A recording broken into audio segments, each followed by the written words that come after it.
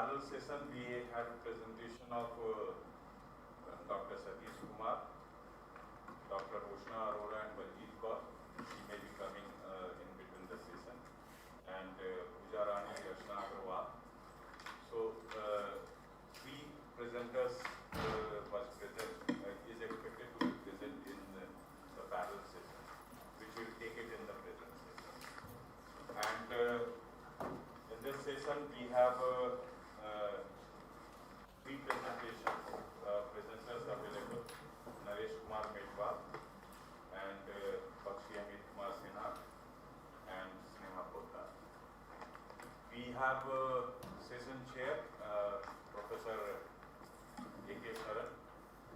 He does not require an introduction to those who are member of this institute, but others I would take permission from him to introduce. Professor Sharan recently got superannuated from this institute 4 or 5 months back, and presently he is working as a dean and professor at Mano Rachna University, Mano Rachna International University. He is one of the key person in setting up NIFM Journal of Public Financial Management. So he is a founder of this journal. In fact, both of us together launched this journal in 2009, which was released by then State Finance Minister P.K. Bansal. And since then we have been regularly publishing this journal. And he has served here for more than 20 years, and he has seen various nervous system of this institute. He knows more than me about this institute. We welcome you, sir, to this session, and I'm thankful for you to considering my request at 0 hour for agreeing to chair this session. In this session, we have a rapporteur, Ms. Ariba, Dr. Ariba. She will be working out the reporting part of this session. I'll request all the participants to copy their PowerPoint presentation in the computer. I hope it is done. So over to you, sir. Now house is for you. At the outset, I waited for you to complete my hearty thanks to you for rather giving me this opportunity to return to my institute, which I am still emotionally attached with, and I have heavily invested number of years here. And Dr. Brijesh Kumar and I had longer journey done together. So I thank you, Dr. Brijesh Kumar, for a very elaborate introduction and this opportunity which I treat as my pride and privilege. Thank you so much.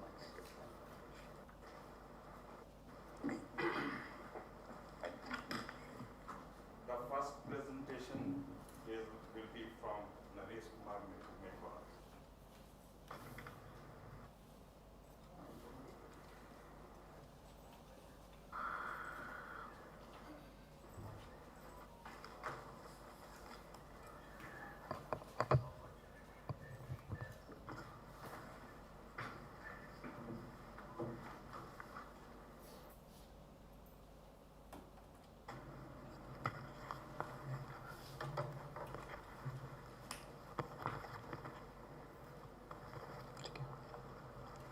Pandey sir, आप यहाँ आइए please, आइए.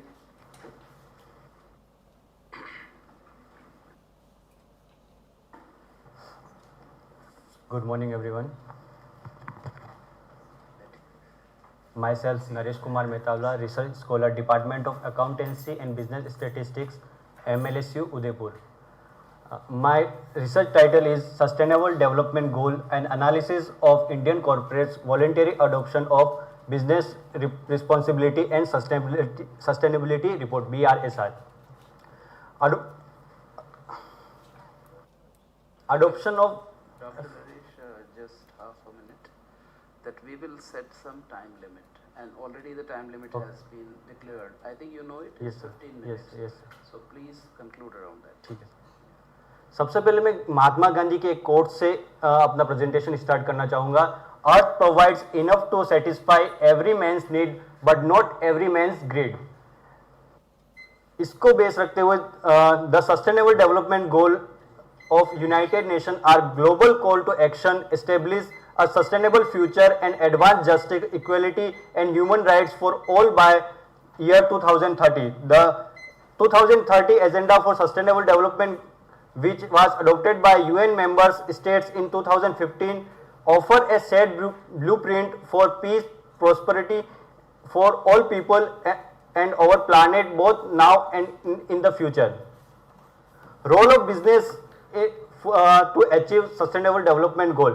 It is increasingly acknowledged that business plays a crucial role in achieving sustainable development goal. For the purpose highlighting their involvement in sustainable development goal, some prominent firms have begun to make mention of SDG in their public communication. The Global Reporting Initiative (GRI) and the United Nations Global Compact (UNGC) launched a joint initiative to assist business in integrating the SDG into their planning and reporting process. In India, National Guidelines on Responsible Business Conduct (NGRBC) are released by Ministry of Corporate Affairs. The basis of NGRBC principle is the SDG by the United Nations. The National Guideline on Responsible Business Conduct principles served as the BRSR founding document. Now, what is BRSR? BRSR is mandatory. BRSR was developed by Indian Institute of Corporate Affairs in accordance with research carried out in 2013 conjunction with UNICEF. BRSR is mandatory for top 1000 companies by market capitalization in financial year 2022-23. But for better presentation, company can adopt BRSR in 2021 and 22.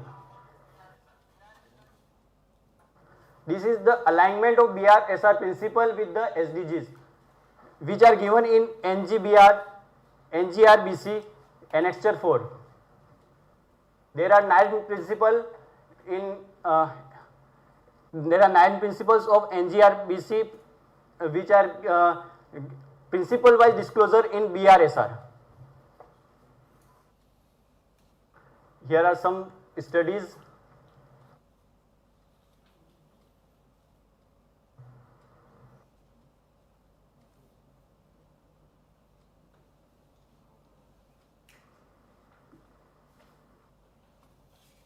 After review the studies, we found that lack of studies in context of Indian corporates. SDG से link कितना कर रहे हैं Indian corporates, इसके बारे में बहुत कम study हुई है और ऐसी कोई पर्टिकुलर स्टडी मुझे नहीं मिली जो BRSR को लिंक करे SDG से. ठीक है, तो ये स्टडी हमारी BRSR पे फोकस करते हुए हमने SDG को लिंक किया है. और there is no comparative study between specific NSC ने जो 12 मैक्रो इकोनॉमिक सेक्टर बता रखे हैं उससे उनके बीच में कोई कंपैरेटिव स्टडी अभी तक मुझे नहीं मिली. Objective of research to know the SDG reporting disclosures among different macroeconomic sector in India. For this objective, we develop a hypothesis. There is no significant difference in SDG reporting disclosure across macroeconomic sector in India. Second objective is to know the SDG reporting disclosure among various corporates in India. For this objective, we develop hypothesis H02. There is no significant difference in SDG reporting disclosure of top NSE listed companies. For this study, we select top 50 NSE listed companies and we found that only 30 companies adopt BRSR in 2021-22. Further, the sample is classified in 12 macroeconomic sector. You can see in bar diagram classification of companies in 12 macroeconomic sectors. Further, हमने क्या किया, BRSR में जो disclosures item थे उसको SDG से link किया। जैसे गोल 1 नो पॉवर्टी में उससे रिलेटेड कितने आइटम दे रखे हैं, 14 आइटम। इस तरह से हमने एक डिस्क्लोजर टेबल तैयार की। उसके बाद analysing of company BRSR and according to table 1 find the total SDG reporting score obtain by the company out of maximum possible SDG reporting score. Then we convert into this score into percentage from this formula, and percentage में convert करने के बाद हमने उसको इस weighing scheme के जरिए हमने उसको वेट असाइन किया है। जैसे 0 से 20% अगर कोई कंपनी डिस्क्लोज कर रही है आइटम्स तो हमने उसको वेट दिया 0, 20 से 40 कर रही है तो उसको वेट दिया 1। इस तरह से हमने इसका वेइंग स्कीम तैयार की। Study of SDG reporting disclosure across macro economic sector in India. फिर जो भी कंपनियां जिस आइटम को डिस्क्लोज कर रही है उस हिसाब से इसकी स्कोरिंग करके उसका वेटेज स्कोर देके फिर हमने उसका इंडस्ट्री वाइज स्कोर निकाला। ये गोल और इंडस्ट्री का स्कोर का बार चार्ट है और weightage SRS company wise.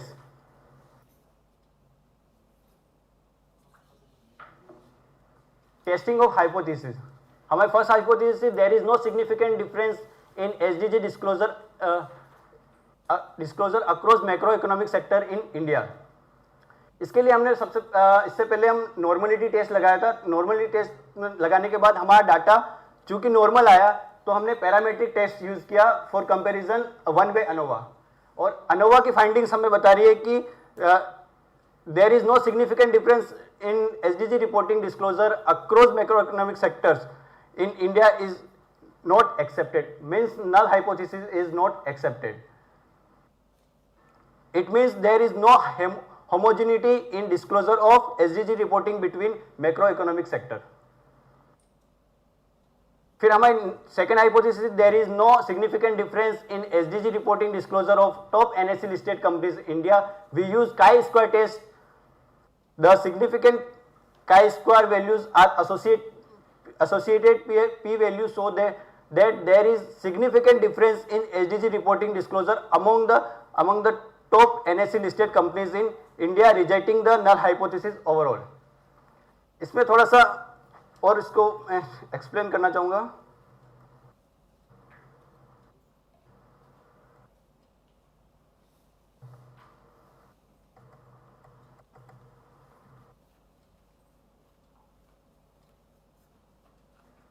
According to the chi-square test result, there are significant difference in the SDG reporting disclosure across the top NSE listed companies in India because the p-value for the number of goals are the below the conventional significant level of 0.05.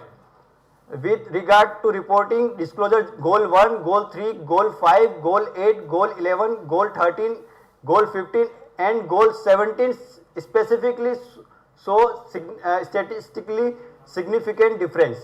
This result implies that the extent to which these aims are disclosed by companies varies.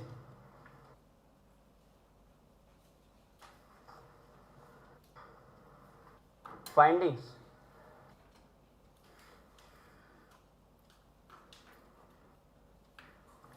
Finding that the extent to which these goals are disclosed varies among the companies, with certain goals receiving more emphasis than others. The reason for this difference could include varying priorities, industry-specific challenges, or stakeholders' explanation. Theoretical and practical implication. Benefit from comparative analysis. इससे comparative analysis किया जा सकता है कौन सी industry SDG achieve करने, मतलब reporting कौन से इंडस्ट्री उसको अच्छे से कर रही है। Understand the current level of SDG reporting. इस पेपर के थ्रू हम करंट लेवल जान सकते हैं कि एसडीजी रिपोर्टिंग का करंट लेवल इंडिया में इन कॉर्पोरेट्स में करंट लेवल ऑफ रिपोर्टिंग क्या है एसडीजी का, सेक्टर स्पेसिफिक डिफिकल्टीज और पॉसिबिलिटीज का पता लगाया जा सकता है कि क्यों कोई सेक्टर एसडीजी रिपोर्टिंग में कम रिपोर्टिंग कर रहा है उसकी। Conclusion, this is the first study which is linked SDG and BRSR. Disclosure through BRSR in Indian corporates. Comparison, ये पहली स्टडी है जो 12 मैक्रो इकोनॉमिक सेक्टर के बीच में कंपेयर कर रही है एसडीजी रिपोर्टिंग को लेकर। Provide disclosure item related to each SDG based on BRSR framework. जो मैंने डिस्क्लोजर टेबल पहले बताई है वो भी ये एसडीजी को डायरेक्ट लिंक करते हुए पहली स्टडी होगी जिसमें BRSR के डिस्क्लोजर आइटम काउंट करके गोल वाइज दिखा रखे। Calculation method for SDG reporting score SRS का जो फॉर्मूला था वो हमने इसमें दिखा है। लिमिटेशन एंड फ्यूचर रिसर्च, ये क्योंकि ये स्टडी सिर्फ फ्रीक्वेंसी पे बात कर रही है, frequency of disclosure, items of disclosure, ये नहीं बता रही है कि किस एक्सटेंट तक मतलब जो डिस्क्लोज कर रहे हैं वो सच में सही से डिस्क्लोज कर रहे हैं या नहीं बता रहे, सिर्फ ये काउंट कर रही है कि डिस्क्लोज किया है या नहीं। ये हमारी लिमिटेशन है इस रिसर्च की। Impact of such reporting on stakeholder and sustainability outcome, हमने इम्पैक्ट भी चेक नहीं किया इसका कि इसका इम्पैक्ट क्या है, कि नहीं करने से क्या इम्पैक्ट आ रहा है, करने से क्या इम्पैक्ट हो रहा है। ना तो हमने इसका कॉर्पोरेट की परफॉर्मेंस पे इम्पैक्ट चेक किया है। तो ये फर्दर जो फ्यूचर रिसर्चर के लिए ये एक हो सकता है कि आप फ्यूचर में आप परफॉर्मेंस भी इसका चेक कर सकते हैं। Future research could incorporate quality method, जैसे इंटरव्यू, केस स्टडी वगैरह करके भी आप जो डिफिकल्टीज आ रही है एसडीजी रिपोर्टिंग में वो आप इसमें फाइंडिंग्स कर सकते हैं। और एक्सपांडिंग द सैंपल साइज, क्योंकि sample size top 50 NSC listed company का ही था, आप इसका सैंपल साइज का एक्सपांशन कर सकते हैं। Thank you.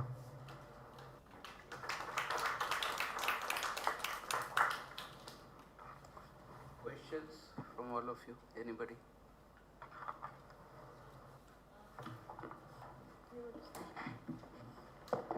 Can you take back to the ANOVA table?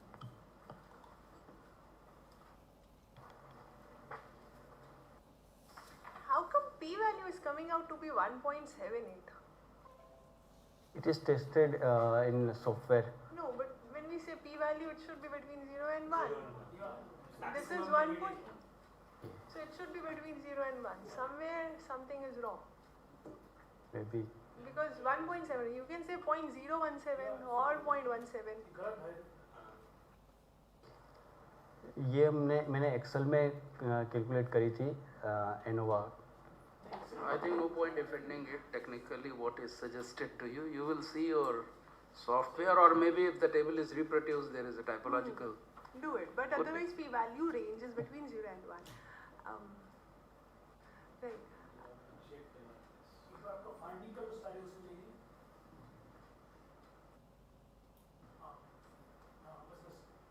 ये सिर्फ फाइंडिंग्स आप इसकी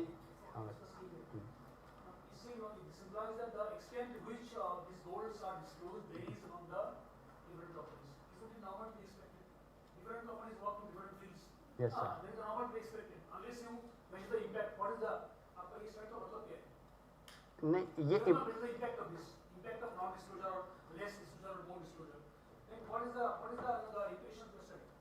नहीं, हम ये इस स्टडी में ये बताना चाह रहे हैं कि कंपनीज की जो वॉलेंटरी डिस्क्लोजर था इस बार BRSR का 21-22 में, वो किस हद तक किस इंडस्ट्री ने ज़्यादा किया है, बस इतना दिखाना। हम उसका इम्पैक्ट, क्योंकि हमारी लिमिटेशन में ही इम्पैक्ट हमने बता दिया कि हाँ ये जी सर,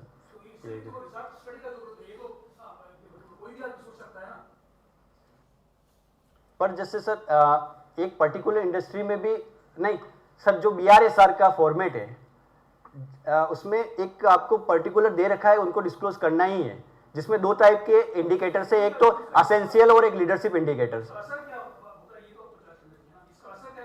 सर इम्पैक्ट हमने नहीं चेक किया, इस स्टडी की लिमिटेशन ही है सर, हमने सिर्फ ये चेक किया है कि कितने वो डिस्क्लोज कर रही है।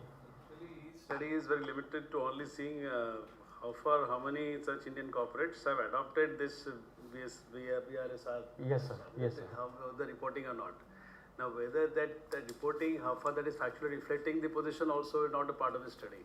Okay, and also most of them would be prioritizing their own areas and reporting that part only. That's what your study is saying also.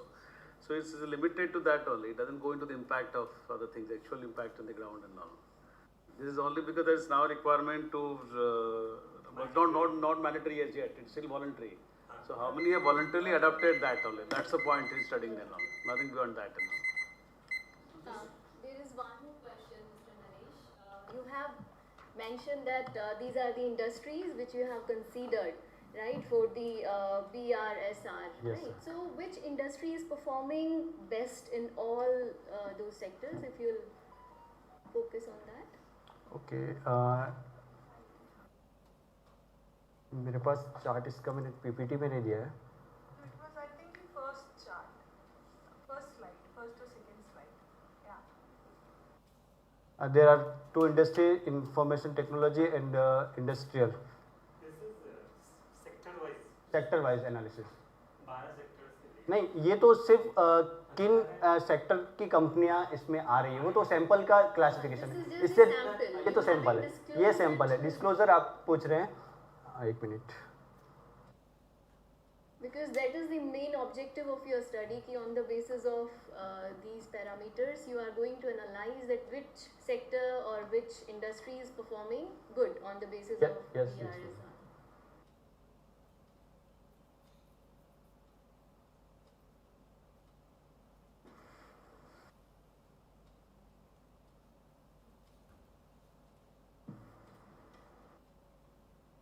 That's fine if you are not able to find it out. So please include that also, Okay. because that's the main objective of your study.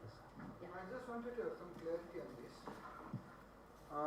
You have different industries, right? Different sectors. So the disclosure of the parameters for disclosure, would it be first same across all the industries, or because some industry may be? So do we have that some? Is there a standard pattern of disclosure, or it depends from industry to industry? And are those parameters dynamic, or do they change over time as per the standards which we follow? And number two is, see, this improvement is a dynamic process, right? So how could you on a whole improve the disclosure? Because if that disclosure is not correct, then other reflections, other things will not follow. That is what I wanted clarity rather on.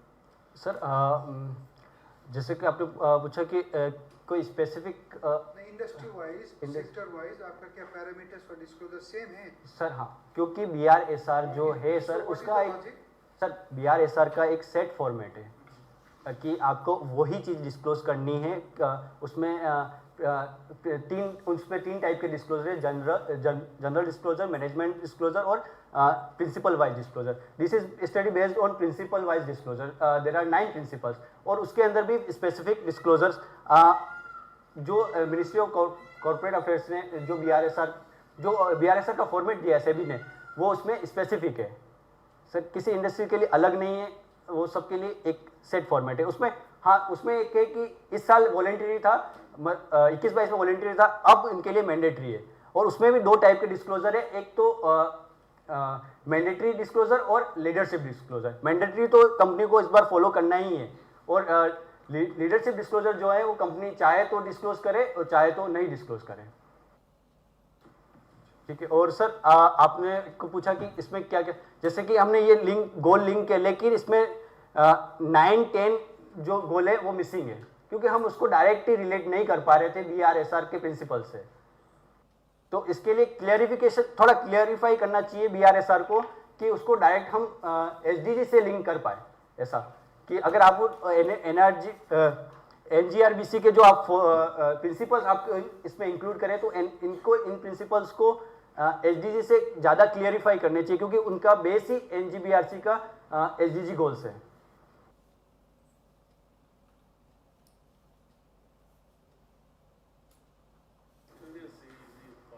Of disclosure given by SEBI does not really have clear mapping with the SDG parameters. No, sir. That is the problem coming. Sir, Get with that. That's sir, the issue. basis of mapping is That is probably what is slightly investigated. So that is the problem and not coming in also. That link. So, and he's taken only BSc 50 companies, and so naturally it's very limited study. Sir, basis of link is given in annexure 4 of mapping and all. yes, Okay. basis of link. ठीक है, that's okay, got that. ये क्या मतलब उसमें दिया हुआ है DRSL में दिया हुआ है जी सर, NGRBC के जो गाइडलाइन है उसमें ले रखा है। मतलब मैपिंग है कोई हाँ सर, मैपिंग उन्होंने कर रखी है, लेकिन हमने 10 जब हम एक्चुअल में मैपिंग करने गए तो गोल 10 और 9 और 10 को लिंक नहीं कर पाए उसके जो प्रिंसिपल्स है।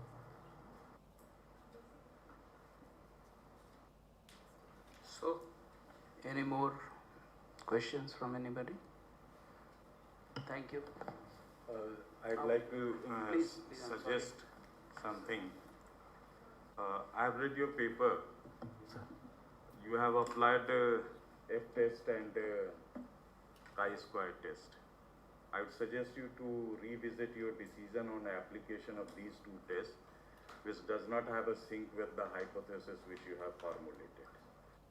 If you are talking about chi-square test, whether it is of a parametric or non-parametric, if it is of parametric, if you recall the formula, sample variance by the population variance multiplied by degrees of freedom, which we use it for the test of normality purpose.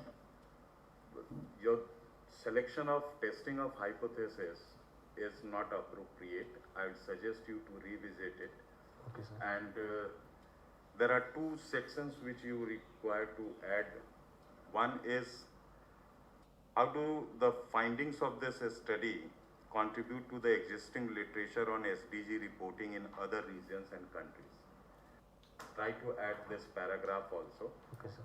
And another section which is required, that what are the potential implications of the research findings for policymakers and stakeholders interested in promoting sustainable business practices in India.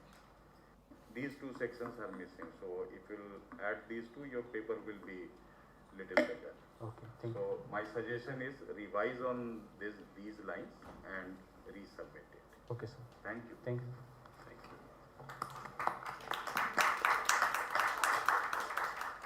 Next, Next is Bakshi Amit and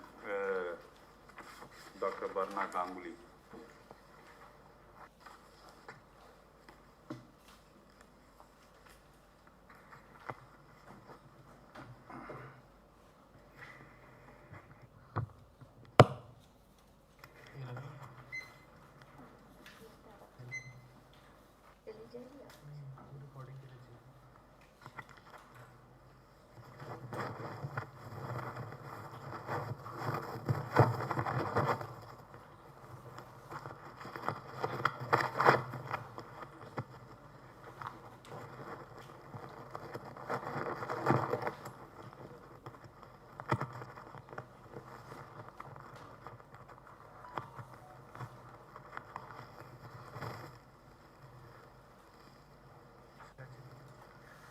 इसको यहाँ रखते हैं, move नहीं करें।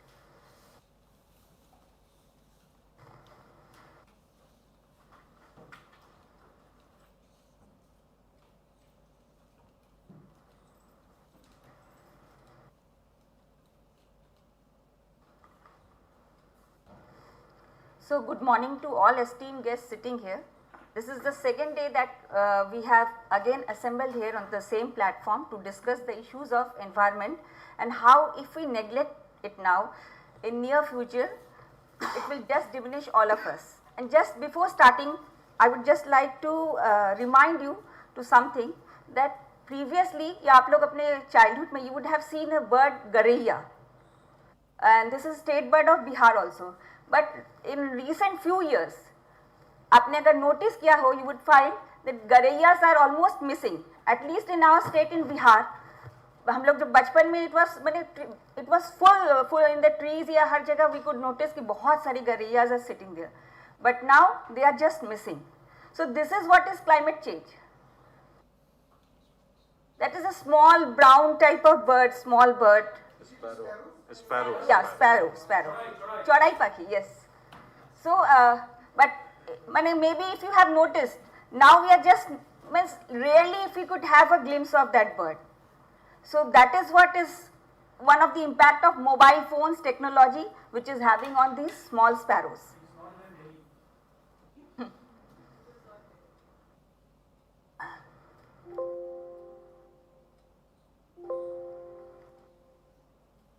So, second point is that climate change cannot be thought in silos. Following the principle of one earth, one family and one future, it is pan-global. So, it is not a specific issue for any country and also not an agenda of environment ministries only. It involves all ministries including finance and every institution. Then the current climate change discourse, including the way mitigation and adaptation measures are very important. Also, the social dimensions of climate change are not well understood or addressed. As a result, current policy responses may not fully address the negative impacts. Thus, while discussing climate change and development, it is important to address all the dimensions. Our present paper discusses about two types of data. One is time series data for India and another is cross-sectional data for states. Now this is the framework of our presentation. Now few lines about the paper. The paper discusses about various impacts of climate change and about the duality of the technology. We focus on the issue of utilization of low quality technology to achieve economic development which has an adverse effect on the environment. Then economic growth is interrelated with outcomes like a rise in educational attainment and literacy, improvement in health, better livelihood, but environmental degradations tend to vary with the state of the economy. Means richer the economy, less degradation and vice versa. So the environment should be number one priority at any point. Without a healthy environment, we cannot have a healthy society. Whereas technology is something which could be replaced and it is an attempt to replicate also. So it is better to think environment and frame technology accordingly. Now this is what the climate change is having impact on us. Climate change is one of the cross-border environmental issue which has gained importance and public awareness over the last decades. It is very new topic. At least for states like Bihar, we have recently started discussing on climate change.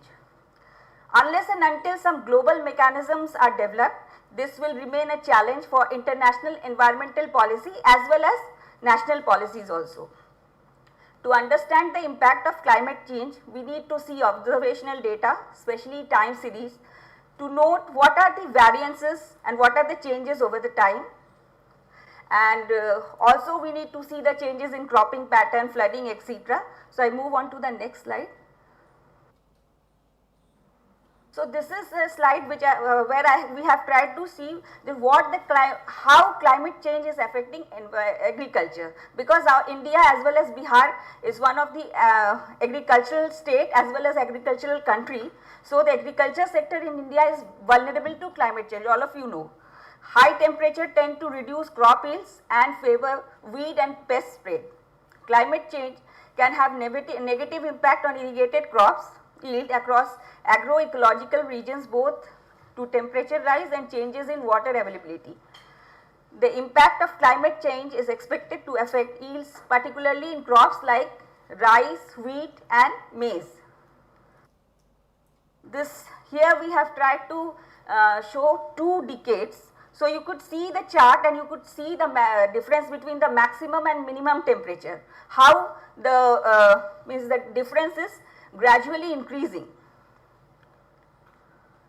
Now this is another pattern of rainfall in the 2 decades, and as you notice in 2022 the annual rainfall measured in India was 12,057 millimeters compared to 1236 recorded last year, whereas in 2020 it was 1290 millimeters. So you could see that over the years the trend is fluctuating, and this is leading to many kind of national disasters.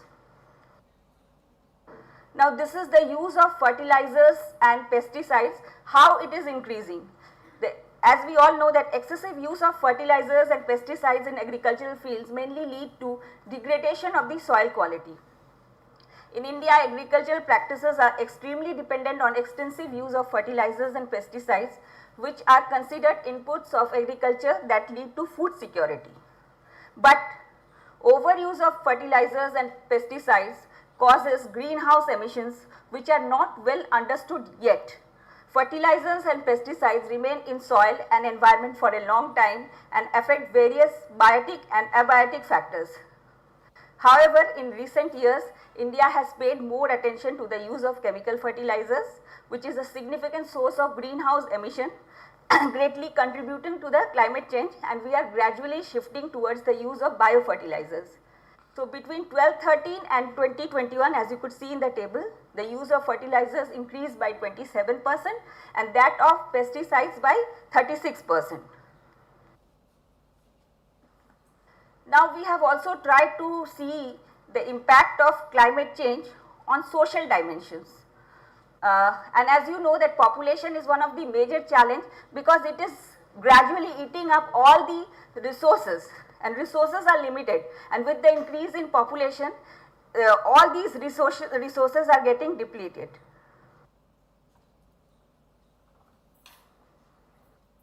Now we have tried to show some of the social indicators like health and then waterborne diseases like typhoid to show how climate change is also having a social impact on human being. Like you could see, this is a diarrheal disease which is an important health challenge, and you must be in a few years back there was a news for Bihar coming up that many of the children were dying of AES in Muzaffarpur. So these are some of the cases which were like cholera or diarrheal diseases, and somewhere it is also related to climate change. So climate change is expected to increase the global burden of diarrheal disease, but this is known regarding climate drivers, particularly in countries like India where illiteracy still prevails. So actual diarrheal diseases contributes to climate change that is very less known in countries like ours. So climate change impacts will add up to the considerable development challenges. As per NFHS data, recent data, NFHS 5, still 30% of people in India are not using improved sanitation facility. However, for water facility, the coverage is 4%, only 4% is deprived of the facility, but that also I will discuss in the next slide. There are some cases which we need to look upon. And in this you will find, in this data you will find that the cases are increasing, and for the last 2 years, as you remember, those were mostly the period of COVID year. So there must be under reporting of cases because people were not going or reluctant to go to hospitals because of the COVID. But you could see that there was a figure of death is also increasing.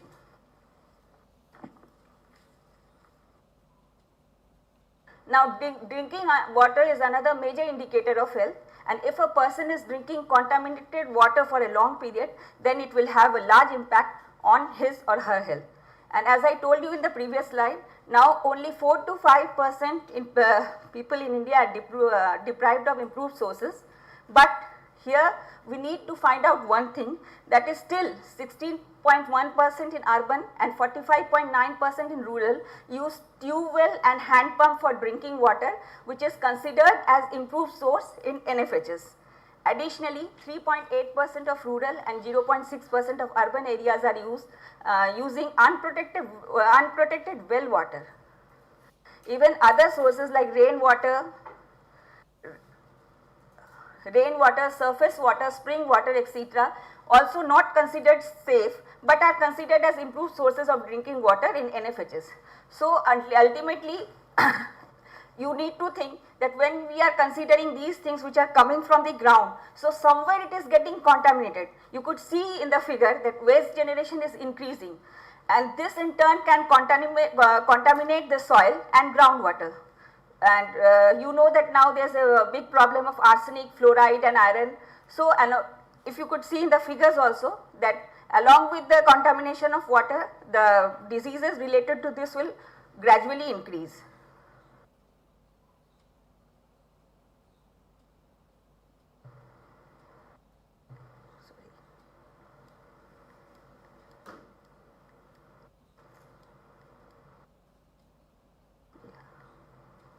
Now this is another figure which is showing mortality due to pollution.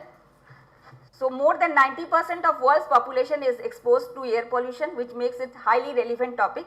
Viral respiratory infections are most common illness in humans, which is mainly caused by emission of greenhouse gases and toxic pollutants. So with the increase in economic development, vehicular emissions also increase. So in these 5 years, the death due to ARI increased thrice. Even you could see the figures of dengue, they are also increasing. So this is another, because there is increase in humidity, so the mosquitoes are increasing, which is leading to dengue deaths.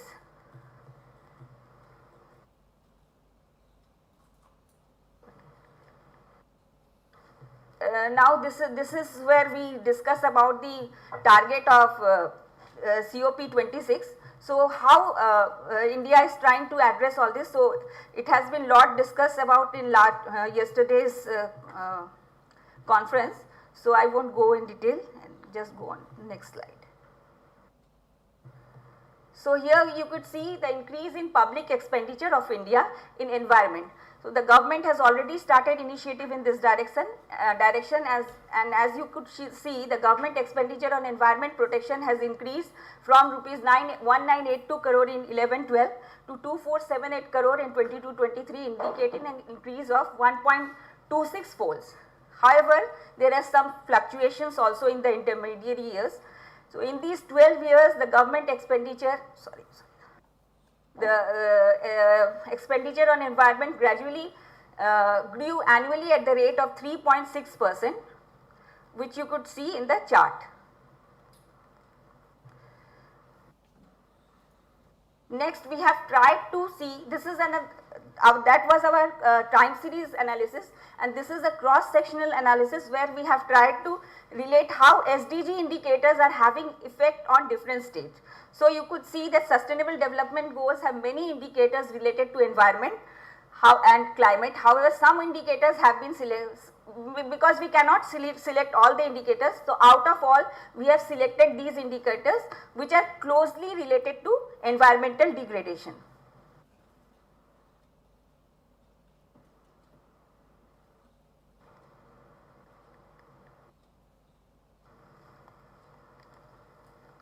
So in this, about the indicators, some per capita fuel consumption is directly related to economic activities. Therefore, the states with high per capita income have recorded higher fuel consumption compared to the states with low per capita income. Manufacturing states like Gujarat, Haryana, Punjab, Karnataka, Tamil Nadu, Maharashtra, etc. are also having a higher proportion of per capita fuel consumption. Then hazardous waste recycling is varying among states, from low score of Jharkhand about 2% to the highest score of Rajasthan about 99%.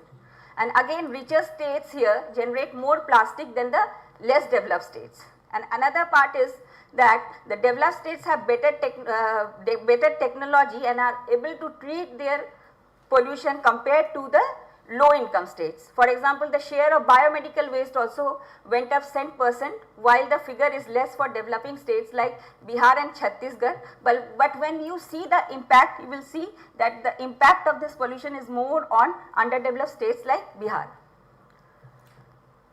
Now similarly, the states with higher population density are also doubly disadvantaged because they have less green cover and also lack high quality technology. So overall, if you see that SDG, always there is Niti Aayog's report coming up, but because these states are already overburdened with lots of issues, so okay, just do this. Okay. So this is about the per capita income. As you all know, that Bihar is one of the lowest per capita states of India. And here we have tried to show that green growth is also a part of economic growth, and economic disparity among low and high income states are increasing day by day. You can come to the findings. Yeah, I'm just coming. Yeah. So finally,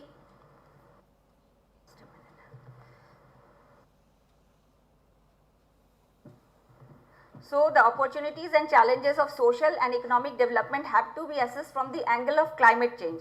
As India is fast growing country having a huge army of youth population who are the foundation of the future, the need for food security and environmental protection becomes the first agenda of the country.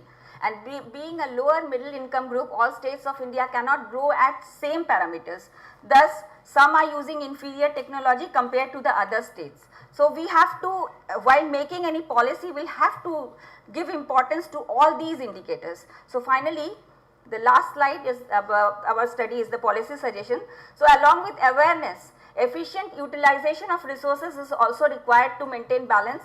Secondly, we would like to suggest that these kind of environmental decisions or environmental policies should not be prepared in silos, that state is preparing their own policy and India is preparing their own silos.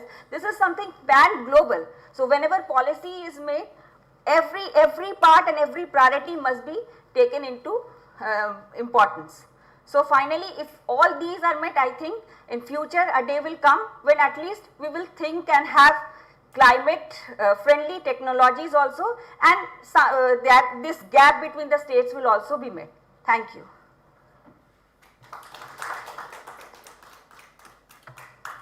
Questions? You have used the terms like inferior technology.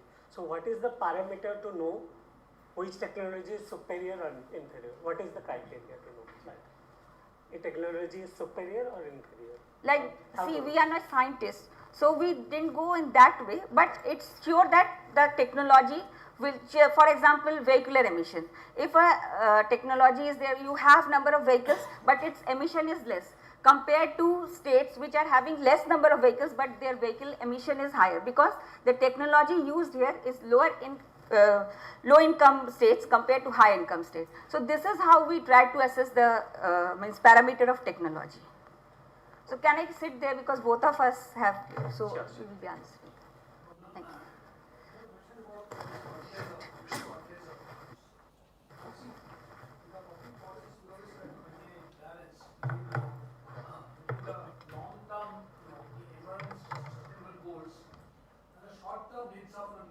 इसको वहाँ ले जाओ.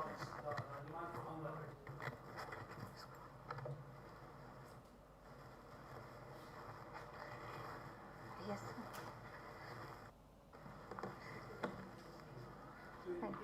Yes, sir, yes, sir.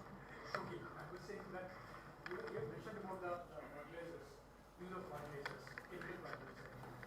Now, we always have to maintain a balance in the long-term goals and short-term. Long-term goals will be the sustainable development. The short-term goals are we need is food to combat hunger. Now, that balance is very fine balance. Now, what do you suggest here? What is the, we will talk about this chemical fertilizers, but is there an option? Like if you are advocating that we switch over to fertilizers. Now, if you switch over to fertilizers without adequate preparation, it can be not only disaster but devastating, like we have seen in Sri Lanka. The entire economy was devastated because of that. So, what is the option? I mean, isn't it only some academic talk about use of fertilizers? Can we do without fertilizers now? One state in India, Sikkim, has turned into organic fertilizers. But Sikkim is a small state. The realities of Sikkim, is not applicable to the rest of India. Not applicable to the state of Bihar. So for Bihar, what could be the way out? I think we can gradually shift on to this biofertilizers. There is no plan. There is no plan for any government.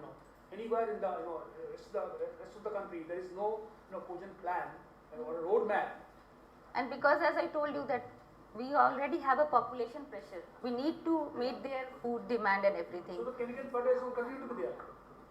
But we can see if the content could be reduced or something like that. Because the fertilizers get subsidy, and whenever somebody gets something cheap, he tends to overuse it.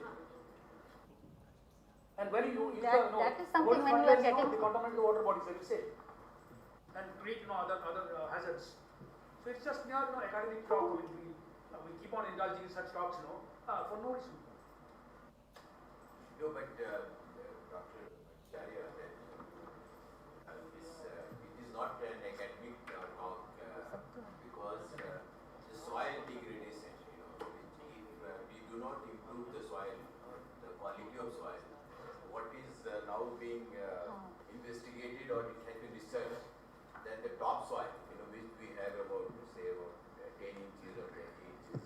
is totally, degraded because of the heavy use of fertilizers. So I am not saying that, as he has also pointed out, gradually we have to, do something to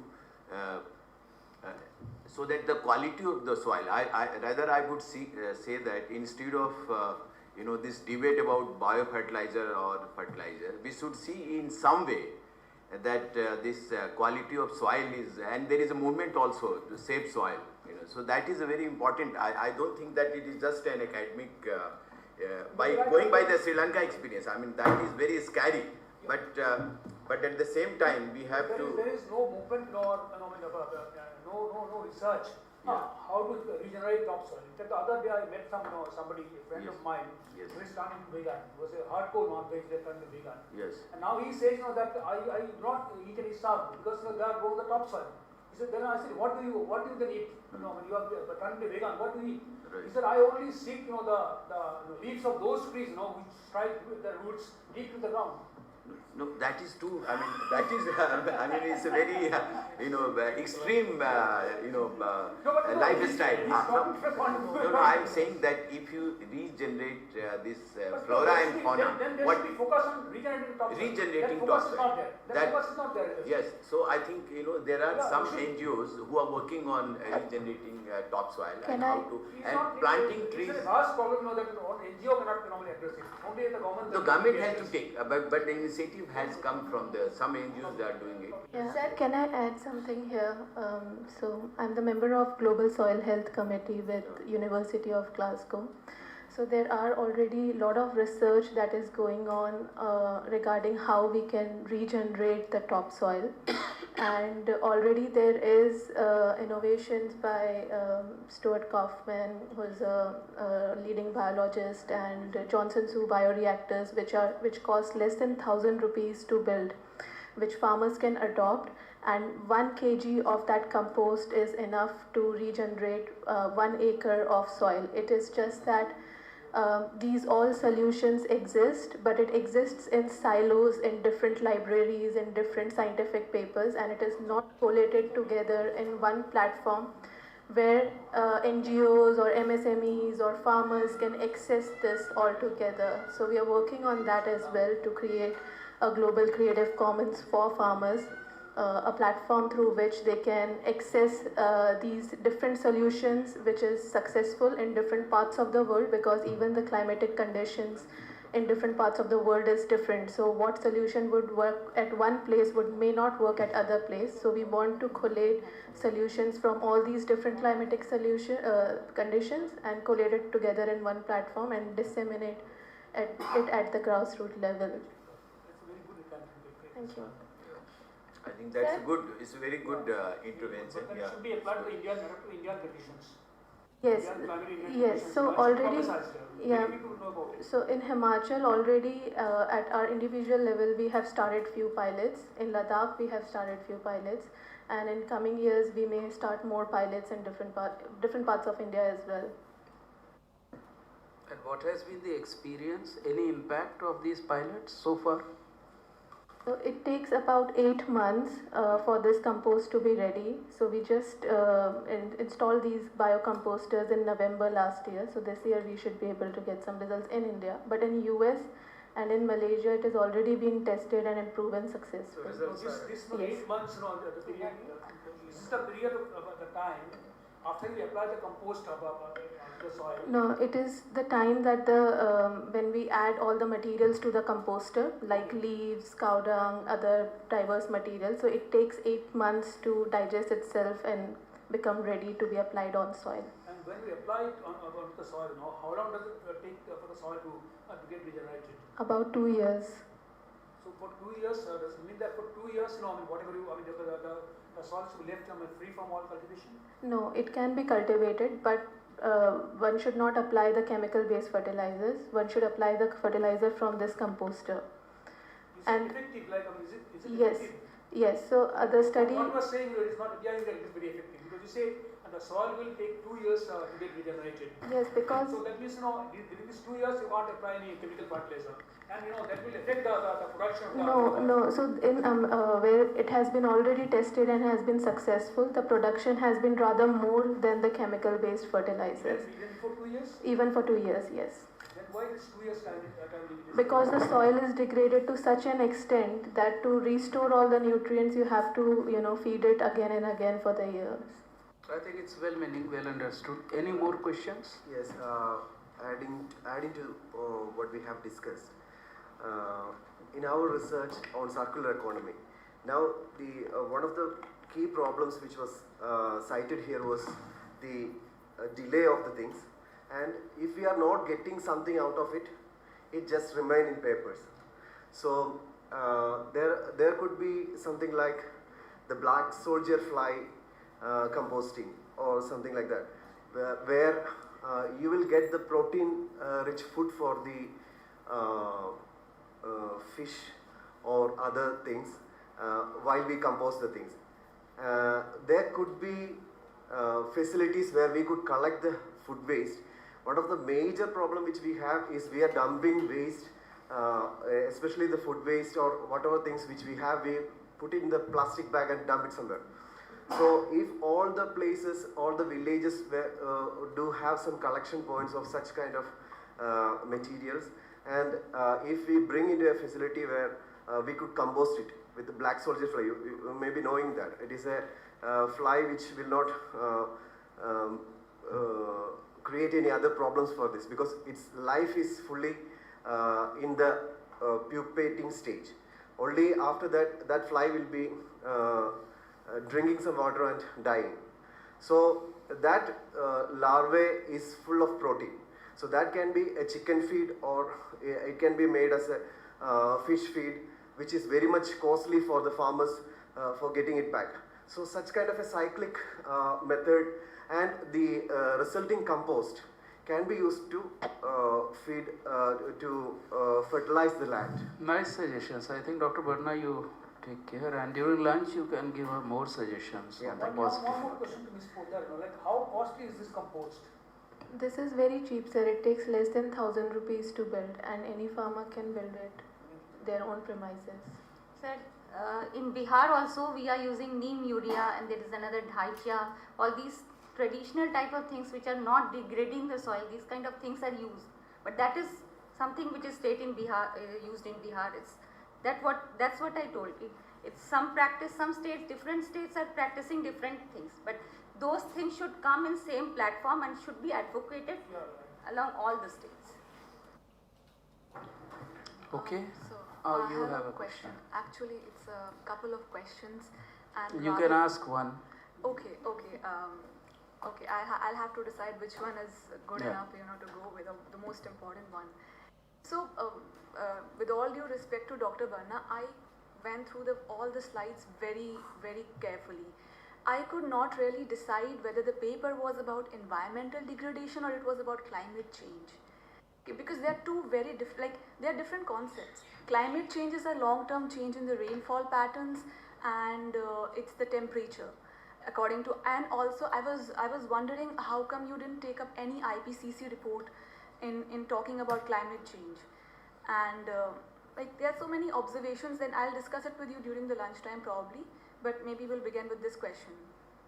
Yeah, as I told you that my paper was in two parts. First part we need to see, because both the things couldn't be discussed in one paper, but we tried to our issue was highlighting two things. One, the time series change, because of which, for which we used Indian data, and state-wise change also. So here, because environmental degradation is something which you could see in a long time, and even climate change is something which is, but there are some impacts which could be seen recently, like I told you about now we cannot see sparrow. Then there are many other changes also. So it means I know that both the topics are related, but they are different. But we wanted to highlight both the topics. That's why there was some kind of thing were there. But yeah, I will take care of that point and also discuss something on. There will be separate sections discussing both the things. And about IPCC, I just means उसको मैंने pass कर दिया because उसपे there was target and everything, but because of the time constraint I just passed it. Dr. Barna, I think we have limited luxury for further questions. Now we invite the next presenter to kindly come.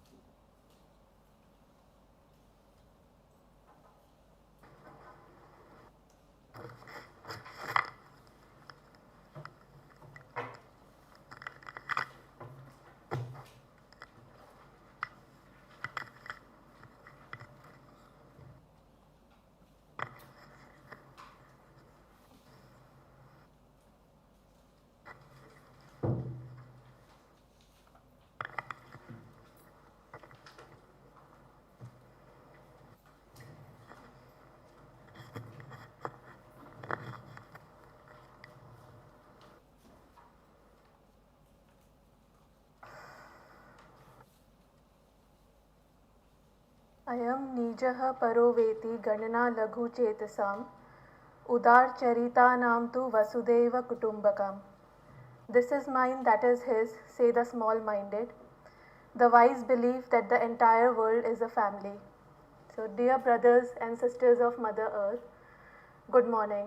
Before I begin, I would like to express my deep gratitude to the Government of India for adopting this bold theme for G20 from Maha Upanishad. I would also like to thank NIFM for this opportunity to present today. And as chartered accountants, on behalf of Tanshri Andrew Sheng and myself, we would like to share a dream today of a One Earth balance sheet. So before I proceed further, I would like to give a context that the reality is that we live in a complex web of systems within systems. So Earth is within the larger part of our solar system. Human society is very small part of Earth, and our socio-economic system is again a small part of human society. And we call these systems complex because we have not fully understood the ways in which it interacts with each other. But how we think the world to be, but in actuality how it is. So whether we like it or not, we are all part of one ecosystem. And the simple truth in this ecosystem is that each system feeds back to the other. No system can exist in silo, or no system can exist in independence to the other system. So even our socio-economic system is connected to the earth at large, to other systems as well, to political systems, to our daily lives, to our human systems also. So human well-being is interrelated to the well-being of the whole ecosystem. But the problem today is that the balance of the system that sustains all life on the planet Earth has been disturbed. So there is increasing soil degradation, pandemic, forest fires, or air pollution and whatnot. Now the root cause, what we don't see is that it all stems from one basic root cause, which is illusion of separation. So what appears as climate change or biodiversity loss is actually illusion of separation of ourselves from nature. What appears as wars or social inequality is illusion of separation of ourselves from society, which leads to inappropriate social structures. What appears as anxiety or depression is separation of ourselves from our higher self, which within us leads to conflicting behavior or conflicting paradigms or conflicts. So we forget the simple truth that self, society and nature is all interdependent and interconnected. The effect of this illusion of separation is that we have created not only hell outside of ourselves but also within. The rising predictions that the next pandemic would be mental health pandemic is evidence to this. So this brings me to the challenge of our time, that how do we transition from well-being to well-being. So the conditioned approach so far has been to either blame the market, to blame the system, or to blame the government. but we forget that the biggest leverage that we have is our own life. It is us as individuals who contribute to government or who contribute to market or who make subsystems like a drop forming oceans.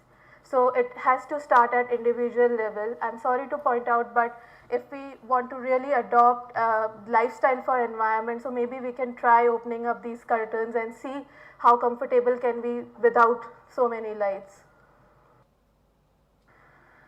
So many think that climate change is a compromise, but I would like to tell that it is not a compromise but an opportunity to evolve, because when we focus on health and career, we ignore other aspects or dimensions of life, which is environment, physical, emotional, social and spiritual. So it is rather an opportunity to evolve from an imbalanced lifestyle to a more balanced lifestyle. And with this mindset, with this shift in our paradigms, we need to create for a new way of living, starting from our socioeconomic system, because that is one of the most important systems that governs all life on earth at present. Now this brings me to the problem with the current socioeconomic system. Sorry, the slide.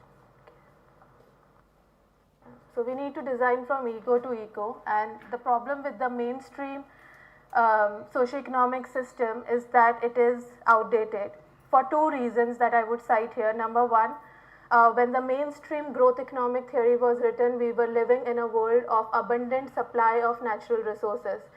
The shortage was of demand, but today the tables have turned and we are living in a world of supply shortages and also shortages of natural resources. And number two, the assumption on which the growth economic theory was based, that humans always want to maximize their demand, has been proven already wrong by the research in behavioral economics, where it is suggested that humans when exposed to the culture of selfishness, they generally tend to behave like that, but when they are exposed to a culture of sharing and caring, they do not always seek to maximize their demand. And secondly, also the role of the economics is to allocate resources, to find an optimal allocation of resources for common good. But so far, our economic sciences have not been able to fulfill this purpose. So maybe we think that there has been a fundamental fault in the perspective, because decision making for optimal resource allocation requires a strong underlying data architecture. But so far the economic theories and models have more focused on formulating certain behavioral theories or other things, but not so much on building a holistic data architecture that can inform decision making. So even the word economics comes from two Greek words, which is oikos and nomos. Oikos meaning home, in which case the home is our earth, and nomos meaning management or accounts. So for any management, we need a strong management information system, which I think we lack today. So at present, there is no holistic data dashboard for development which can inform decision making. So there is no mental map from global to regional to local level that can inform what needs to be done where. And the result of this is that it creates collective action trap at the top level, because there is no consensus without data. And it creates darkroom paralysis for planning action at grassroots level. So GDP, we rely mostly on GDP to measure our progress, but it measures only flows, it ignores the stock, leading to maximization of wanton goods and services. Wanton goods and services are those services which are not needed for human well-being, but the desire for which is either artificially created through advertisements or through media. And what it leads to is maximization of commercial demand without pricing in the cost of externalities. And also it leads to absurd supply chains as well. For example, Mongolia has 10 times dairy animals than people, yet supermarket shelves carry more European products than local dairy products. A cod caught off Norway takes 10,000-mile round trip to be filleted and returned for the sale in the local market, and the cost of everything is not ever calculated, and neither taken into account to plan the local economy. So the result is that we have been interacting with nature for a very long time, but we have not compiled all the data that exist in silos into a holistic data architecture. So there are many data points like GIS, nowcasting, FAO, Equastat, National Statistics Board. So these all data and information exist, but it has not been given a proper architecture through which knowledge, insight or wisdom can be gained out of it.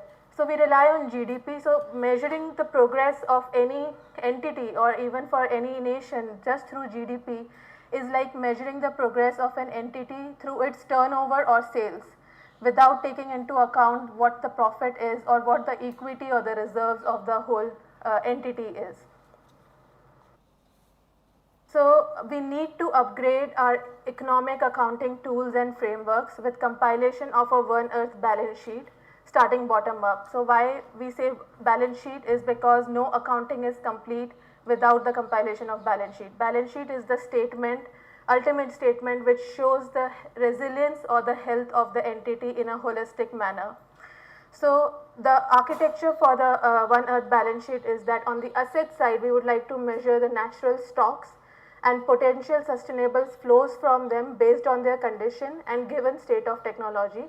And on the liability side, we need to measure the needs of the self, the needs of the society and even the needs of the coming generations, which is for intergenerational equity. And before I proceed, some of the dynamics of this balance sheet is that in GDP when there is more consumerism, we think that there is more progress. But if we look in a more holistic manner in the balance sheet framework, if there is more consumerism, that means there is less wealth because we are taking away more from the nature which could lead to its deterioration or beyond its capacity to supply. And when one consumes more share of resources than what's available for oneself or an individual, that is per capita, that means that lower intergenerational and societal equity.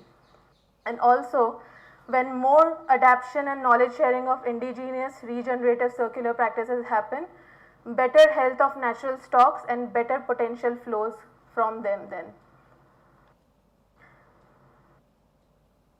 So by building better metrics and framework, we can inform better decision making at all levels. And another very interesting thing about this balance sheet concept is that it empirically shifts the focus from growth to balance for the economy. So what we are measuring is whether we are in balance or not rather than whether we are growing or not. And one example that I would like to share here, we did a very small experiment in a village for a community in Kiori in Himachal Pradesh. We compiled a food balance sheet for that community of 20 villages. What we found out was that, for example, they were consuming 411 kgs of papita in a year, and just by planting 9 trees, they had 6 acres of barren land. Just by planting 9 trees in that land, they could be self-sufficient in 3 years' time in their food consumption. Similarly, for other products, we found out that how many of these products can be locally grown. So we found out that out of just 6 acres of land, if they plant 2 acres of their land efficiently, they can be 90% self-sufficient in all their food requirements, which at present they were not. And another thing was that the community said that they never thought about this before, and this, by giving them a holistic data dashboard for themselves at the community level, they could think about it, that how much they need to now grow, what they need to now grow so that they can be self-sufficient. And this led to almost 25% of savings in their income if they do it right. So the power of the One Earth balance sheet, Donna Meadows is a leading systems thinker, and she had given 12 leverage points to intervene in a system. So we all know that climate change is a systems change. So we need to think systematically. So One Earth balance sheet intervenes at almost 12 all the leverage points given by Donna Meadows, starting from the deep to shallow. Deep because it changes the paradigm from growth to balance, and shallows because even it works at the parameters level. So there is enough progress in tech and accounting standards that can help us compile a crude One Earth balance sheet given bottom up. It's just the willingness and the deployment of resources that needs to be done. Technology, there is a list that is already available which can be used. In global accounting standards, SEEA serves as the building block for the One Earth balance sheet because it helps measure natural resources and natural stocks. So it may seem like a challenging task that One Earth balance sheet we need to compile bottom up, but we can start small, we can start in parts, we can compile food balance sheet, energy balance sheet, water balance sheets, and then integrate them together. And lastly, we need to think systematically but act locally. So because of lack of time, I would not go with these two complementing concepts which we are working on alongside One Earth balance sheet, which is global creative commons. We need to equip grassroots level communities with data, knowledge and funding to mobilize them to act. So global creative commons can help bring this data, knowledge and funding to the grassroots level communities. And second, we need development focus shift from urbanization, which is focused on growth and GDP, to globalization or village development, which focuses on well-being. So we have developed a concept of smart omni villages, and all these three concepts together we are piloting in villages of Malaysia and Bhutan. We are in the process of developing an app which can build a holistic data dashboard for village level development and village level balance sheets. So opportunity for India here, because it has chosen this theme of One Earth, One Family, One Future, could be to lead this initiative of the compilation of One Earth balance sheet from the forefront and start with its own nation first. We can build village level balance sheets here, integrate them together. We can build even city level balance sheets to know that how much water is required by all the residents of the city, and whether we do we have the stock of those water, and is it in a better condition or not. Even for planning renewable energy resources. So we can take stock of all the minerals that is required to build solar panel, and on the liability side we can measure that how much solar panels do we need, and then policy makers at the global level we can think about whether do we really have the capacity to deliver so much. If not, then we should advocate individuals to lower their energy consumption. We should find ways towards that. Yeah, so I'm just concluding. So to sum up, we live in a complex, interconnected and interdependent system. Climate change is not a threat but an opportunity to evolve. Our biggest leverage is our own life. Together we need to design for a new way of living. We all live in one connected ecosystem, and compilation of One Earth balance sheet can help guide decision making, and India can lead this initiative. So lastly, I would just like to say that our calling is urgent. Time to act is now. I'm flying from Ladakh today, and I've been living there for past 2 years, and I've seen glaciers receding through my own eyes, and the impact of climate change it is there on the local communities. So thank you very much.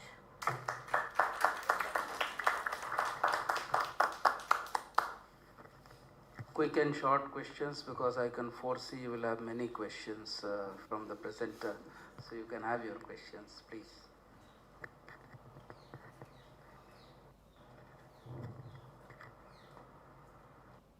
This is a very small question. So as you said that we need to prepare food balance sheet and water balance sheet. So who is going to prepare all these balance sheets? See, because when we are talking about the progress of a country, then we can easily find it out through GDP. We can measure the performance. But who is going to do all these things? First, we need to find it out that what the activities is being performed by a house, and then we are going to make the food balance sheet, then the another house. So how we are going to measure all these things? So local municipal corporations at each place can take up this initiative. They just need to be empowered with the framework of it, which can come from the government or from the standards developed by UN or other agencies. And we are also in the process of developing these standards. So local municipal corporations would be the best agency to do this task, because they are the nearest to all the households, so they would know that what is needed. And water balance sheet is already at some parts of India was compiled and has been proven successful for communities who are facing water challenges. But don't you think the outreach will be very small? Sorry? Municipal corporations, the outreach will be very small. You are talking only about the cities. Even cities, at cities level also, each ward, because even municipal corporations have wards. Yeah, For the country as a whole, if you think. Please. Dr. Saran, just to add what you have said, that although it is not very widespread, but Government of India under Ministry of Higher Education, Department of Higher Education, they have launched a program 3 years back. It's called Unnat Bharat Abhiyan, where each educational institutions has to develop a village development plan, and that plan should take into account all the resources available at the local level and what could be and that could be dovetailed with the block level planning and district level planning. But that has not made much headway. But what this balance sheet at the village level, which has been proposed in this paper, I mean, if it is really, because already the Gram Sabha is supposed to prepare the village level plan, and so that village level plan, if it is done in a scientific, in a more transparent manner, perhaps the goal or the vision which has been put forward in this paper can be taken forward. So there is a. Let me add to this. After this event, adoption of event standards in 2021, many countries have started initiatives to what is called the natural resource accounting. In fact, in our country, the CAG has developed an initiative to account all the natural resources. It can be done only at the you can start with the municipal levels, but to compile the national level, you need to have a much broader machinery mechanism, the pan-India mechanism, which only institutions like CAG can provide. Yes. So CAG has already produced a concept paper, and some pilot studies are going on in different states. And other countries also doing this. Yes. So this concept is already, it's not a new concept, it's already there for some years. I just like to add one thing. Is like you have analyzed it from maybe a economic point of view or a finance point of view. Like what the situation which you proposing is a happy situation if it works out. But my sense of understanding is the massivity of the things which push globalization, the massivity of the things which pushes industrial activities, all these things which is having an impact on the environment as well, is so used. Without having proper analysis of power play. Like as you have said, it is very environment phenomenon is a very connected phenomenon. Something happening in the poles might sweep away Bangladesh, might sweep away Philippines.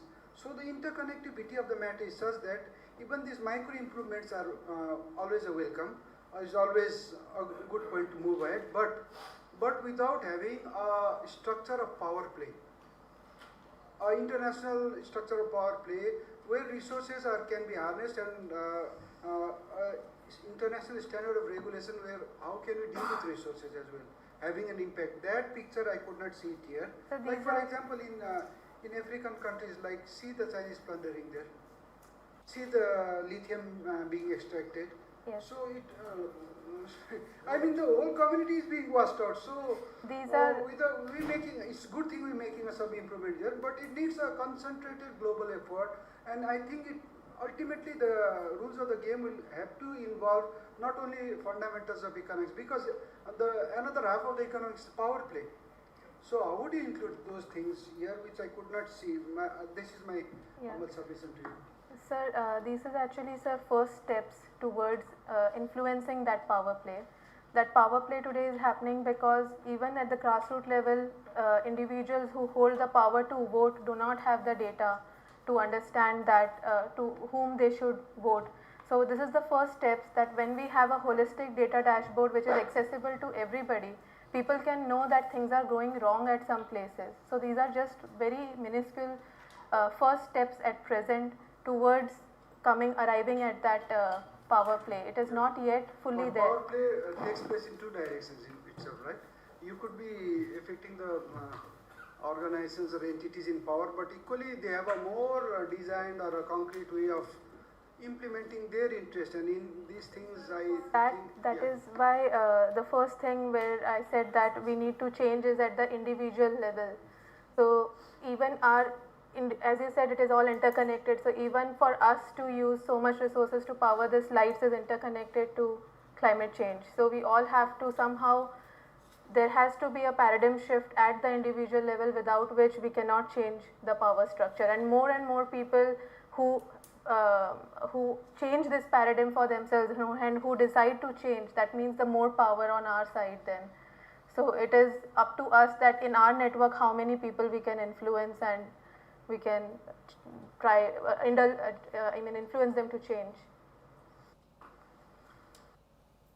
I have just one query that you told about the municipal corporations, means whatever framework is that is meant for municipal corporations. So they are already preparing GPDP. Is there any plan of converging this kind of things with this GPDP? No, I have not looked into that, and as sir asked, I said that there could be a possibility that municipal corporations can take it up, but right now in the villages that we are piloting, it's more of a voluntary effort, and the municipal corporation also is taking up voluntarily this concept. But even at the government level, if they take it up, so they will design a whole framework around it, because the dashboard has to be integrated, so data has to come from all the different villages and urban cities and collate at one. And that will be also based on the priorities also according to the states. Yeah, like for example, food is the priority at present, so we can focus on making food balance sheets which can ensure food security. At least we'll know that what is needed where.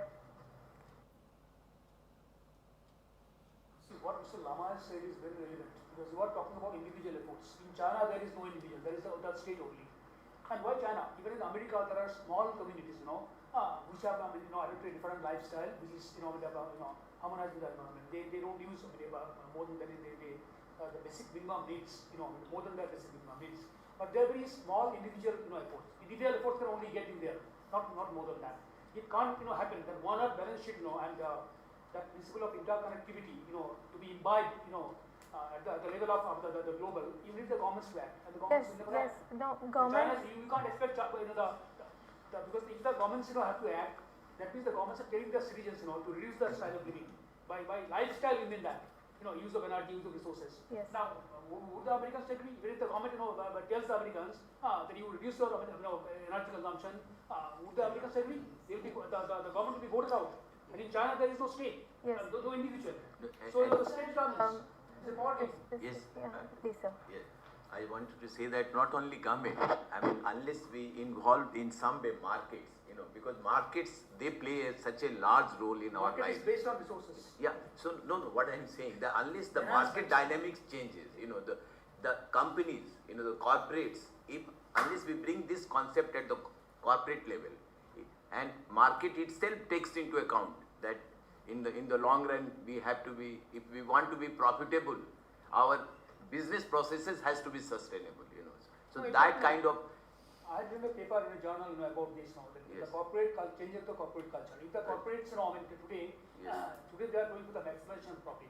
Now, if they reduce, they are, first to the maximization of profit, Yes. and try to distribute the profit with the society, share the profit with society, reduce their own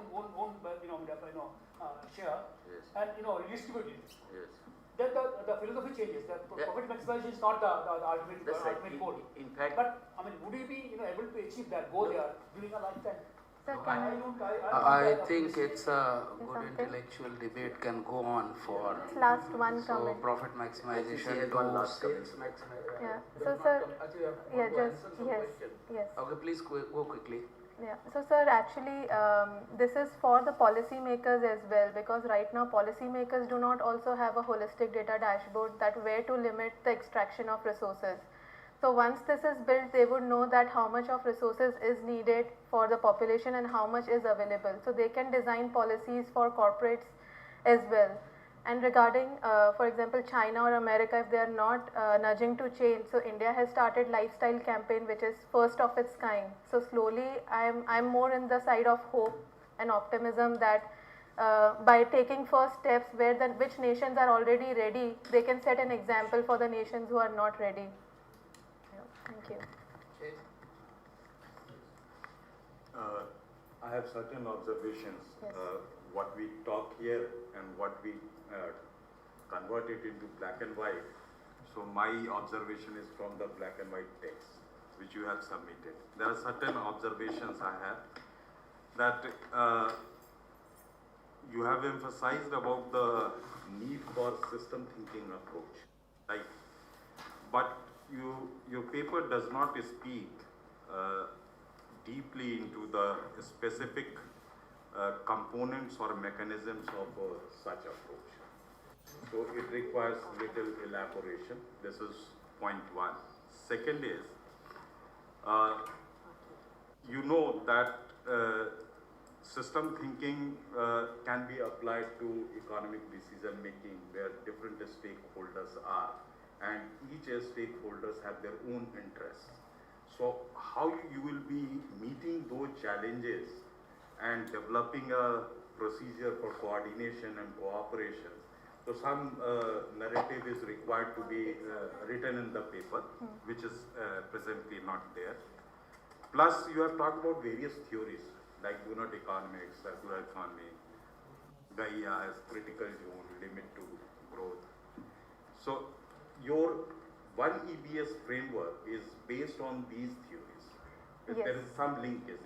You are basically attempting to integrate these theories into the shape of one EBS.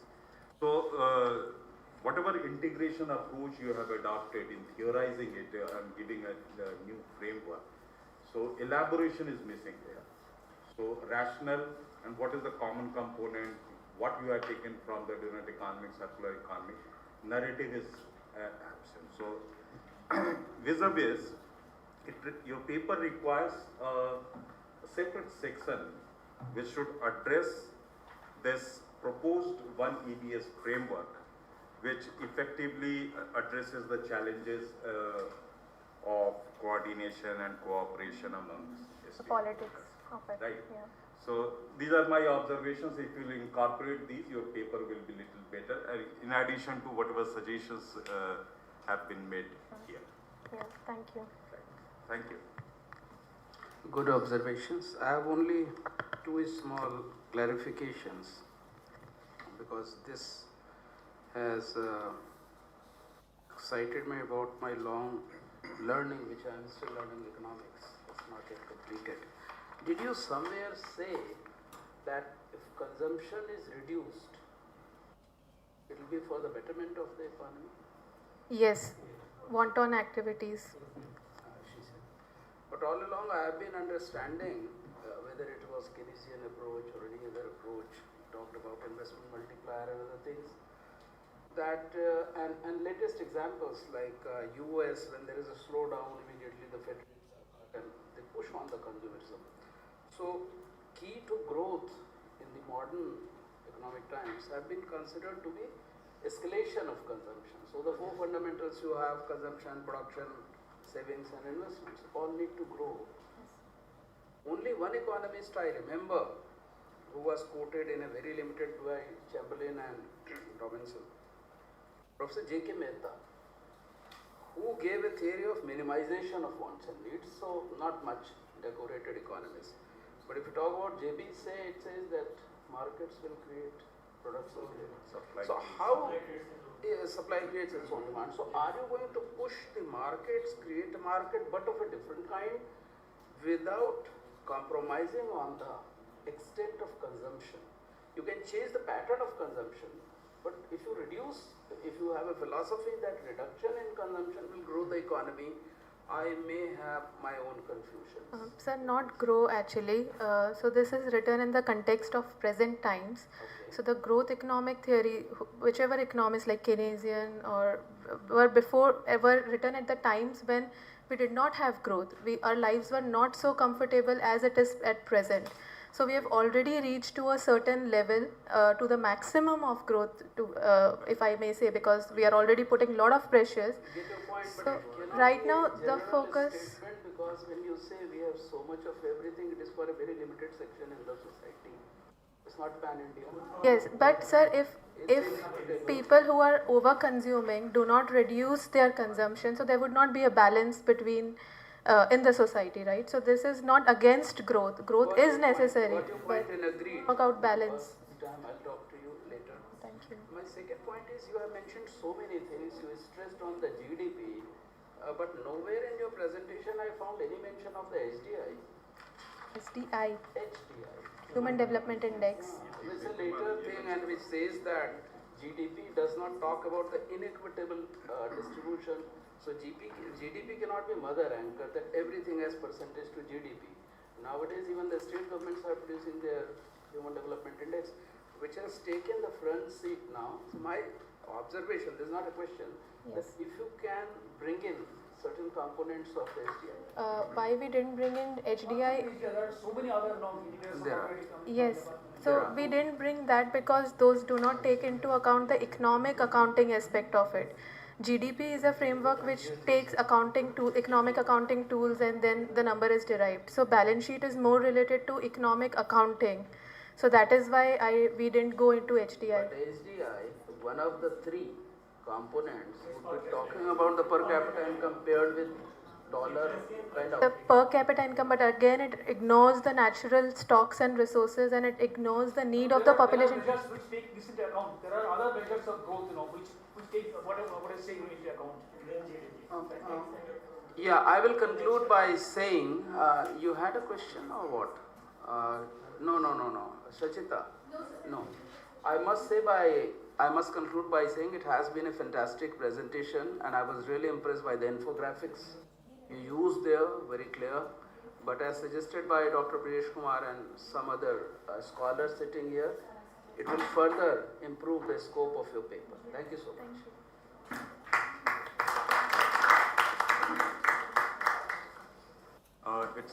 It's around 11:20 and it's a good time to have a tea break.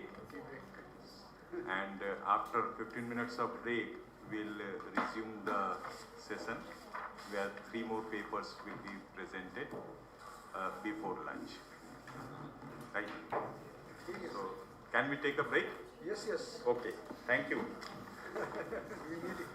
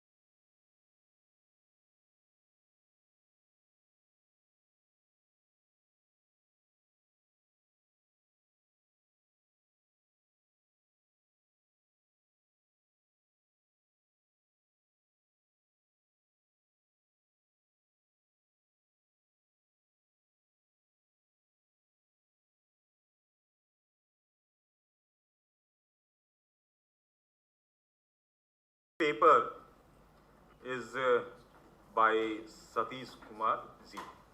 Thank you.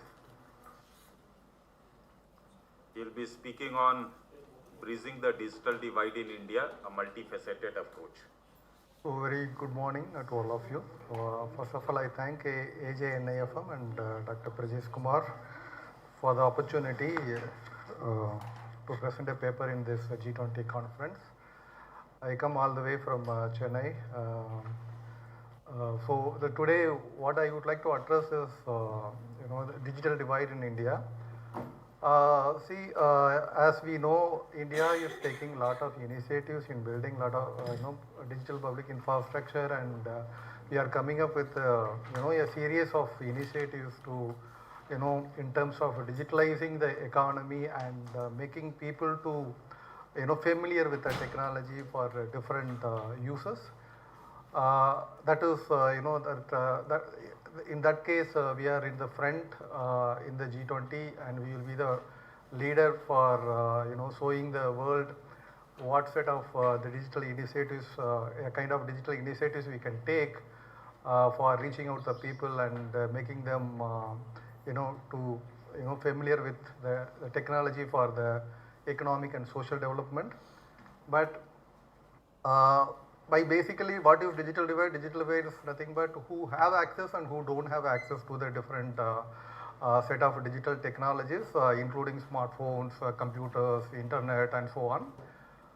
These gaps between the the availability and non-availability, access to and not access to, is actually creating a lot of social complications. And the series of literatures done on this area of digital divide also proved that it creates social complications like economic disadvantage. The digital divide leads to income inequality within and across the countries. When you take to the India, within the states and across the states, you can see the income inequality created by the digital divide. And further, it is hindering the efforts what the government of India making to reduce the poverty. And further, the individuals who lack access to the digital technologies and skill are likely to experience unemployed and poverty. See, the most of the employment which is emerging these days, that is evolving with the technology. So if you are not familiar with or having an access, knowledge and affordability to the technology or the digital skills, and you are less likely to be unemployed, and you are less likely to come out of the poverty. So in that case, the social complication, economic disadvantage is caused by the digital divide. And educational inequality, digital divide leads to inequities in learning outcomes and reduce educational opportunities for disadvantaged students. For example, COVID time, the entire country quickly adopted the online education mode, e-learning, but still the people who are at the different layers of the society here in India, like rural or lower income people, they are not affordable to have a smartphone to get into accessing the e-learning, the options the government of India came up. But in that sense, it creates educational inequality too. And further, it also leads to the health disparities. For example, we are also the government of India already came up with the digital health infrastructures also we are building. In that case, if the widening the digital divide, and further it will widen the health disparities among the communities and societies. Further, social isolation. See, every one of us, one way or other way, not just physical networking, meeting one-to-one, and we are also to socially connected and socially networked these days. If you go to a college, or if you have a chat with this particular the younger generation who are digital natives, the people like me and professors, we are grown with the technology. But the people, those who are at the 20s, right, they are digital natives, they born with the technologies. So in that case, if somebody who's elder and somebody who's under-reserved area and somebody who's residing in the rural, if they are not having an access to the digital technologies and skills, and that will make them, isolated. So most of the elders after 60 or 70, they are socially isolated, even from their own kids and grandchilds. And further, political disempowerment, that means digital, all the platforms, media platforms, all the information dissemination is largely happening these days in digital. To make a political decision or to be a politically empowered, you should keep updated with what is happening around you. So to get to know what is happening around you, you should have some basic minimum, affordability and accessibility to the technology as well as the skills to operate it. So in this context, this paper is attempting to examine what are the factors contributing to the digital divide, and based on that I am trying to come up with a multifaceted, the scope for coming up with a multifaceted approach, and that is the two objectives of this paper. Largely the paper data what I have used is largely from the CMAE household level data.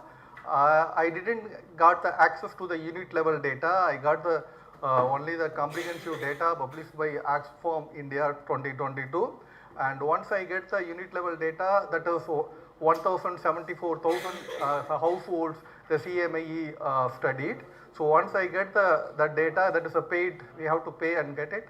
So I am approaching it, and unit level analysis can be done after once I get it, so that the paper will be revised based on the unit level analysis later. And the supposition here is, we are assuming that the digital divide is independent of all these factors like age, gender, social class and all. So that is my results and discussion. Internet adoption. In terms of internet adoption, the adoption rates significantly declines in the elder groups. The elder groups are lesser, they have a lesser adoption of internet thing, and gender wise the adoption rate among males is 65%, and it is much higher than among the females, that is just 37%. And region wise, urban areas are having high internet adoption rates and rural areas lag behind very significantly. Look at urban area, that is 134%, it exceeds 100%. It doesn't mean that everybody in the urban have access and facility or the digital affordability, but we have more than 2 phones, or we have computer and we have as well as mobile phone, accessing to the more than 100% of the digital the facilities and the other aspects, the connectivity and all. So that is what exhibiting in this here. And coming to the education, as the education level improves, your internet adoption is also gradually increasing, especially in the illiterate and below primary education level. The adoption of internet is very significantly very low. Owning computer or laptop, in this case, scheduled tribes category consistently exhibits highest percentage of respondents without a computer or laptop after surpassing 98%. The factors like geographical remoteness, because most of the SC, STs live in the remote areas, geographically remote area, they have a limited access, even not just digital infrastructure, they also have the limited physical access also, sometimes to reach out to the city, reach out to their basic essentials, to that also they are finding it difficult. So limited infrastructure, all these things causing why the scheduled tribes are having a highest percentage of not having a computer or laptop.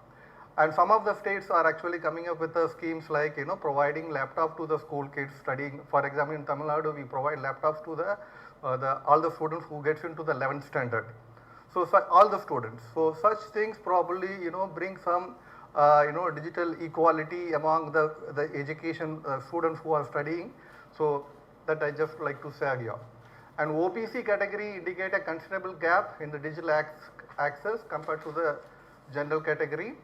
And coming to the level of education, even among respondents with a higher education, not just a primary level or no illiterate, what we have discussed the internet adoption case, in the owning a computer or laptop, even among the higher education level, almost 13% of graduates and 34% of postgraduates are not possessing any computer or any laptop.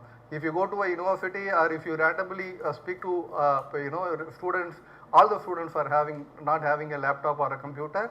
That is become a constraint to the particular set of students to be on par with their peer.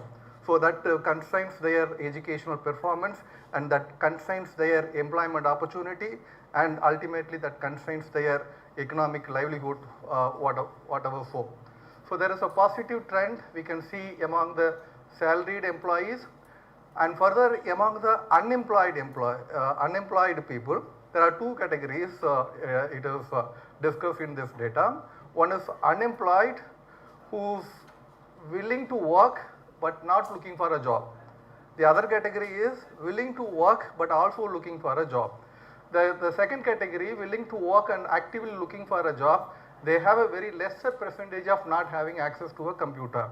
That means they invest. They are finding some ways and means to invest because they are actively looking for a job. It is not the case on the other category. So we have to look around what we can do and how we can tap these people, how we can tap these gaps among these particular target groups. So as income decreases, the percentage of not having the devices also increases, the not having devices decreases.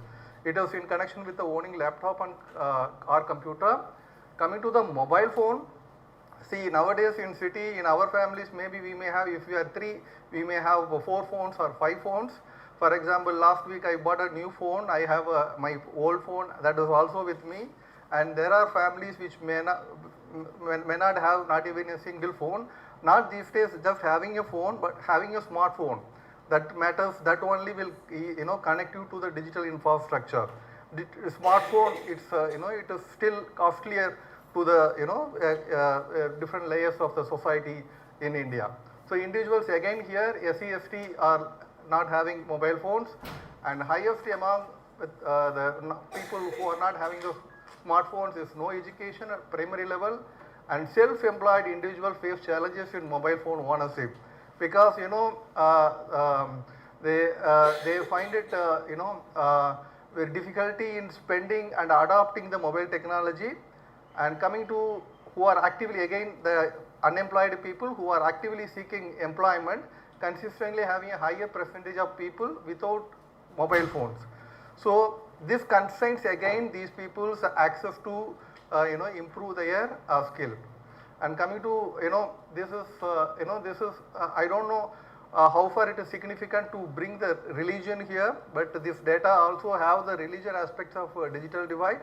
But across the different the factors we factor in for the discussion, the Muslims are by and large they are having the less amount of access the devices. And gender disparity, again the percentage of females without mobile phones are higher. Rural areas is recording no mobile phones with a higher percentage, and as like the internet adoption, you can see across the factors there is an inverse relationship between income and the factors what we are discussing. And this is owning television. The owning television is also a kind of a replica of the status of the owning a mobile phone, and particularly here in the daily wage workers and casual workers are coming into the scene here. They have consistently recorded highest percentage of respondents with no TV across the years. So it is a 4-year data 2008 to 2021 data. So that shows across the years there is a consistent highest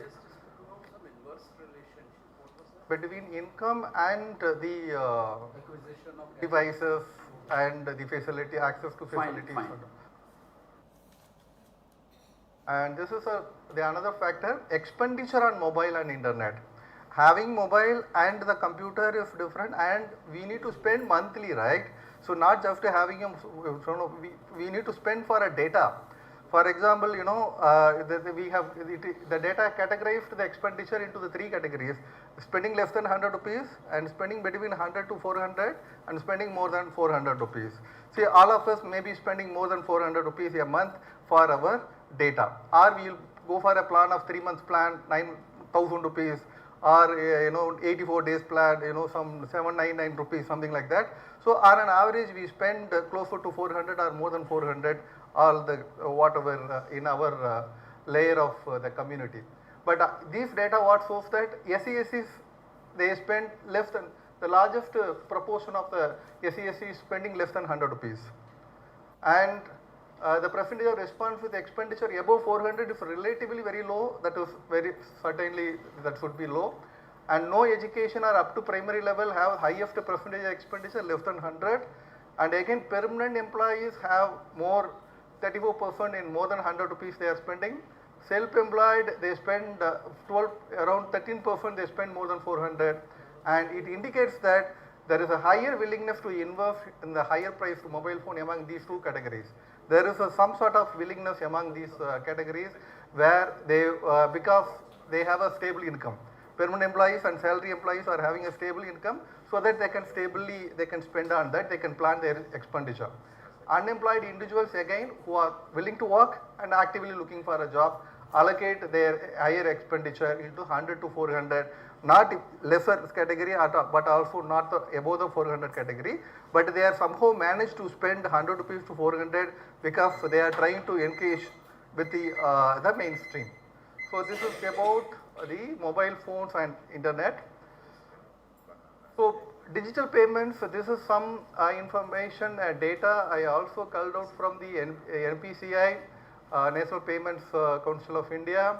So it also replicates that the digital payments is very poor among the rural individuals and very less among the women, and the people with primary education have very lesser percentage of using the digital payments. So the factors may be whatever we have discussed so far are the factors for this. Whatever the factors we have for access to the smartphone and internet, that is why it is factoring. Knowledge and familiarity with the smartphone and the UPI requires having a bank account to be linked with. And that is, these are the factors which causes this particular data representation from the digital payments.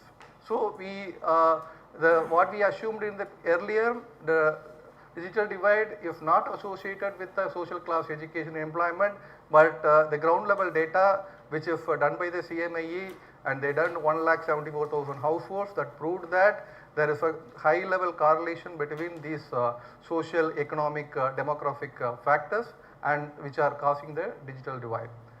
So this is my conclusion. Yeah, I am coming, sir. So these are all the initiatives the Government of India taking. I just lifted out the all the kind of initiatives the Government of India taking in related to the digital services and infrastructure.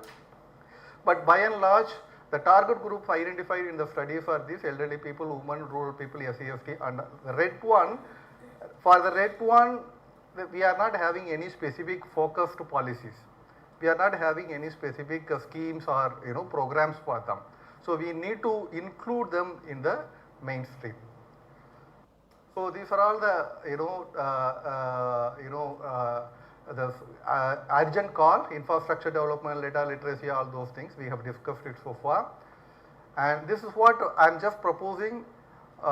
It need to be developed when I am revising my paper, and it will be in a full, I am trying to come up with a policy approach which will address this.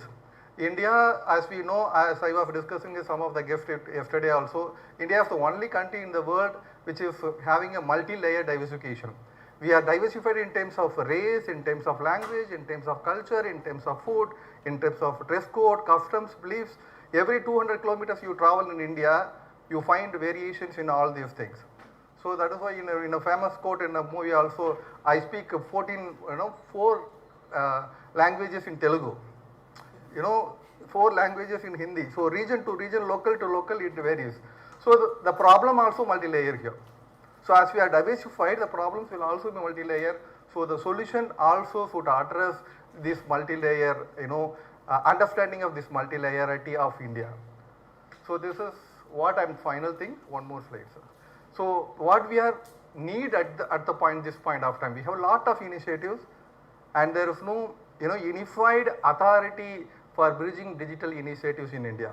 So some departments comes with some digital thing, and we need unified authority which is focusing on, which also should focus on bridging the digital divide, and that should ensure diversity, inclusion and equity. And as we discussed it across this conference, we need commitment from diverse stakeholders at the bottom.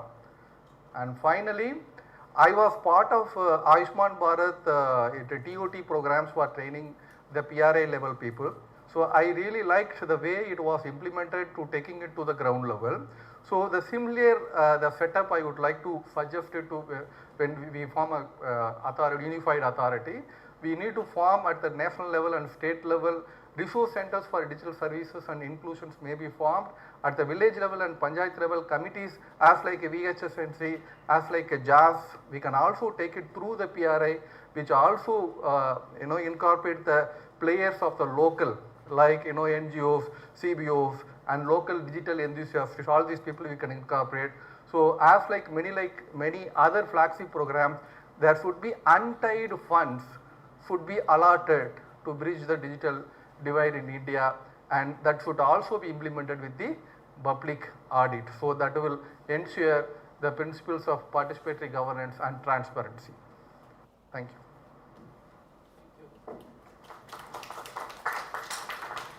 Questions, please. I just add a point to supplement. I think more than the use, we are lacking in infrastructure. So if you see tele-density, internet density of several states in India, it's close to 14, 15. So if you don't have access to the tele-density or internet density, in some of the areas you see there is still no bank available. So if you don't have physical infrastructure there, even if you build the towers, you launch 5G, it will not work, because in some rural area even 2G is not working. That is the reality. So I think we have to work more on physical infrastructure, then we can achieve digital India kind of thing. So while we are building the physical infrastructure, that time itself we should think of this. Yeah. Otherwise, we will miss out the the synchronization of whom to reach, and inclusivity we will miss out that. So in order to maintain the inclusivity, we need to do it simultaneously, whatever we do. See, there was some Supreme Court judgments on making right to internet fundamental. But that is only in the books. Yes. There is no enabling statements. Yes. Like in case of education, the right to education. That makes it that enables education to maintain the right. And the state is obligated to give education when that is needed. But for health and internet, Supreme Court judgments are there, more than one, which have stressed that access to internet is a fundamental right, but there is no enabling law. Probably you can bring that perspective. Yes, yes. You say there is a inverse relationship or something like that. Between income and when income goes up, internet penetration goes down. No, when income that is mentioned as a first, second, third, fourth, like that in the data. You mentioned inverse relationship between income and acquisition of whatever gadgets or data. Not without having. We use a different term here. Normally we use with having mobile data or mobile phone, right? They use without having. The percentage, if it is less with a without having, that means more people are having it. So those who have it, they have good amount of money, or those who do not have good amount of money? No, whoever is, it's as the income decreases, the access to the facility and the infrastructure, that is less. So there is a direct relationship. Yeah. Maybe I need to check. I need to check. Yeah. And please, for all of you, all of you can ask. I'm just trying to maintain some rhythm. You mentioned somewhere, and individually I don't agree with that particular community relationships also you have found, that people of X community will have a little more of the gadgets or money spent on digital, and of a different community they will have less of it. My question to you or to everybody here is it because of the community specificity or is it because of the average income being lower with them, literacy being different with them? So is that the reason, or merely being into a particular community makes you go less? I mean, in their religious books, I don't think it is anywhere written that they should not be using. So even if I go by that fundamental hardcore belief in the religious literatures, I think I will have a reason that it is only economic prosperity which pushes you towards or pulls you backwards, rather than your affiliation or association with a particular community. This is what I think. Because you said, especially the Muslim community, it depends on what the cleric says. What the cleric says about the use of mobile phones. That carries more weight than what is written in Quran. But I have not heard all these years. See, there's a any fatwa on that? No, I came across some incidents, with that. It could be a one-off incident, but they appear before the TV, which itself is not permitted. Subui Khan, you see, and the way she speaks. The simple point is that when the religious texts were written, when the scriptures were written, there was no mobile, no internet. There was so you can't preach over there. Yeah. But then it is how the clerics, hardcore clerics in India believe. And there are, I've come to this reports, I'm not recalling where, but in some villages, it's being, forbidden. Could be, yeah. Some people will forbidden only the girls. They say only the males can use it, but not the girls. But can we generalize it? I agree with you, but can we generalize it for the, it cannot be, this is my point. Yeah, in particular pockets, there can be heavy influence of clerics and they may not allow the women, or in other countries like Afghanistan, other places, you may not allow women to do particular things. But that cannot be in general for the community as a whole. This is what I mean. Sometimes we find that in Pakistan, it was not in our country, maybe, but in Pakistan the polio vaccines, they cannot administer polio vaccines. No. Because they call it against the Sharia. Even the and even the people who go to the villages, who administer the injections, they are attacked and often killed sometimes. Maybe. Fine. Here, I think one problem is that actually the caste system has made a drastic problem in the whole system of every system is being affected by the caste system. So I don't know how well we will be subscribing to that. Most of us who have had the privilege to be born in a higher caste always have the access to everything more. That is why when B.R. Ambedkar have framed the constitution, there was a kind of...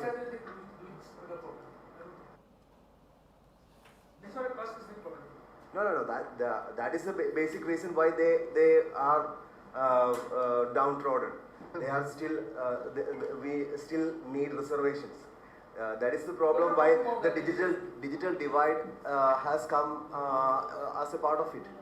No, caste and the religion may associated with their socio-economic livelihood thing.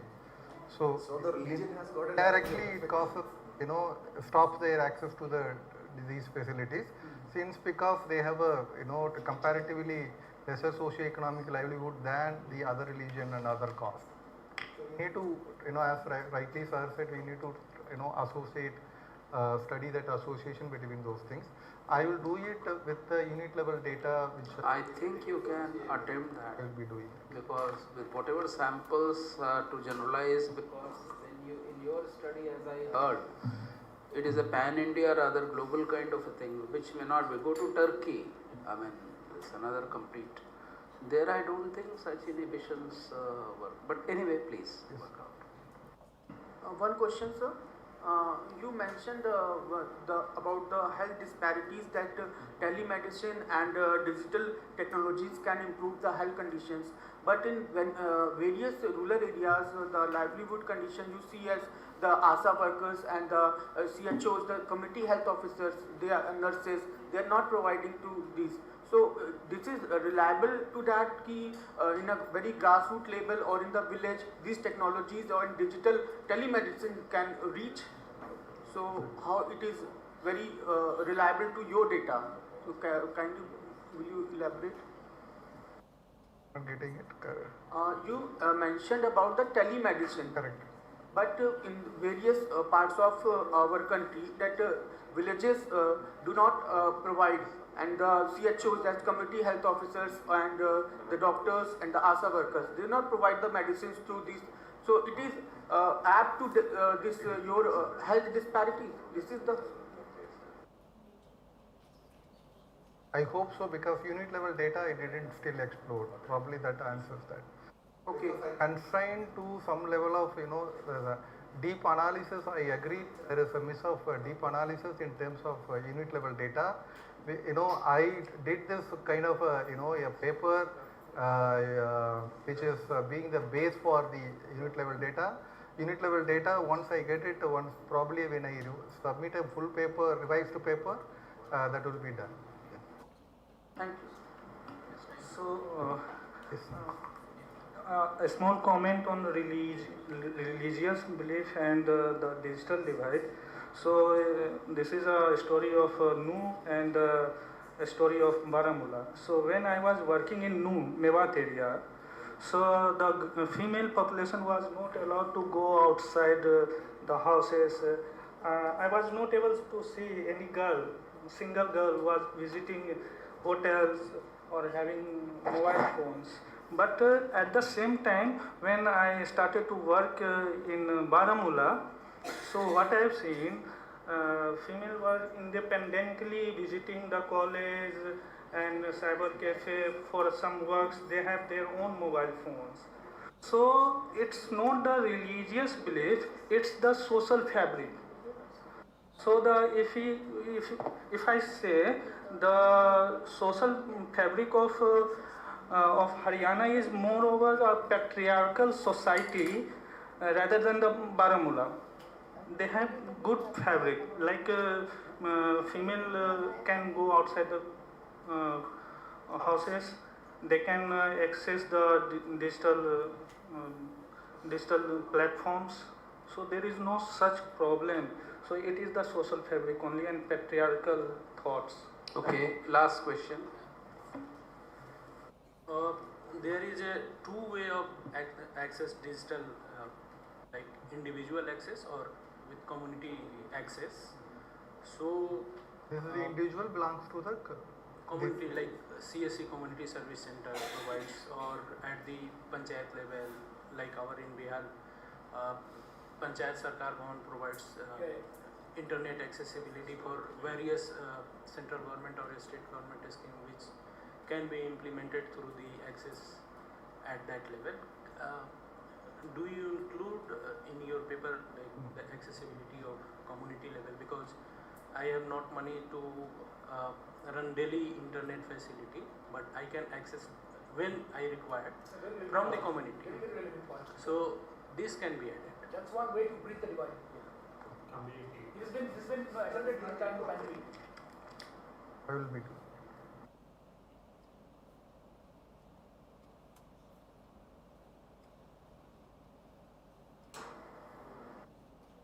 Okay. Same kind of suggestions I'll be preferring to make. I have noted two questions which is required to be addressed in your paper. One is how can cultural and social norms be addressed to promote digital inclusion, particularly for the marginalized groups? Yes, sir. And another thing which I have observed absent there, that what specific measures are being taken to improve digital infrastructure in rural areas and ensure equitable access to reliable internet connectivity. In addition to this, you are required to elaborate on the role of cultural and social norms in shaping the digital divide. This discussion is absent there in your write-up. And vis-a-vis, you need to address also in brief, that socio-cultural factors as a potential explanations for the gender gap in the internet adoption. If you incorporate these things, so yes, it will bridge the gap. Thank you.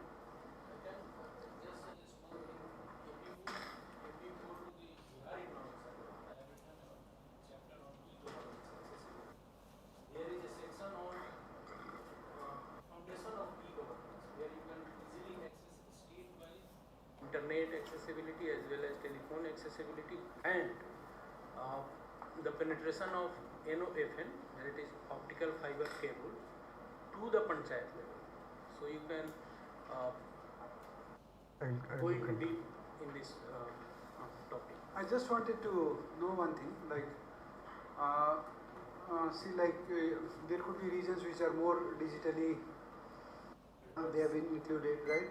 There could be groups which have been more digitally empowered. That is one thing. But for a human society, I feel two things are very important. One is time and one is energy. So even within, say, those regions which have been digitally empowered, digitally connected, because I was looking at one survey something, people normally flip their WhatsApp 150 times a day on average. That was one study. So my question is, see, just connection is in numbers, but what would be the, could we have some idea about the productive use? Because digitalization, maybe it starts from a mobile, and how much of time we are wasting. We have seen children having mobiles in their hand, but now the era is now having a de-addiction center for mobiles. See how much productive, and when we lose time, we also lose energy. I don't know how much, whether there is an estimate about what is the energy lost by leakage of use, of productive use. Just having numbers, would it suffice for you to give a clear picture of we are digitally empowered, or building that capacity, building that intellectuality, building that awareness that these are the productive ways in which you can do. Just sheer numbers, on the basis of numbers, would be, if not shallow, it would be little bit half complete, I would say. That is just my... He's taking to talk about the other side of democratization. But this is a very real problem. I know a boy other side who is was addicted to mobile. He lost his speech. that's completely different study. Other side is a completely different side. Digital Was toxic. You know, communication language is changing.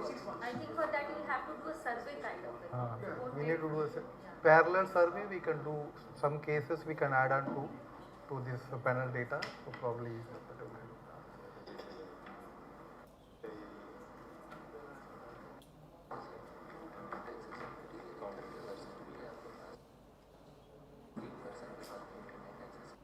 Okay, so who is the next to present? Rochna. Baljit Kaur. Achha, Baljit Kaur. Okay.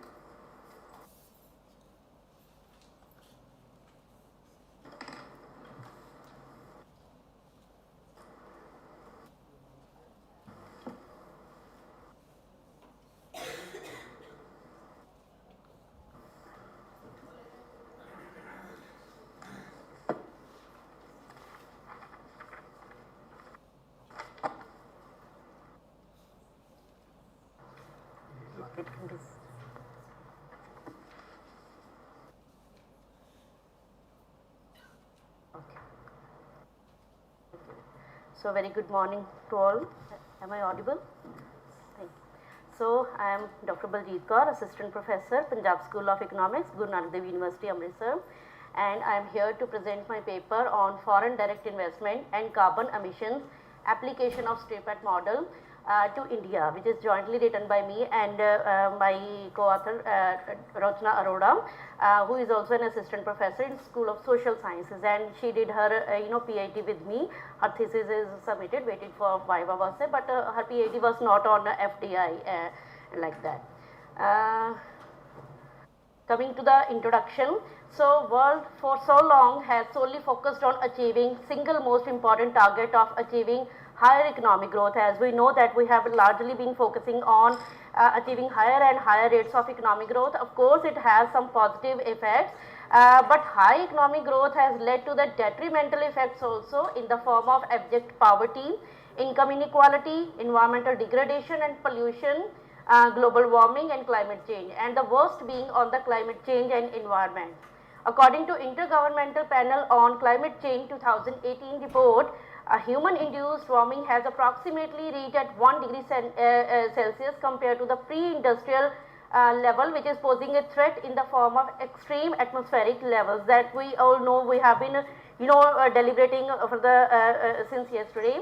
So it is projected that the rate at which emissions are growing, the global temperature will surpass the threshold limit of 1.5 degrees, causing some major irreversible changes and posing serious threats to our lives, livelihoods and ecosystem at large. So the clean development mechanism set up under the Kyoto Protocol requires the developed countries to curtail the carbon emissions, while the same is not very much mentioned for the in case of developing countries. The international climate negotiations and their effectiveness have played an important role in making it imperative for the countries to traverse the path of sustainable development, and literature has given primal importance to evaluating these past negotiations. So both of these aspects highlight that why I have taken up this particular issue, because if we see the Kyoto protocols, they have according to these Kyoto protocols, so there are strict conditions as far as developed countries are concerned, whereas these are a bit mute in case of developing nations, and this has led to the to the moving of big industrial houses from the developed countries to the developing countries, which has given rise to the two major hypotheses, pollution heaven hypothesis and pollution hollow hypothesis, and we are going to test this the validity of these hypotheses. So the stringent environmental norms in developed countries necessitate foreign companies to look for an alternative so as to override these restrictions. So the same leads to foreign companies moving out from the developed countries' geographical boundaries and settling into developing countries where environmental legislations are laxed. So now let us have a little bit idea about FDI in India, some of the facts relating to FDI in India.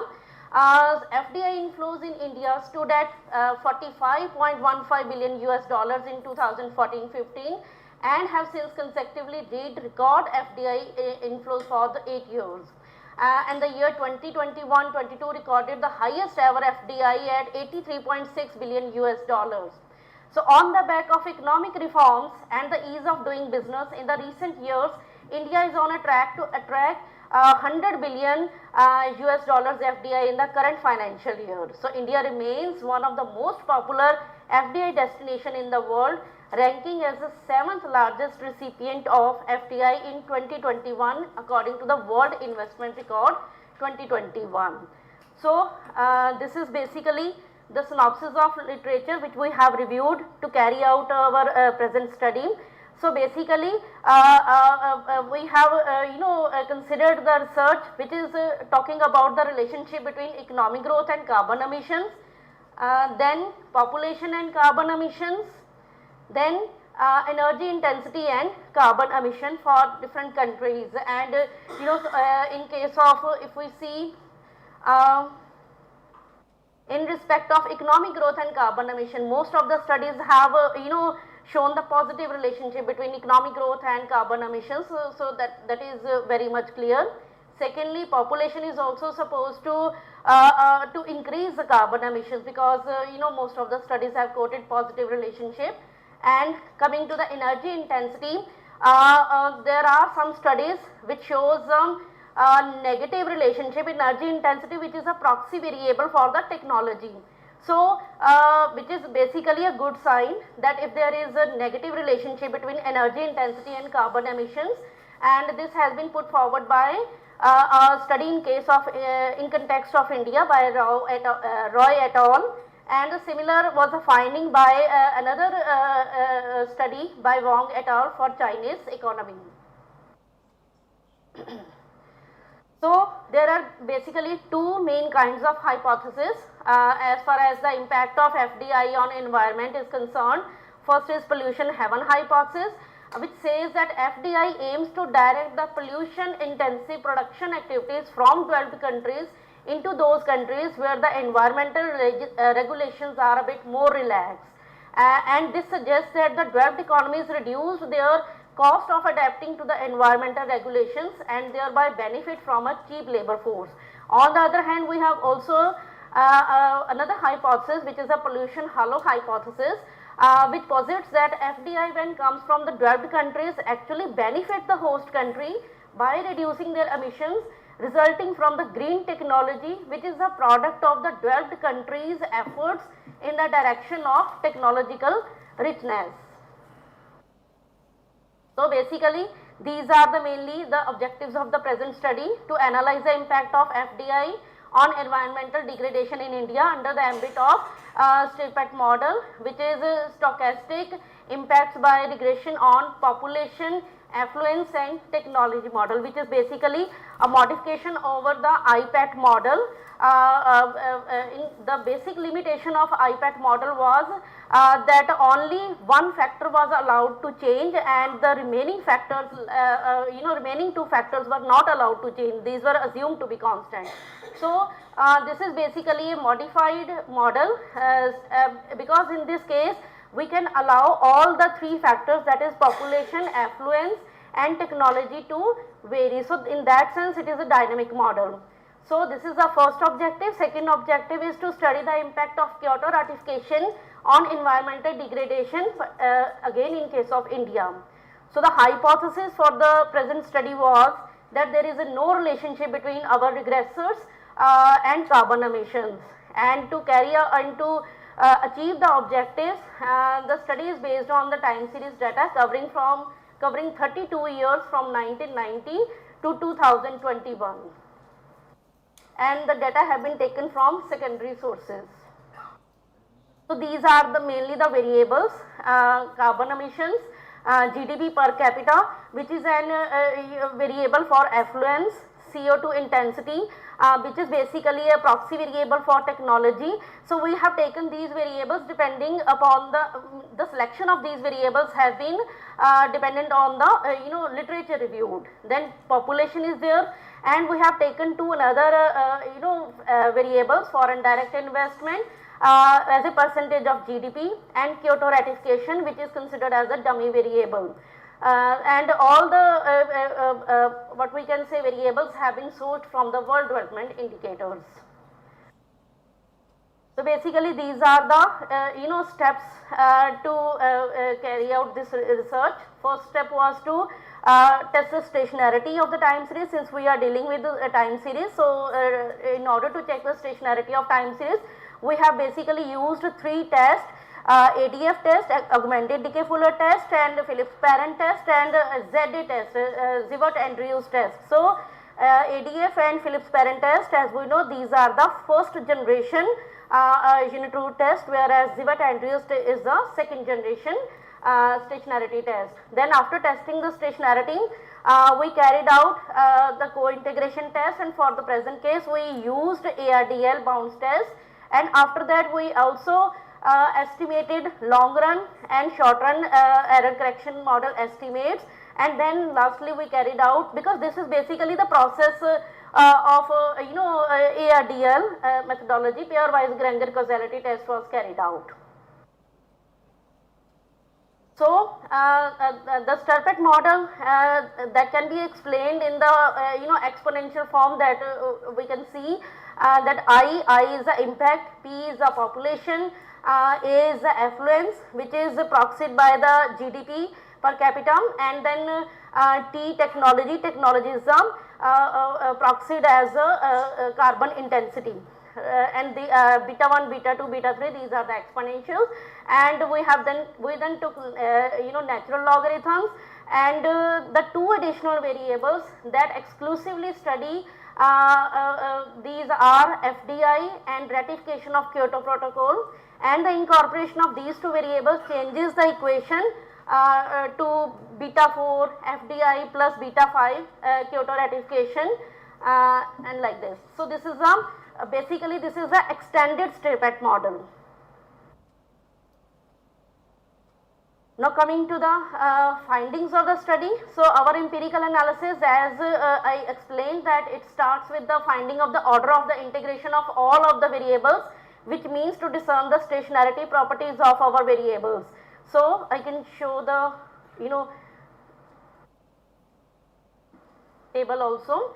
So here in this case we can see that except population, carbon emissions, GDP and carbon intensity, carbon emissions and GDP, basically we can see these are stationary at first order difference. So this means these are integrated of order 1, and whereas population it is stationary, there is presence of unit root, and as far as this even carbon intensity and FDI is concerned, again these are stationary at first order. So similarly after that we also moved to the second generation test, which is Zivat-Andrews test, and it is seen that except GDP all the variables are integrated at level.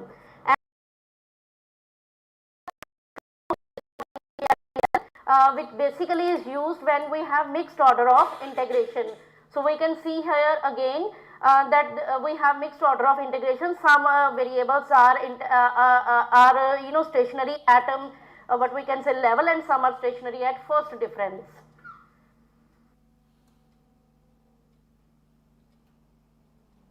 So then the unit root analysis is succeeded by co-integration analysis, and upon the validation of prerequisite, it makes sense to assess whether or not there exists any co-integrating relationship among the variables.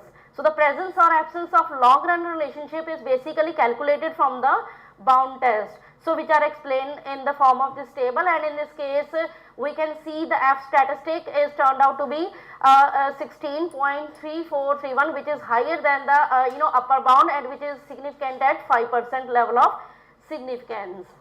So this presents a strong case for rejecting the null hypothesis, which states that there is no co-integrating relationship among the variables.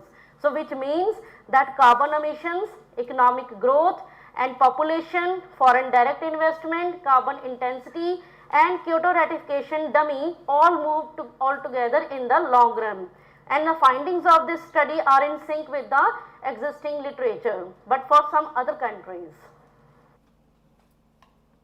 So these are the long run elasticities from ARDL model. Here we can see that population, that is the coefficient of population that is highly significant at a level at first leg and at second leg. Similar is the case with the GDP and carbon intensity, and in case of FDI, of course, 1 star here means that it is significant, the coefficient is significant at only 10%. Sorry? Oh, okay, sorry, from my side I changed it. So again I can repeat, we can see that population, that is the coefficient on population that is highly significant at level at first leg and at second leg, and GDP, same is the case with GDP, alright. And then in case of carbon intensity, again it is the coefficient is highly significant, but what we can see that in case of KR80, that is Kyoto ratification, the coefficient turns out to be negative, although it is non-significant. So had it been significant, it would mean that if we are ratifying Kyoto protocols, it means we are allowing our CO2 emissions to increase, but here the coefficient is not significant. So these are short run elasticities, and here what we can see that, of course I forgot to put asterisk, but that we can see from the values of probability.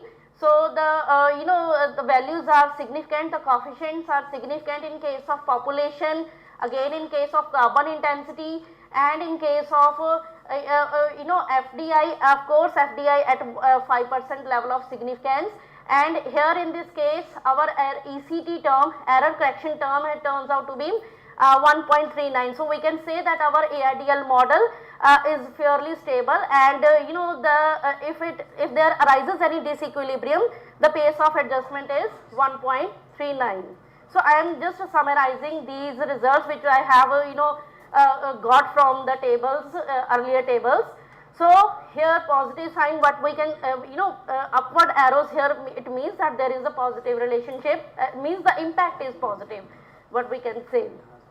So it is evident from the table that 1% increase in GDP leads to 0.72% increase in carbon emissions. So similar were the conclusions arrived at by the different studies like Saiba et al, Bargoi et al. So the initial positive economic growth greenhouse gaseous emissions nexus can be explained in terms of scale effect as well as composition effect. So the pre-industrialization era in this case is, because one thing is for sure that when there is economic growth, so it leads to carbon emissions, because as the economy grows, so there is a change in the structure from the agricultural based economies to the industrial based economies, and basically generally it is seen that the industrial sector is relatively more unclean. So there is a change in the scale as well as there is a change in the composition. So that is just the explanation of how economic growth can lead to increase in carbon emissions. So the second is population. So the growing population also serves as an impetus to the production activity, because the consumption and demand of goods of both both consumer as well as capital goods will increase, and this will require industrial as well as agricultural sector to ramp up their products, and in doing so there will be increase in the carbon emissions. Okay, I am just concluding. Okay, just these two.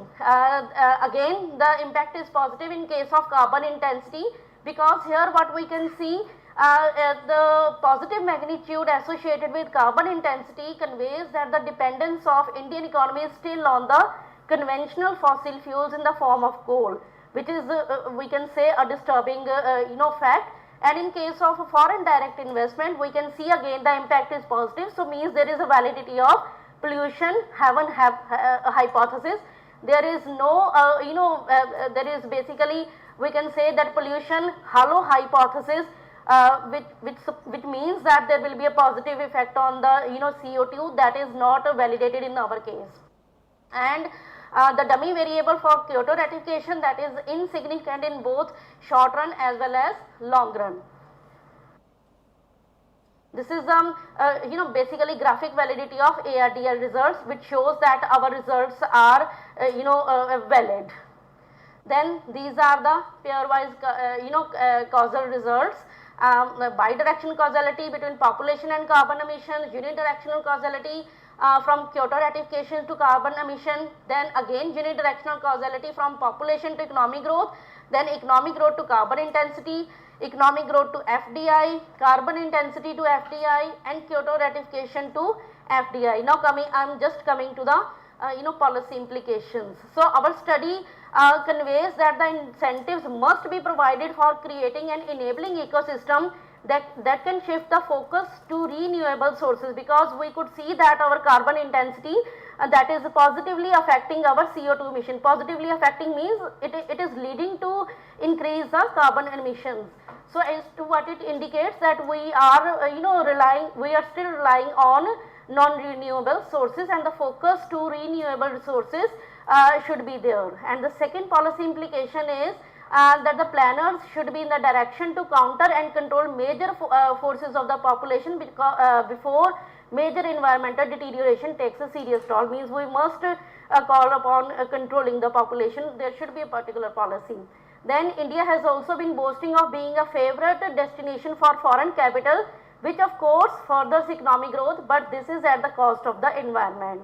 So the easy environmental legislations on foreign investors is the reason why they look for coming to India, and it needs serious deliberations. Means we must try to policy should be such that there should be validity of pollution hyper. This is the last slide, I see. So there are two more implications. The study also implies that the technology that MNCs bring in is in no way environmental friendly, and hence the approach of government needs to be a little more sensitive to the issue of environment, and callous approach to all FDI in the name of advanced technology and know-how needs elaborate consideration, because generally we see that okay, when MNCs will come, there will be we will benefit by the way of technology transfer, but this is not proved in case of our economy. Then numerous environmental regulations of UNFCCC and Kyoto Protocol, these have not been found to play any meaningful role in cutting down carbon emissions in case of India in particular and developing countries in general, which is an issue of concern. So the responsibility of carbon control needs to be equally shouldered by all the countries. So these were the references. Thank you.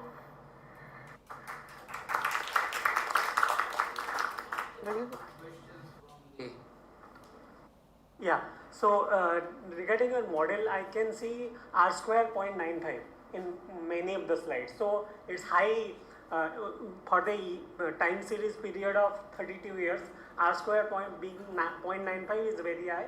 And I think that is coming because you have taken the variables are multi-correlation, there is multi-correlation, because when you regress population and economic growth, it has to be multi-correlation. So you have to do multi-correlation test and regression dynamics, because otherwise your model is not significant. If your R square is 0.95, as you can see, then it is high correlation, it is said. You have to test with multi-correlated test, so that you can say your model is free of multi-correlated, but because all your parameters are interrelated, population, economic growth. As we know, population and economic growth are multi-correlated, so that will be your problem. We had that issue in our mind, but as we got our results from EVU's 12th version, so it has been stated that the problem of multicollinearity has been automatically taken care of. No, it's not, because it's 0.95. Is not taken care of. Reason right, the variables are interdependent. Population, economic growth, in any way it's interrelated. So you have to. Population, FDIs, they are all interdependent factors. No, but she is saying that both the software which she has used, that takes care of multicollinearity. That is what you are saying. I have this impression. The software will automatically eliminate what also maybe in which system that you can have. But again, I didn't see any problem in the model. Model is, going good. No, model specification is not given. At what? Because you have taken a lot of lag variables. Yes, that's right. Their lag specification, you have taken. That is why R is very high. What lag length, what is the specification criteria, that is not given. That is not being included over here. Yeah. Because lag was selected automatically on the basis of AIC criterion. Yeah, because this is error correction model and multicollinearity does not figure in error correction model. Second, if it had been a multicollinearity issue, then most of the variables would have turned out to be insignificant with a high R square value, which is not the case here. If the R square is high, the variables are also turning to be significant. In multicollinearity, the picking point is, or the telltale is that the variables are not significant, but the R square is coming out to be too significant. That is not the case. And vector do not ask for the multiply. Had it been a normal regression, then multicollinearity issue should happen. So I leave this discussion, sir, hold on. Okay. The clarifications, further more clarifications with the candidate. Definitely I will look into this if you are. Luxury. Any other questions? Okay. I think the other question which I want to pose, that you are saying that FDI is coming to India because India has a very liberal set of environmental regulation, and so whether these environmental regulations are easier for FDI or it is same for all the even domestic investment, it is same. It's not that we are making extra, I mean, I didn't compared like that, but generally, what we could see from the literature that particularly after 1991, our approach has been more flexible towards FDI, and if we are to compare ourselves with the developed countries. Means we are always we are always trying our level best to attract for FDI, and in doing so we are a little bit relaxing, or we are a little bit overseeing these environmental aspects. Environmental impact assessment, you are saying that is not being. That probably I feel that it may not be a bit relaxed as compared to developed nations. Relaxing, madam, in context of, say, like, suppose the FDA wants to come, relaxation means in terms of what we Taxation apply to is there. the Taxation domestic is industry, or is it to the international level? Relaxation in what form? Is it in comparison to the rules we are applying to the domestic industry working here, or are we giving relaxation to the international standards or the country from which? Sir, we have not made any comparison from where FDI is coming. So means whether particularly if a country A is given preference as compared to country B, that I have not taken into account, that I have not considered.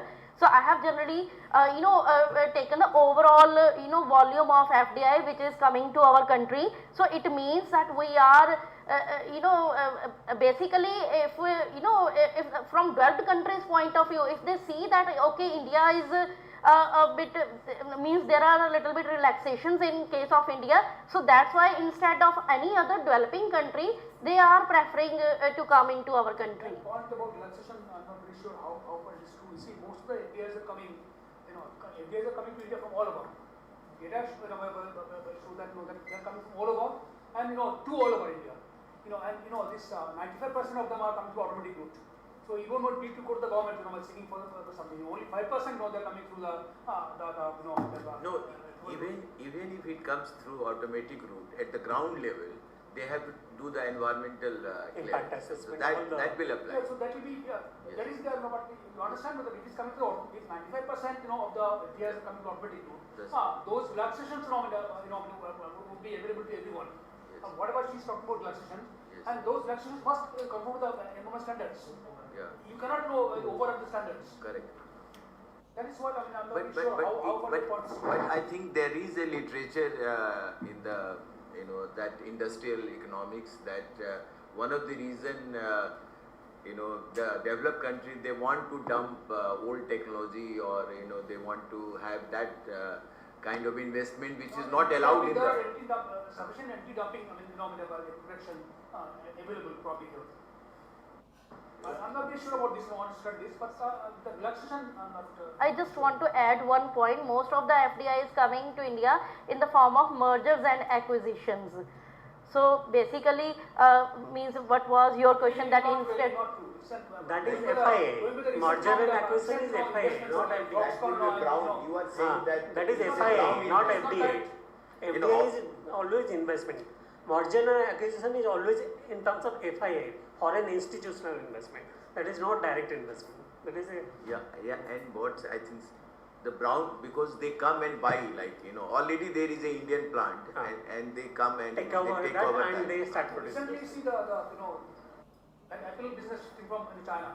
The Foxconn has made huge investments in Bangalore and Hyderabad. So that is not by most of these are coming through this road only, not through merger and acquisitions. Yeah. So okay, I think. I will have I will take these points into my mind, and I will re-look into this, because as I told you, my student, this is not our area of PhD research. So we tried for the first time to come into this field and let me tell you, when we were reviewing the literature, we didn't come across any study which exclusively studied the impact of FDI on the carbon emissions. So basically, probably to the best of our knowledge, this is basically the first studied. It is not so in fact, but then again the time not permitting, the greatest score for you is that one of the latest RBI report on financial stability, it has shown its concern that much less of the total FDI that is coming is going to the manufacturing. Okay. So emissions and other things are Service sector and service, electronics, service sector is getting it's lot close to 22% only that's going to the manufacturer. तो आपके लिए थोड़ा अच्छा है, but good, nice presentation. अभी ये बताइए ये किसको? Next is पूजा आई.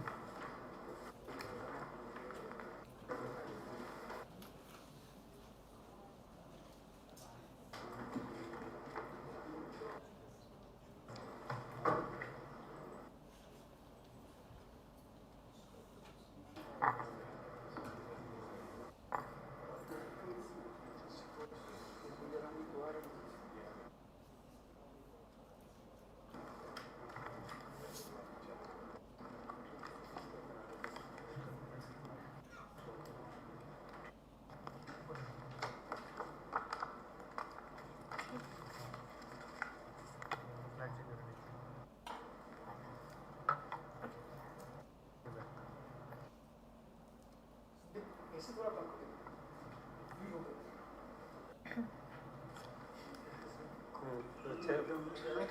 दो चार बंद कर दो. स्टेबल करोगे प्लीज हो गया. ये तो हम पूरे हो गए.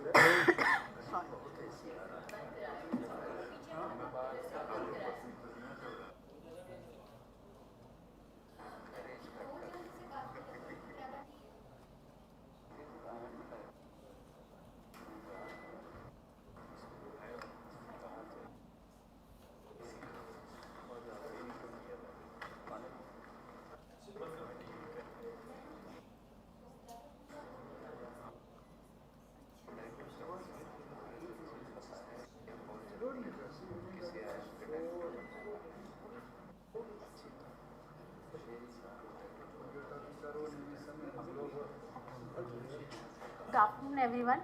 This is Pooja, a research scholar from YMCA College. Sandeep. Sandeep, mic को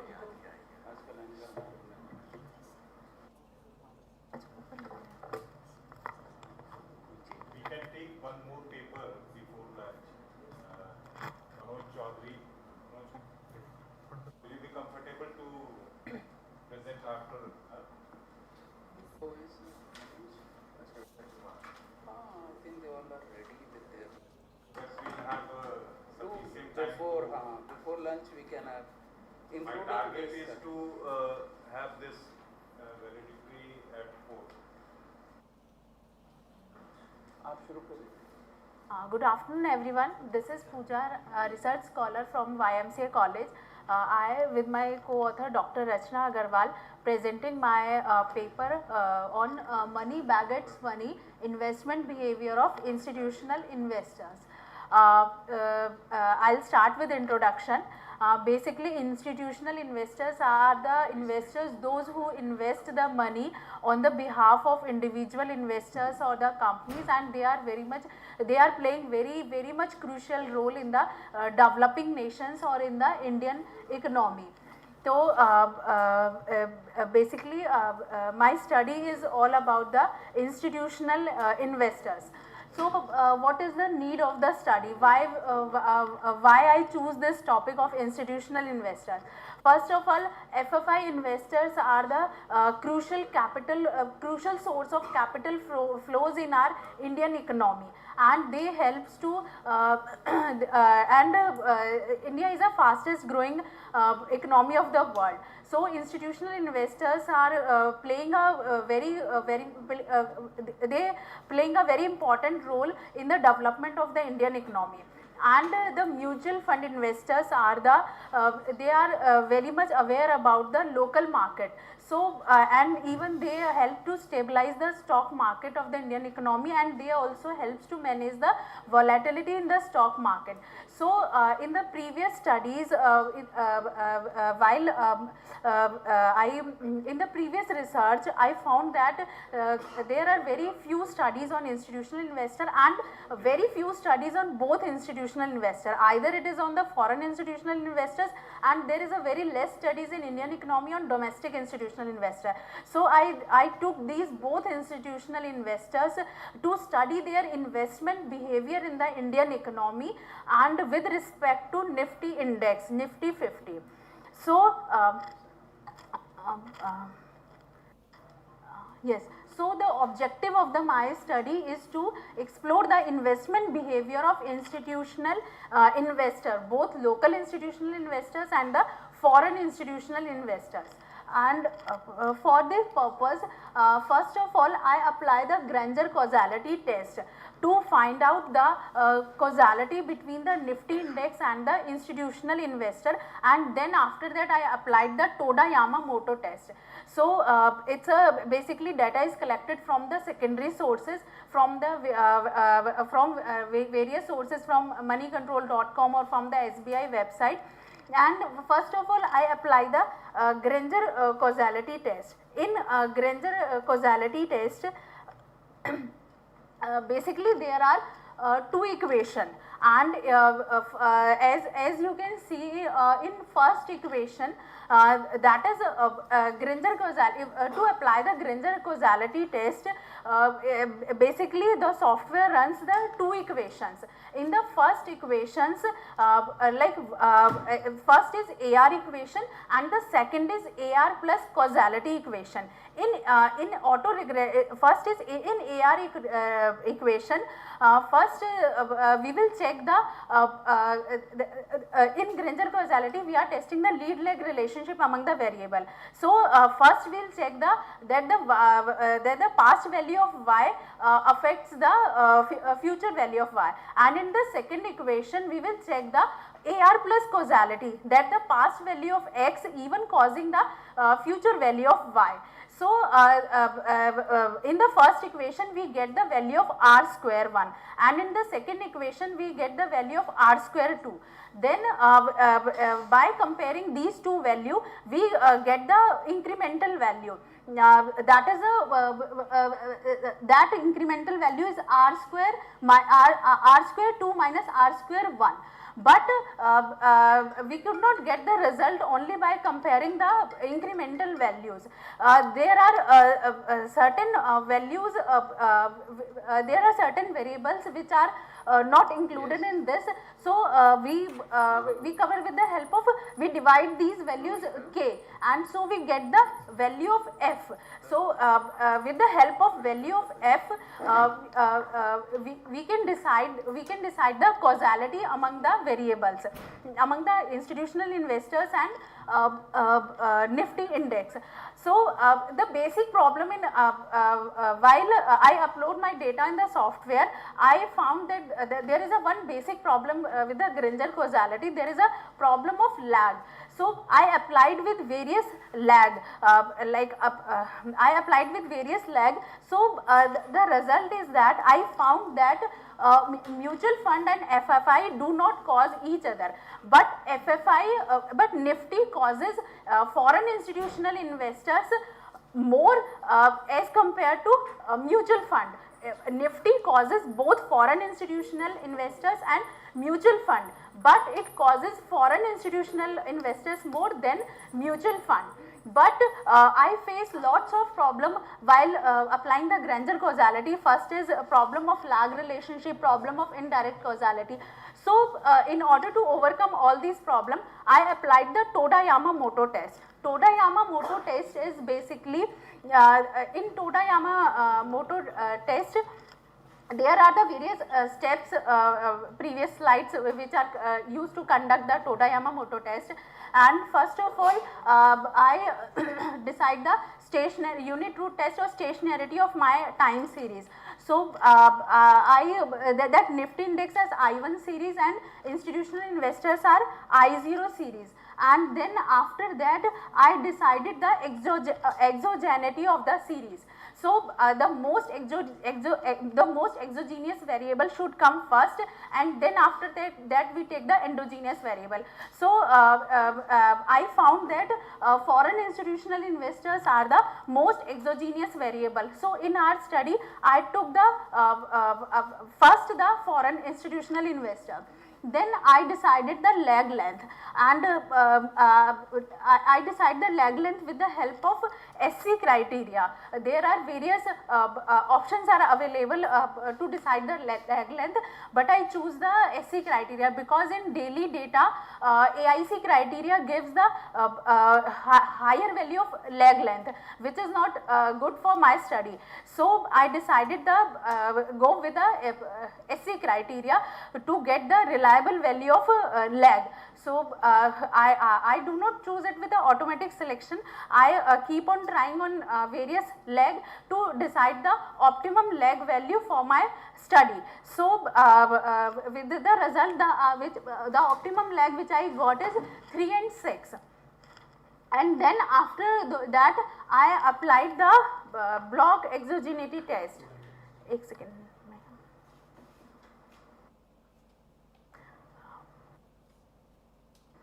Yes, I applied the block exogeneity test, and after the lag length I applied the block exogeneity test and impulse response function. And to conclude the result and to know the investment behavior of institutional investors, by applying these two tests I come to know that foreign institutional investors are momentum traders and mutual fund investors are value traders, and foreign institutional investors are investing in a short term, they are having a short term goal. They sell the security when the market is starting going down, and then they buy the security when the market is up.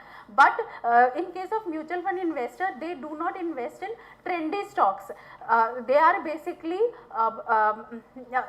they are long term, they are having a long term perspective, and they are investing in the stock which are having long term value. They provide the long term value of the stock. So conclusion and managerial implications will be like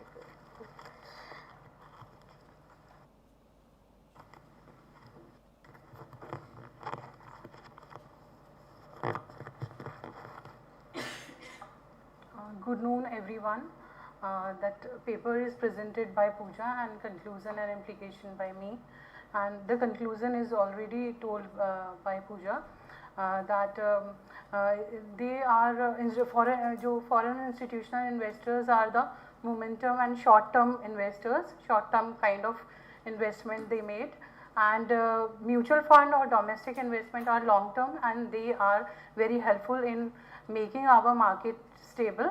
But foreign institutional investment are also very important in the growth of our economy. And if we talk about implications,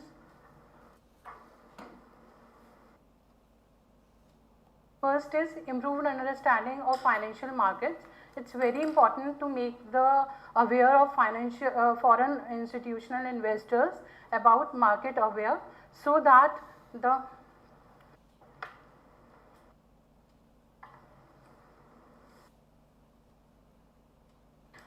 the foreign institutional investment can be more in our Indian economy, and definitely it will be helpful in growing our economy. Second is investment strategies. As we see that COVID time, the investment strategies, investment plans are differently from the normal period. So it is very important to make the new strategies or innovative strategy time to time, so that we can attract foreign investment in our economy. Third point is very important, that policy making is always revised. Like we can have different policy amendments time to time as per the environment of our economy and the foreign nations, so that we can attract foreign investors more and more. And last is transparency is playing very important role.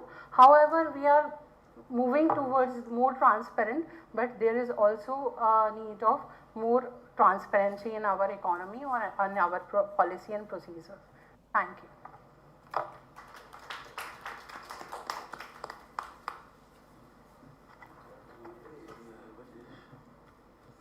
Any question? How do you decided on the degree of exogenity of the variables? So you were speaking about the degree of various degree of exogenity of the variables. Exogenous test में ma'am मतलब exogeneity level test किया था क्योंकि जो most exogenous variable है वो पहले आने चाहिए और जो एंडोजीनियस वेरिएबल है वो बाद में आने चाहिए, तो उसके लिए एक टेस्ट किया था, तो वहाँ से पता चला कि foreign institutional investors are more. That is what I'm asking. That how do you decide on which is more exogenous and which is less exogenous? By applying the exogenity and endogenity.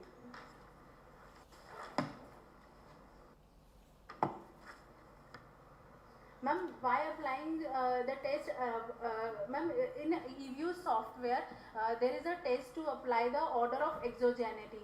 So I applied that test to decide the order of exogenity, and with the help of foreign institutional investors, the value of foreign institutional investors comes first, then after mutual fund, and then Nifty index. So it's an inbuilt software. So is there any policy implication of this relationship, what you found through your research, related to G20? Is there any policy implication that is required? We have not studies in this point of view, but we will take care of in future. Thank you.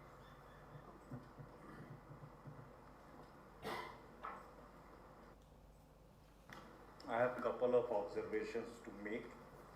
You have used time series data, right?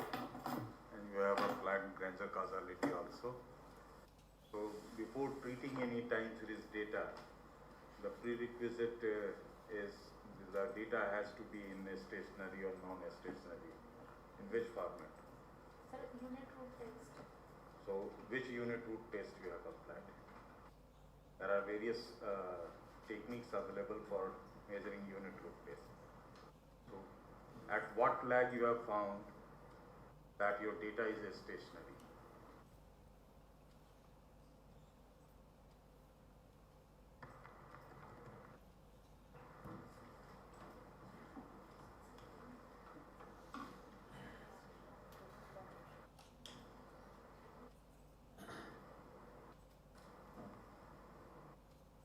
We are unable to answer just right now. We will after.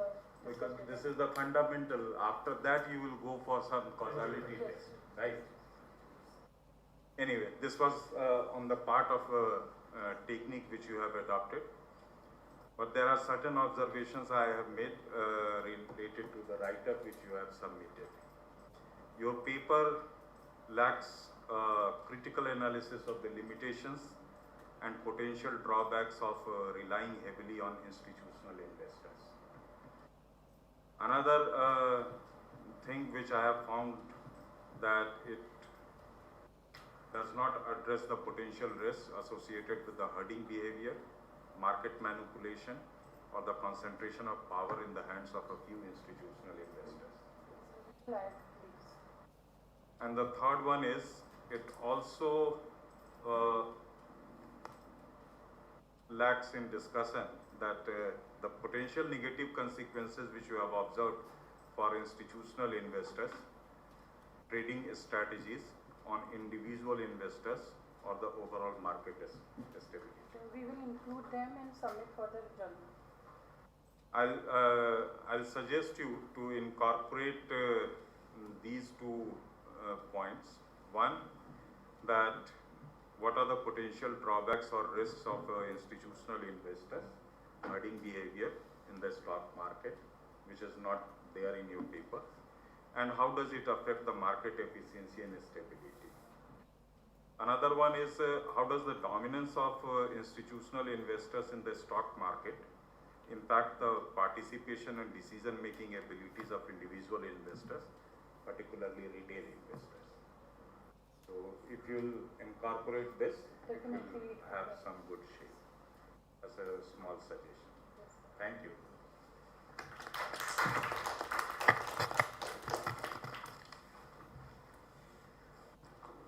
So next is Manoj Kumar Chaudhary. He will be speaking on the social inclusion of real estate workers for inclusive growth and sustainable economy.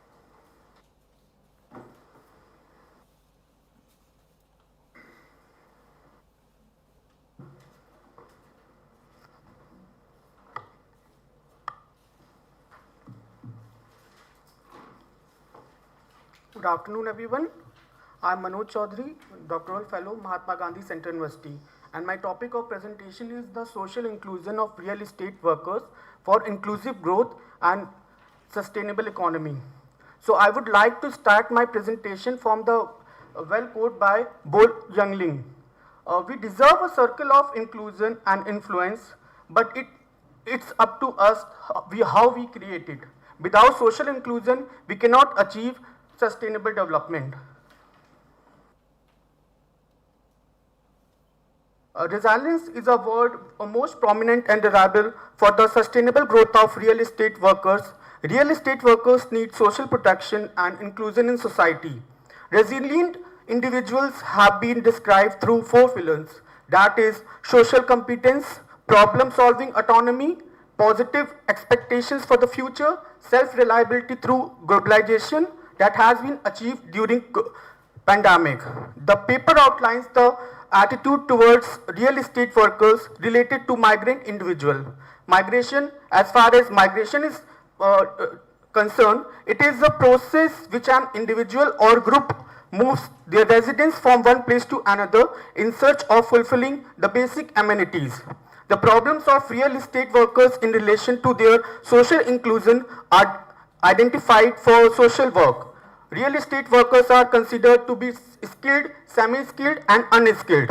Real estate workers are to have their dignity of life. Social inclusion makes the necessary opportunities and resources affordable and their basic amenities for the resources that are needed by the citizens in the society.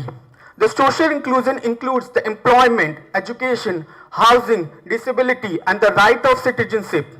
The real estate participation and social inclusion is a crucial factor for the evoking a feeling of connectedness, bonding of helping each together during the pandemic.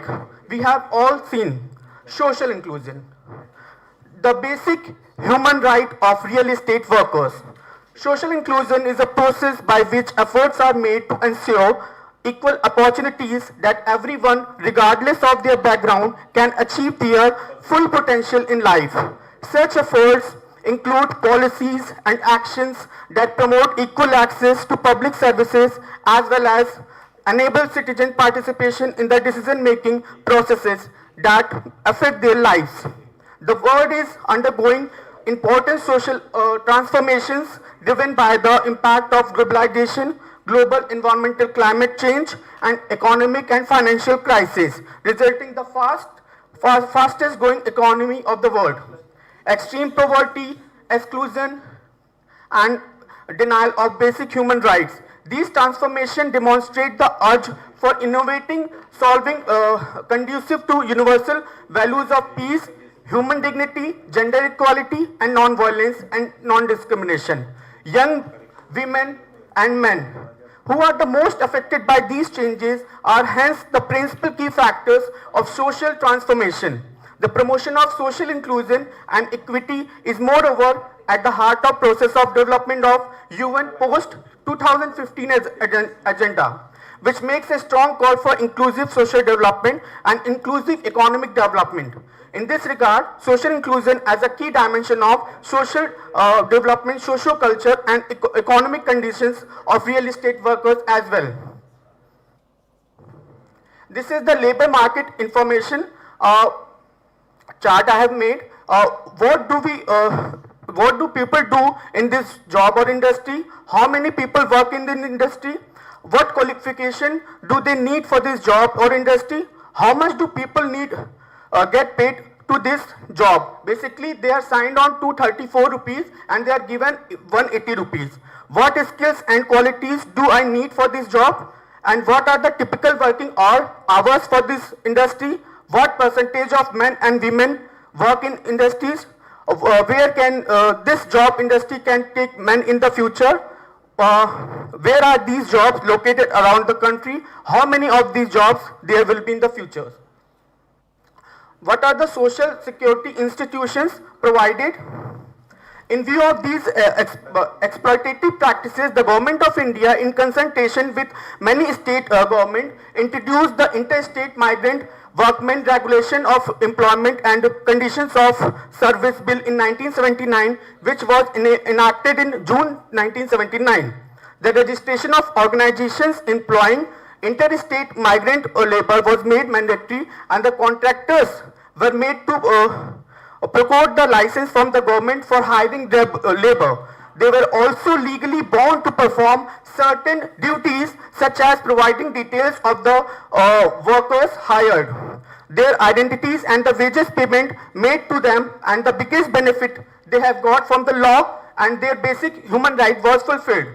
Brought to workers was to create uniform applicability of labor laws across India, which provided for equivalent benefits for interstate migrant and labor in the organized sector. The contractors were also directed to pay displacement, journey allowances, and to take care of basic facilities like shelter, safety equipments, safety kits, medical assistance, helmet in case of injury during accident. While putting the contractor and the employer, the law was more regulatory than welfare in the centric in its outlook, as it did not provide any tangible welfare schemes to the real estate workers. The Building of and the Other Construction Worker Act 1996 provided for construction of welfare boards and workers, welfare funded by the state governments. You can see the child benefit schemes, maternity benefit scheme, residential school plan, daughter marriage grant scheme that was given regularly from 1997, construction workers food assistance scheme, job card and health insurance was one of the most important criteria for providing and including in the society, because during 2022 Uttar Pradesh election, the state has provided e-Sam cards installment to 1 crore real estate workers along with the laborers. 1,000 installment rupees were provided in the second installment of the scheme. Health insurance, job card, bicycle, safety equipment, disability scheme, etc.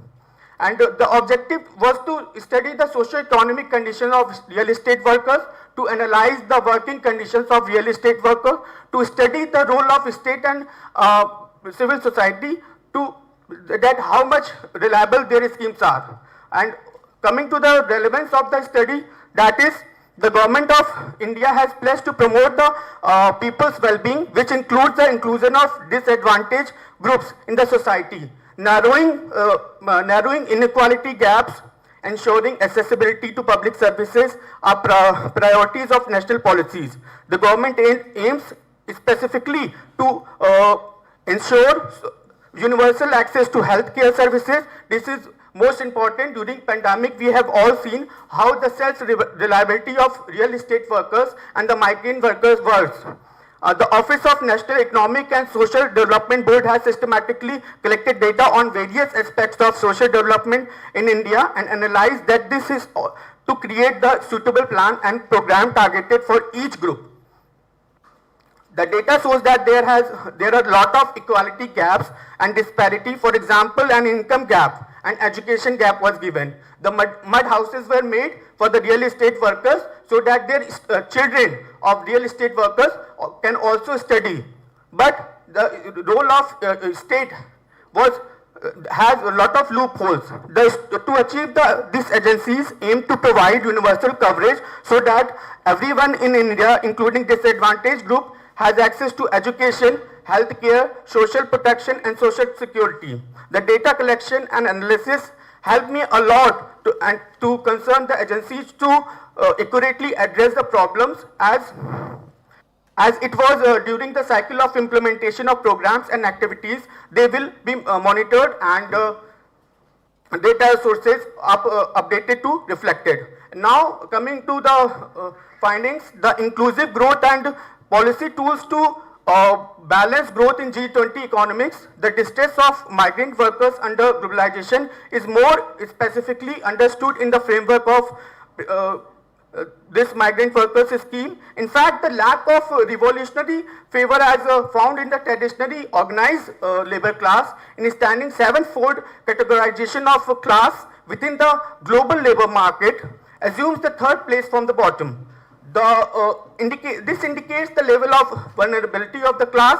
There is, however, a lack of definitional clarity on whom this class refers to. It is observed that there is no uniformity in terms of what it constitutes.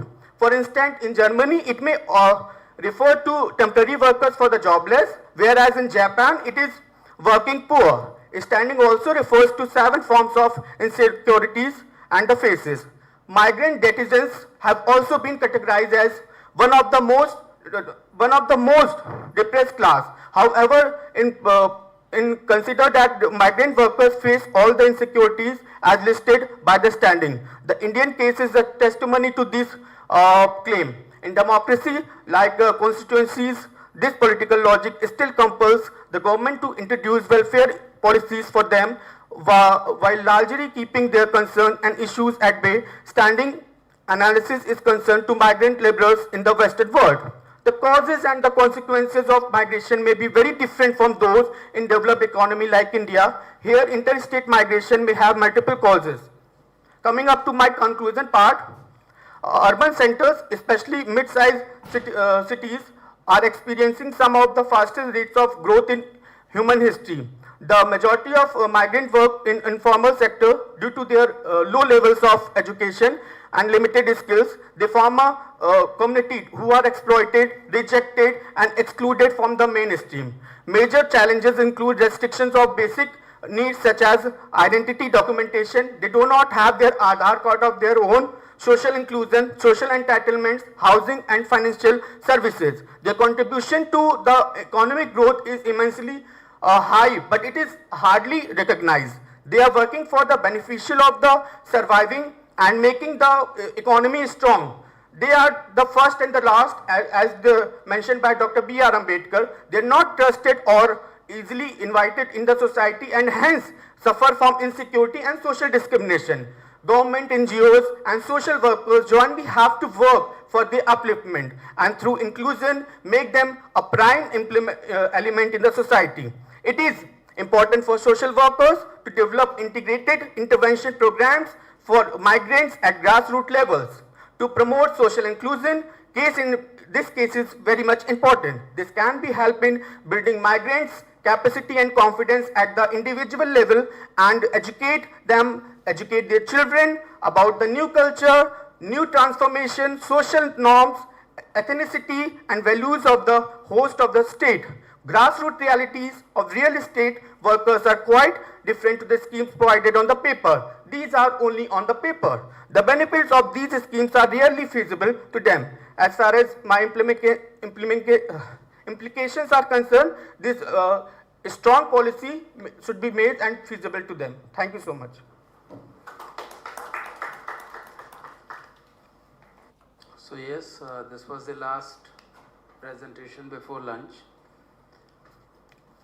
Any questions? Lunch in any case we are proceeding. Yes, Ashita, please. Mr. Manoj Kumar, I'm unable to connect the title with the objectives of your study. As your title is the social inclusion of real estate workers for inclusive growth and sustainable economy, but the objectives are something different. I mean, if it is like the how the workers are playing role for the development of the economy, or the data is also supporting the same, then I can connect your topic with the objectives. But your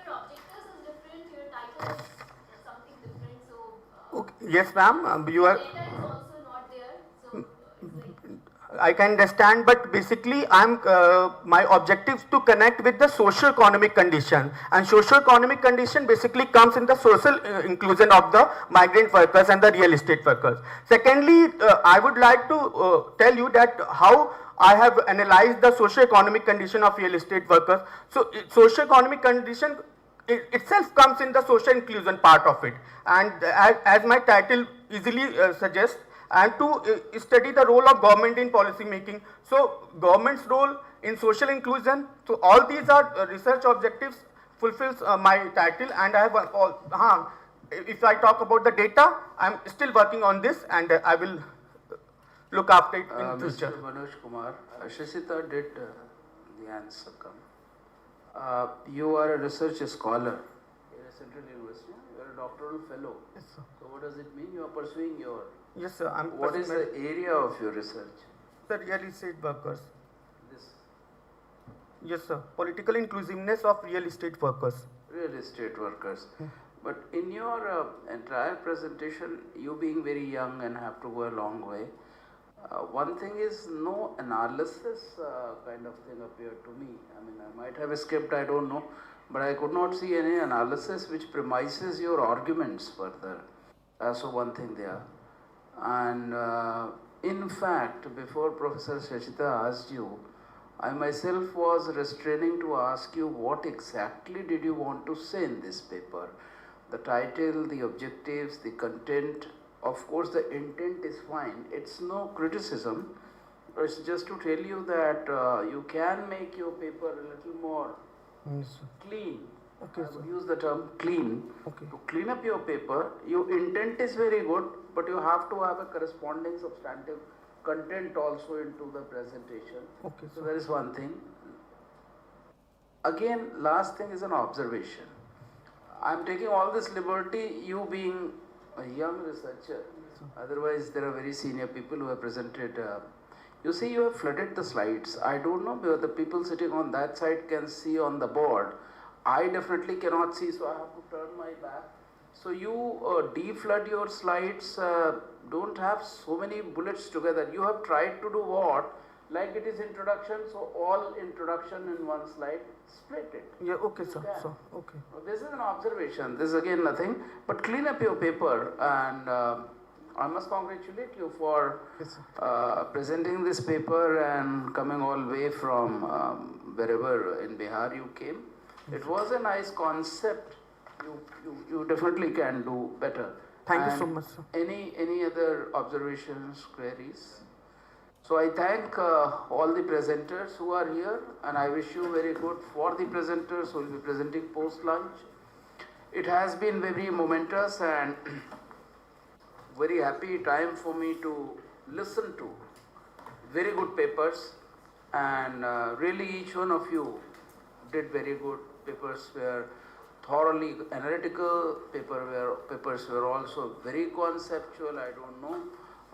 The one who presented on Mother Earth something, it was exciting, good infographics and everything. So I thank each one of you, wish you good. Call it my break here, and we may proceed for lunch now. Thank you so much.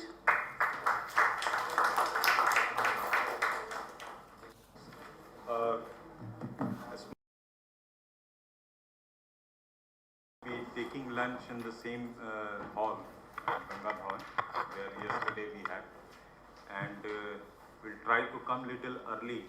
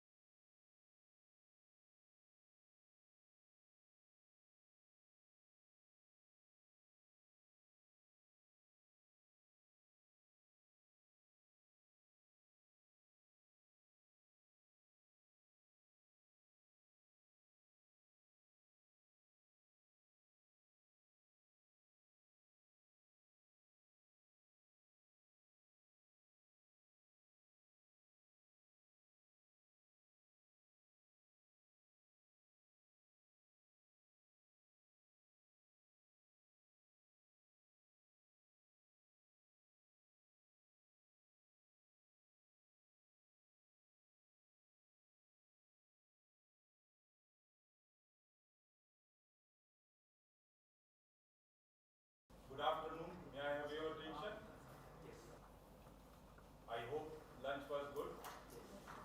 And you are not feeling sleepy? Very good. So we are continuing our morning session. I will call it a continuation because we have shuffled a little bit. So we'll begin with Krishna Mohan Kota, followed by him Sarvesh Pandey. Okay. Then after this we'll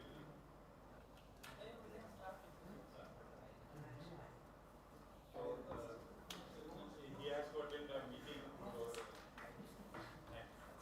we'll begin with you. Wherever you are comfortable, you can do it from here, you can do it from there. This technical person will. यहाँ से हो जाएगा ना project?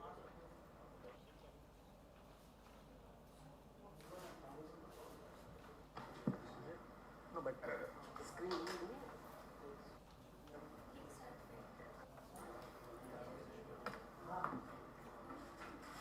From program schedule, you can see that in technical session 6, Prasanna V. Narayana Sami, Badri Narayana, and T.D. Sivakumar. T.D. Sivakumar will be presenting paper on technology-enabled trade finance opportunities for India and the G20. But before he starts, let me introduce the session chair. We have Sri Rupesh Kumar Singh. He is from Indian Railway Account Service, and as a secondment he is here with us in this institute as a professor of practice. He has a wide experience in working with the government and to PSU also. We welcome you, sir, to this technical session. And the rapporteur is there. Amit. Okay. So Amit will be the rapporteur of this session. Correct. Please. So we have 15 minutes for each one of you, those who will be presenting now, and please stick to the time. A very good afternoon, sir. It's very delighted to be here. My name is Siva Kumar. I won't take much time in terms of introduction, and I'm very delighted to meet Professor M.K. Singh and Professor Brajesh Kumar and madams and sirs. It's a very difficult task to be the first presenter after the lunch, but I'll try to do justice. I'm actually a person working in NAPFID, which is the National Bank of Finance Research and Development. It's a new kid in the block. In my previous institution, Exim Bank, we have started our initiative in trade finance. When this topic came, I was a little interested, and that's the reason we have selected this topic. I have two of my friends, both who are based in US, who have done this paper along with me. Yeah. So the topic what today is trade-enabled trade finance opportunities for G20. So we'll talk about trade finance, and digitalization. Trade, as you all know, it's a vital source of income, economic growth, prosperity, and employment, as well as the poverty reduction. The trade finance, which helps the trade, is various products and services that aim to support the working capital of the beneficiary firms. As you all know, there are various fund-based and non-fund-based products, starting from pre-shipment, post-shipment, export credit guarantees, letters of credit, etc. And trade finance is very critical to keep the trade flowing. In fact, which we'll see in the subsequent slide, how important trade finance is. Why we are taking this topic for this session on G20. G20 accounts for about 70-80% of the trade, global trade of trade finance. So it's very important that the trade finance is addressed in such a way that it improves the efficiency. So you've taken this topic of how technology can support the trade finance and opportunities for the G20 members. Yeah.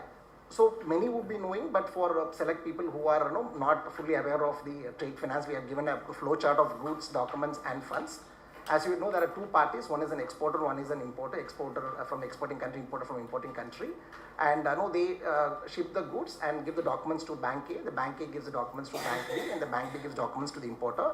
And there are flow of money from importer to Bank B to Bank A, and then which is finally it is addressed, and the exporter takes a pre-shipment credit, and then he settles after the payment is received. Exporter repays the advance credit upon receipt of payment from the importer. So this is a very ideal situation, but there are more complications. We want to give a very simple situation to understand, basically to understand where are the various partners or stakeholders in the trade finance. And we are talking more in terms of Bank A and Bank B, where the stakeholders who can embrace technology to simplify the trade finance. Now, what are the challenges in current process? So, only when there is a problem statement we need to address. What are the challenges in current process? The current trade finance is very, very time consuming. In fact, it has been mentioned that about 25 to 30% of the time in a traditional bank is accounted for the trade finance staff in terms of various documentation. Still, paper is used in many touch points. Since it cross country, starting from very simple export bill of lading, etc. There are a lot of papers which is involved. Multiple documents varying by national jurisdiction. So some countries accept certain documents, some countries don't accept in terms of even customs. So multiple documents based on the jurisdiction. The tedious documentation itself actually acts as a non-tariff barrier. So which sort of hurdles the free movement of goods and services. So digitalization may help to avoid this non-tariff barrier and improve the business. As a result, banks are more focused on larger firms because they don't have time, leaving smaller firms out of the banking network.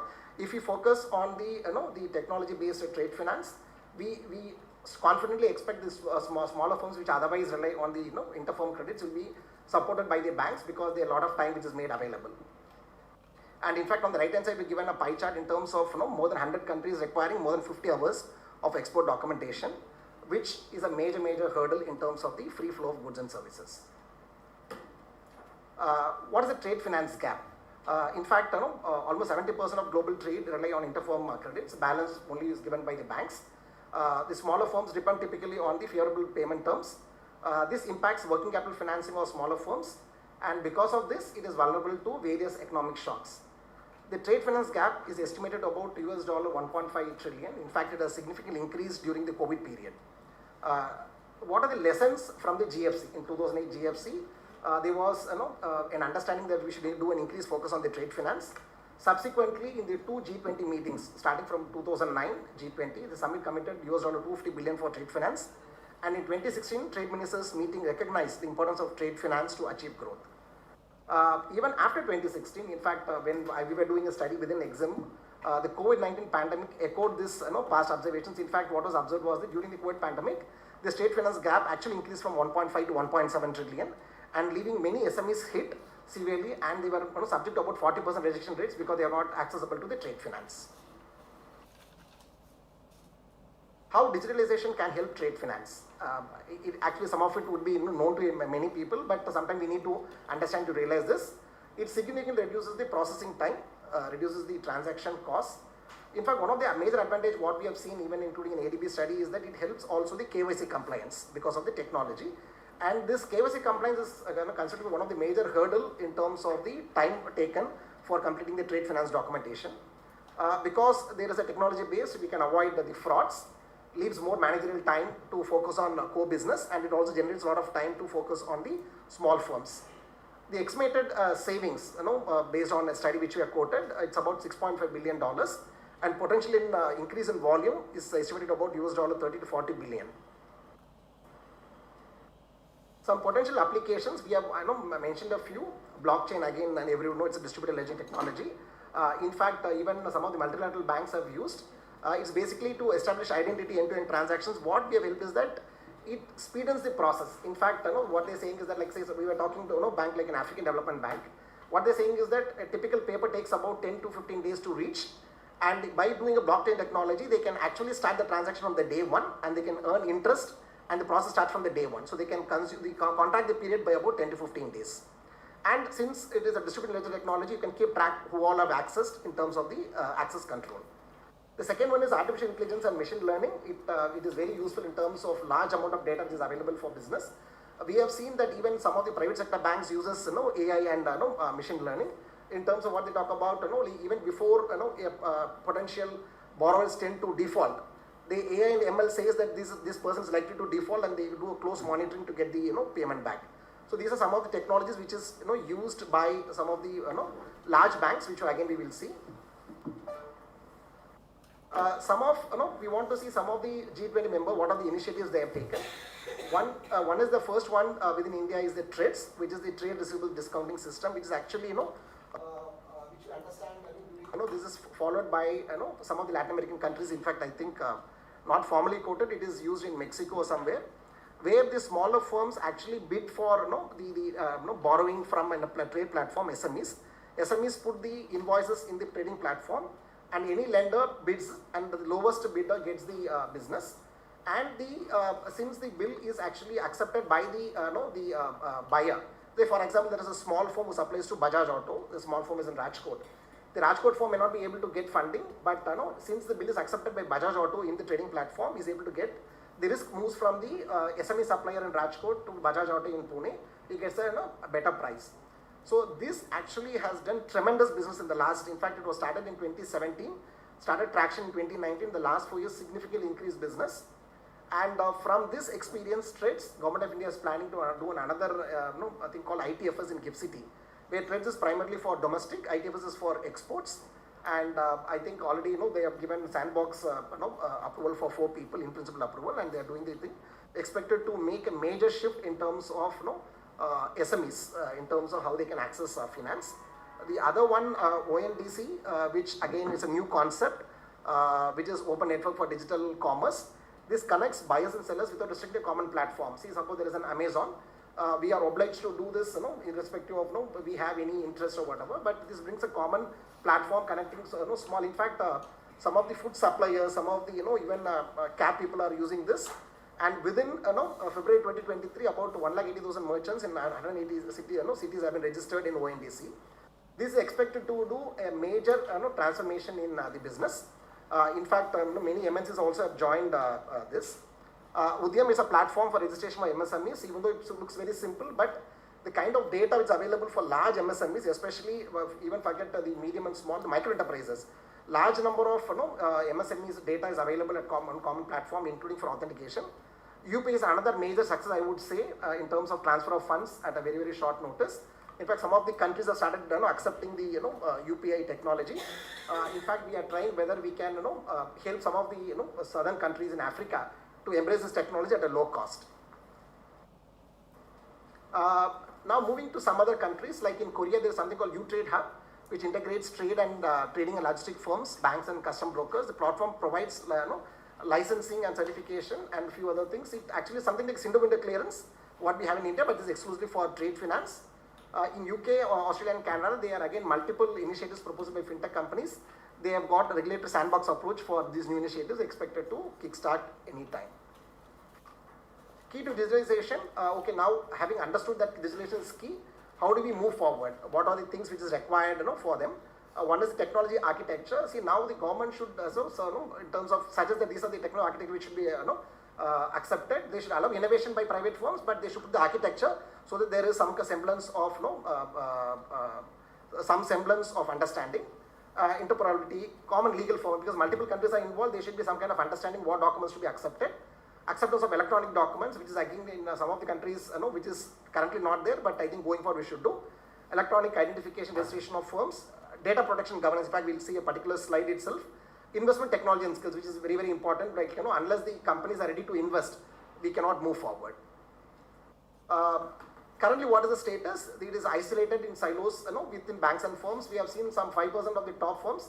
Like, say, I'm to give an example like Citibank. Okay, it's highly digitized. In fact, they start collecting money when you visit a branch. But there are small banks, especially in the southern countries, where it is not developed. So there is a huge divergence between the developed countries and some of the G20 countries. Not all firms banks on digitization drive, primarily because of cost, skill and perspective differences. Currently lacks end-to-end integration. So what next for G20? As I said, the reason why we are saying is that with a 75 to 80% of global trade, G20 is uniquely positioned to lead the digitalization of the trade finance. And especially India leading the presidency this year, and India known for some of the technology initiatives as a knowledge leader, and most importantly cost-effective technology. We feel that the time is right now to do these changes. Cross-border nature of trade finance, role of government and important in digitalization. Stakeholders, which includes government, must recognize slower adaptation of technology impacts productivity, so they should fasten the adaptation. World is now experiencing some kind of paradox of high technological progress and slow growth, which we given in the, for want of time I will not swing it. You can see the difference in terms of the widening gap between these two frontier and non-frontier firms. This I am talking about the data and governance structure. There are 4 models. You would appreciate which one is the best in terms of trade being open and maybe certain data of regulated data. In summary, trade finance processes are time sensitive, tedious, and still still on paper in several geographies. Digitalization brings a host of benefits, starting from reduction in time, efficiency, freeing up the bank's time so that they can focus on the smaller firms.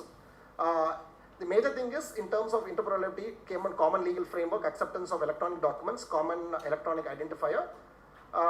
We need to address technology adoption drivers in terms of awareness, cost, and human capital. Final thoughts, we have on the right hand side, we have given 3 possible strategies. In fact, we would subscribe for the last one, which is both the countries are doing cooperation, and it's a win-win for welfare gain for all. We feel that digitalization of trade finance is an opportunity to cooperate and enhance common welfare. G20 can take the lead given its large share in global trade, and the time is right now with India's presidency, which is known for the leadership in technology. I'll pause here. We'll be happy to take some questions. Thank you. I think you have to leave, right? Yeah. So instead of inviting questions at the end, may I request people to interact with him in form of questions, observations, anything?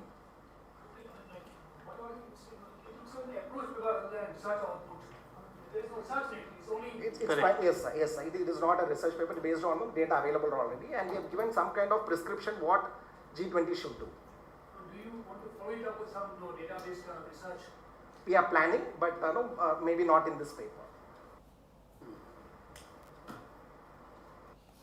Sir, I have a question. Your presentation was very interesting, and one of your points was that out of the total amount that people will get for their business in trade finance, only 30% is asked from the banks, and 70% have to work out. Will digitalization help in that also to increase 30 to 50, 60? Exactly. So what happens, when you go to digitalization, more time is available for banks. Currently, as I said, that significant time is actually spent on trade finance staff because a lot of complexities are involved, including paper. So when is digitalization, more time is available. In fact, not only it will increase from 30 to 40 to 50, more importantly, it will help a lot of SME firms to be addressed by the banks. So per person coming for the loan, is it that 30-70 ratio or in total? Aggregate. 30% are going to banks and 70% are using the loan. In terms of requirement, so out of 100 requirement, only 30 is addressed by the banks, 70 they are depending on the interfirm credits. Thank you so much. In terms of trades and all, I mean, basically that the discounting system. Yes. What is your business? Basically, it is meant for MSMEs. Yes. Because of the cash flow problem that they have, so that they could use this platform, and through that they can have discounting financing from banks and all that. You said that the transactions around 800 million rupees every month. Yes, it has significantly increased. One is, as I said, it was started in 2017. Right. Started traction in 2019. In fact, I would say it is exponentially increasing. Exponentially increasing. But at the initial few years, nothing much was happening. Yeah, in fact, as I said, it was introduced in 17, it started in 19. The first 2 years it was a little slow. In the last 2 years, it has significantly improved, and month on month it is significantly increasing. And actually, see what is happening in this, it's a trade platform. What happens for a bank, they're shifting the risk from an unknown SME supplier to a reputed, maybe an OEM risk.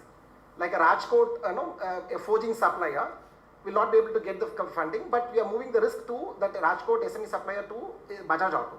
So because he accepts the documents in the trading platform, so risk shifts from SME to the large firm. But it was meant basically for MSMEs and all, Exactly. SMEs and all, and Yes, mostly exactly. that and all.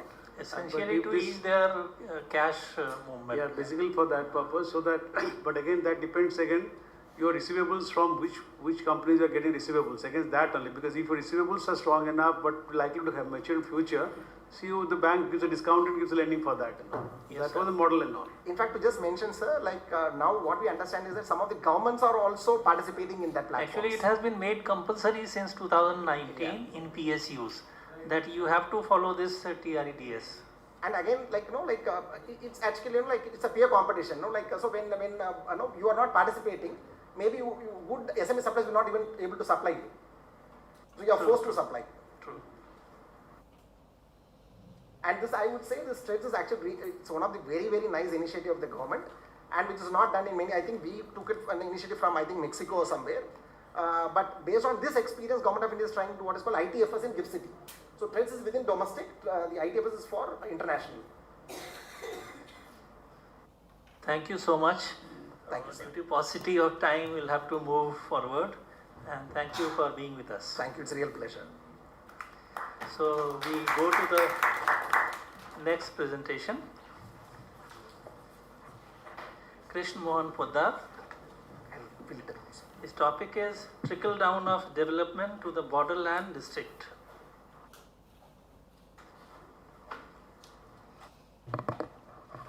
You have 10 minutes with you. Yes, sir. So just finish it in time because we have a lot of other people in the queue.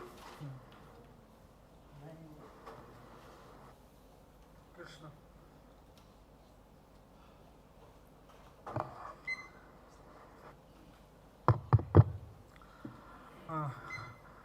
Hello, I am Krishna. Sir, voice.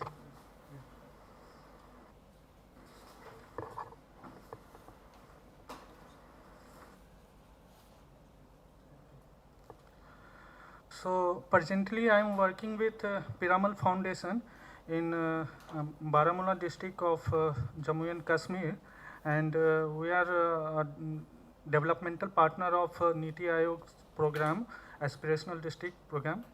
So it's quite a it looks like aspirational district program is synonymous to trickle down of development. And if we talk about the last mile population, so it seems that the last mile population can be in the terms of geographical location, or in terms of political location, or in terms of economic condition or social status. So it is imperative to discuss about the borderland district, and which is the crossroad of development.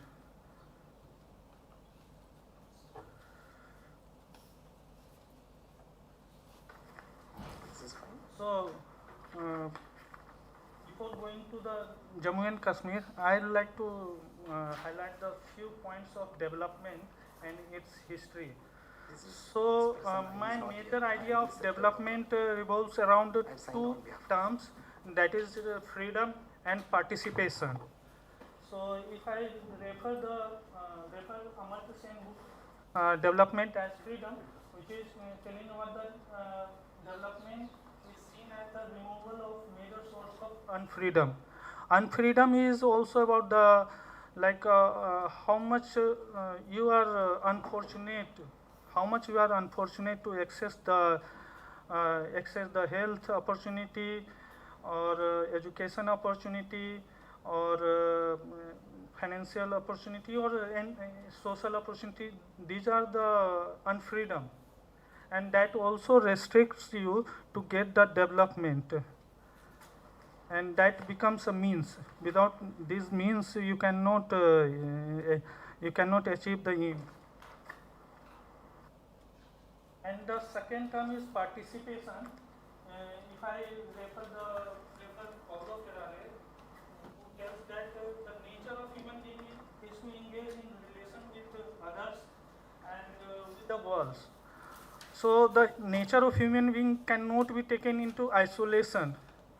If if I am going through some developmental process, that developmental process will also affect some other fellow human being. So the relationship of human being is quite critical. That also encourage to participate in development process. And now coming to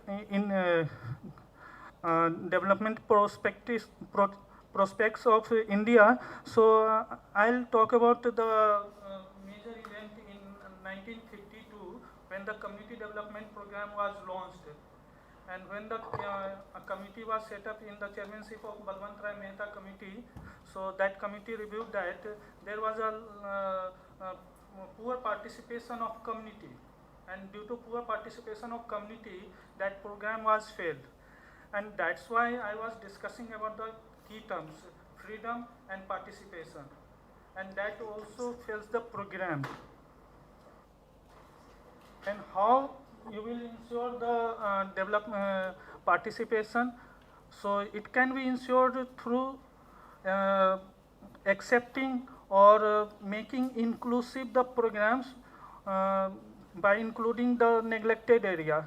That neglected area can be geographically or politically, or some socially exclusive society.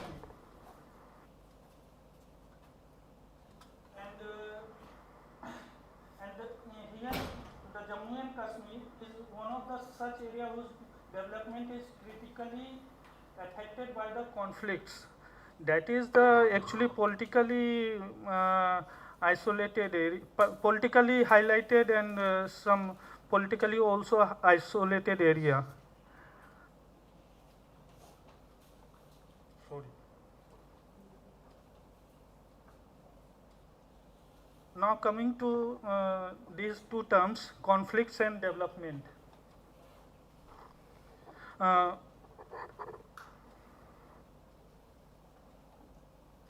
Conflicts and development, they are quite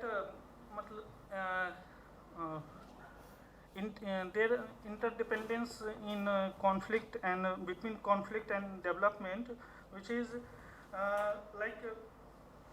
if you want to make sure that the particular community have to participate in development process, so that their identity can also makes first requirement to participate in development process, and that identity also creates a kind of violence or conflicts with other community. That identity tells that love your neighbor, but if you are not attached with the identity with other neighbors, so that will create a conflict that is happening in that region. That the identity of the neighboring states is not matched. And the other thing is that if you are creating some economic indifferences in the society, that will also create a kind of violence in that society. When I was referring some document of Jammu and Kashmir on developmental issue, so which I have not mentioned here, that was quite conflict, that was quite politically incorrect statement. That one of the author M.J. Aslam highlighted that this conflict, one of the major reason behind the conflict was the land distribution. The land distribution was not equally distributed among the society, and that was become one of the main reason behind the insurgency in that particular area. And the economic indifferences can also be conflicts occurred due to economic differences can also be understood by the dependency theory, which explains the underdevelopment of developing countries, where the developed country exploit the resources of developing countries to develop their own resources, to maximize their own production. Yes. Okay. So these are the two terms that actually affecting, or that is actually my working area. And now coming to the aspirational district program. So the aspirational district program, initially it was known as a backward region grant fund. So again with the trend, it was renamed as aspirational district program, and so the program actually focuses on 5 sectoral things: education, health and nutrition, basic infrastructure, agriculture and water resources, financial inclusion and skill development. And there are 112 districts. 5 districts have not participated in ADP program. which is coming from West Bengal. So out of 112 districts, 35 districts are left-wing extremist area, and some of the districts are borderline district. And this program actually monitored monthly through Champions of Change dashboard. You can access, it is open source platform, so you can see the platform. And now this aspirational district program is supported by the aspirational district collaborative, which actually based on two pillars: hyper-local collaboration and last mile convergence. So it requires, if we want to develop the particular district, we have to encourage the hyper-local collaboration. That means we are new to that area, so we have to invite for the collaboration of local NGO, local people, local volunteer, youth, and local panchayat.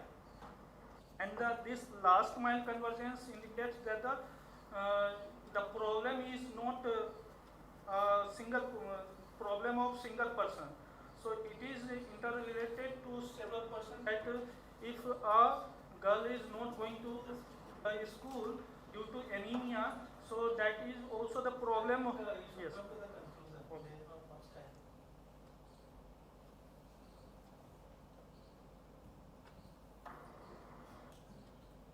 So these are the progress.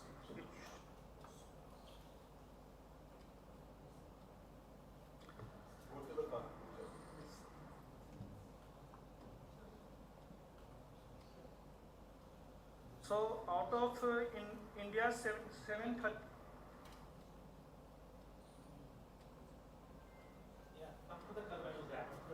Yes. Out of India's 739 districts, there are 112 districts that aspires to achieve the same level of development as the other districts are. But if I see this district, Baramulla districts, which is one of the conflict-ridden area.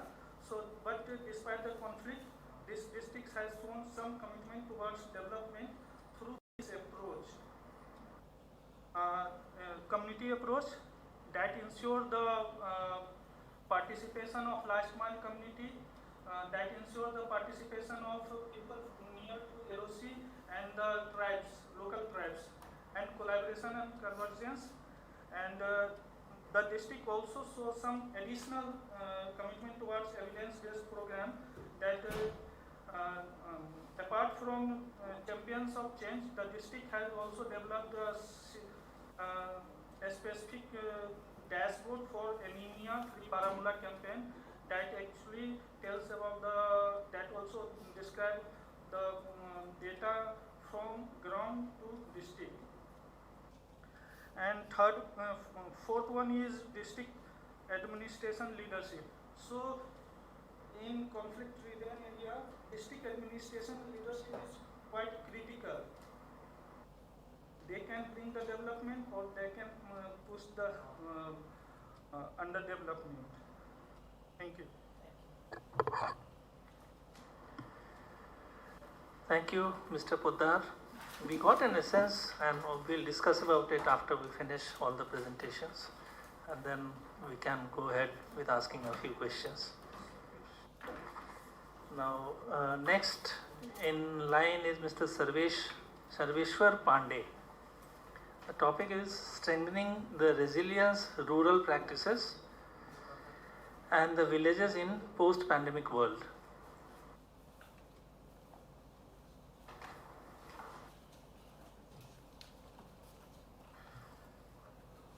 Namaskar. I'm Sarveshwar Pandey, research scholar, Department of Political Science, Mahatma Gandhi State University. And my topic, strengthening the resilience rural practices and the villages in post-pandemic world.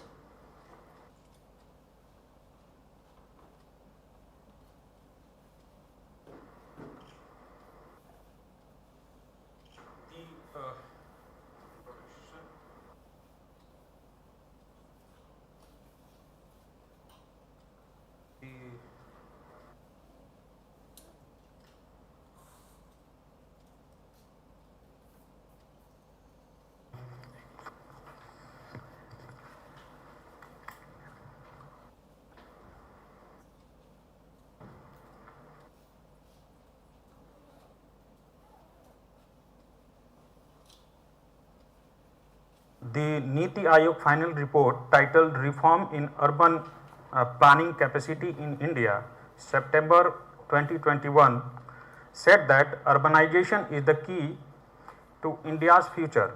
It further said that our city occupied just 3% of national land, but their contribution to the GDP is whopping 60%. India is swiftly moving forward for becoming half urban in couple of decades. The language of planners demonstrate that urban and rural people's lives have no linkage nor any role in their mutual development. Whether rural has contribution of this urban 60% GDP. The rural contribution to urban life is ignored in independent India. The vegetables, milk, etc. food items in addition to daily laborers are supplied by adjoining villages to city. India remarked first in milk production in the world, contributing 24% of global milk production. Green revolution that began in 1960s transformed India from a food deficit nation to food surplus country. India's export of agriculture and processed food production increased 25% in 2022 and to 2023. The credit of these achievements goes to villages, but India's decisions makers or ambition to urbanization and not ready for learn from these statistics and currently from COVID experience. The Prime Minister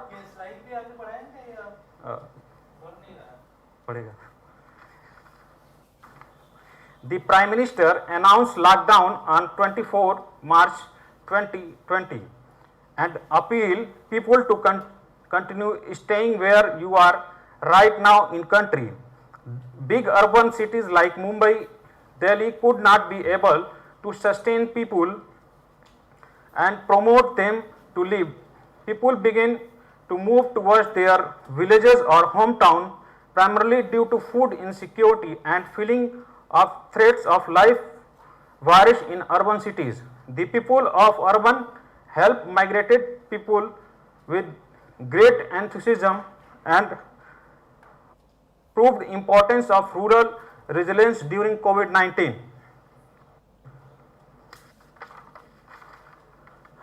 Rural resilience and relevance of practices.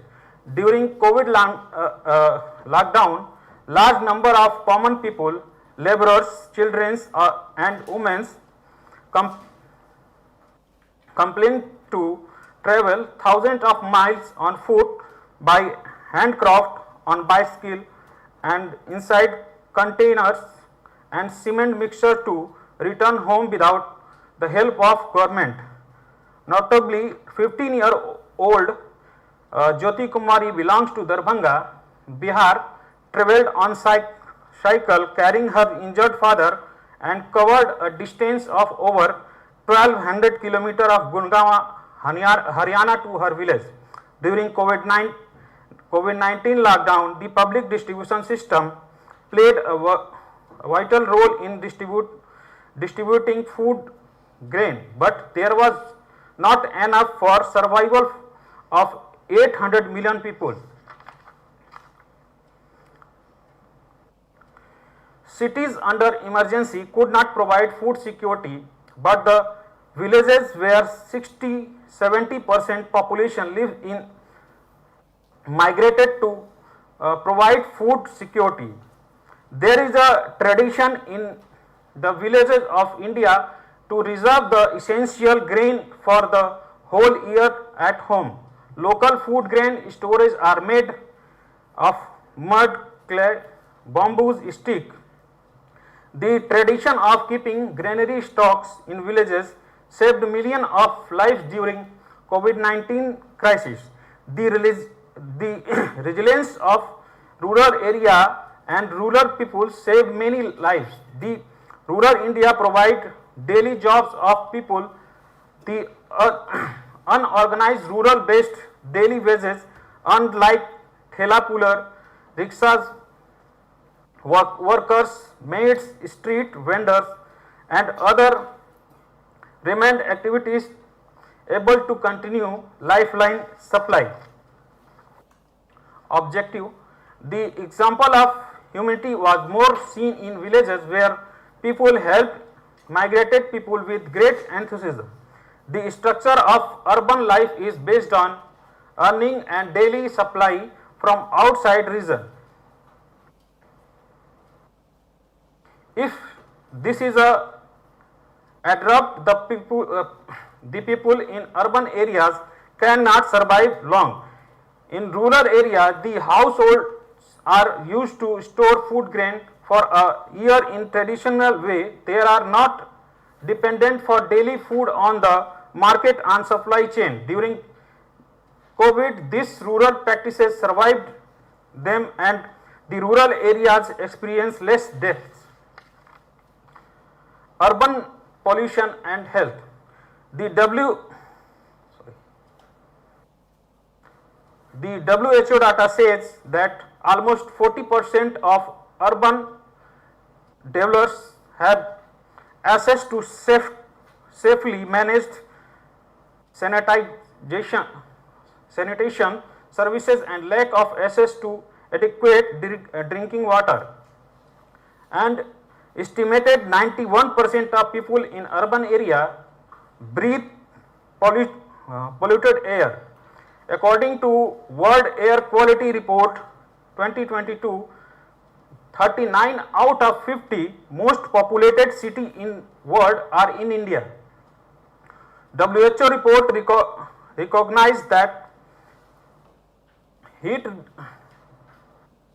disease, asthma, cancers and diabetes are made worse by unhealthy living and working condition, inadequate green space, pollution and lack of space of working, cycling and activity living in urban areas. Urbanization is also linked to the high rate of depression, anxiety, lack of vitamin D, mental ill health. Now only 2 minutes. So please, don't read from the slides. That we can see. If you have to add something, then do that. Quick. Actually sir, मेरी जो language है हिंदी है. आप हिंदी में बोलिए ना, बहुत अच्छी बात है ये. आप हिंदी में बोलिए, जो अपनी बात कहना चाहते हैं हिंदी में बताइए. और कोई दिक्कत नहीं, अंग्रेजी हम लोग पढ़ देंगे. हाँ, आप हिंदी में बताइए. इसके अलावा आप कुछ हिंदी में आप अपना अनुभव. ड्यूरिंग कोविड सर, जो मैं मेन बात बताना चाह रहा हूँ, जो मैंने प्राइमरी सर्वे किया था उस सर्वे का रिजल्ट वगैरह है कुछ तो दिखाएं. बेस लाइन सर्वे था सर अभी. और मेरा जो टॉपिक है वो food security, India food security system and analytical study of covid period. तो मैं इस पे काम कर रहा हूँ और ख़ासकर मोतिहारी में ही मैंने कोविड के दौरान मैंने जो है एक बेस लाइन सर्वे किया था और उसमें ये सारी चीज़ें मुझे समझ में आई कि जो पहला फेज़ था कोविड का, जो कोविड लगा है और जब वो 3 महीने का जो फेज़ था जिसमें किसी को ये समझ में नहीं आ रहा था कि क्या करना चाहिए, तो उस समय लोगों को जो प्राइमरी रिक्वायरमेंट थी वो फूड की रिक्वायरमेंट थी कि पहले पेट भरना चाहिए, उसके बाद कोई काम हम आगे सोच सकते हैं. इवन जो माइग्रेशन हमारा हुआ वो इसी वजह से हुआ कि फूड, जो बड़े बड़े शहर हैं. ऐसा करिए, आप कंक्लूजन वाले पे आ जाएंगे, उस पे आप कुछ बताना चाहें तो बताते रहेंगे, क्योंकि ऐसे तो कंफ्यूज हो जाएगा. कंक्लूजन वाले स्लाइड पे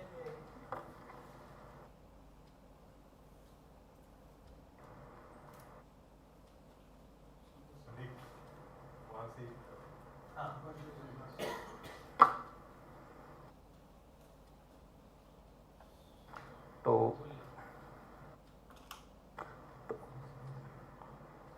इमरजेंसी के टाइम जो कोविड इमरजेंसी थी उसमें हम ये बात निकल के आती है कि जो नीति आयोग रिपोर्ट है उसको ध्यान में रखते हुए और जो कोविड से लेशन लेते हुए हम गांव की तरफ जो है ज़्यादा रेजिलियंस दिखा, जिसमें हम जो कोविड के दौर में लोग मेंटली हैरास्ड थे, जिसमें लोग जो हमारा इंडिजीनियस जो जैसे योगा है, आयुर्वेदा है, इन सब चीज़ों ने जो है ज़्यादा लोगों को हेल्दी बनाने में योगदान दिया। और दूसरी चीज़ कि फूड जो हमारा स्टोरेज सिस्टम है, जिसमें हम पूरे 1 साल का अनाज गांव में स्टोर करके रखते हैं, ये चीज़ हमें शहरों में देखने को नहीं मिला। कि वो जो माइग्रेशन हुआ, वो माइग्रेशन उस फूड इनसिक्योरिटी की वजह से हुआ, जो हमें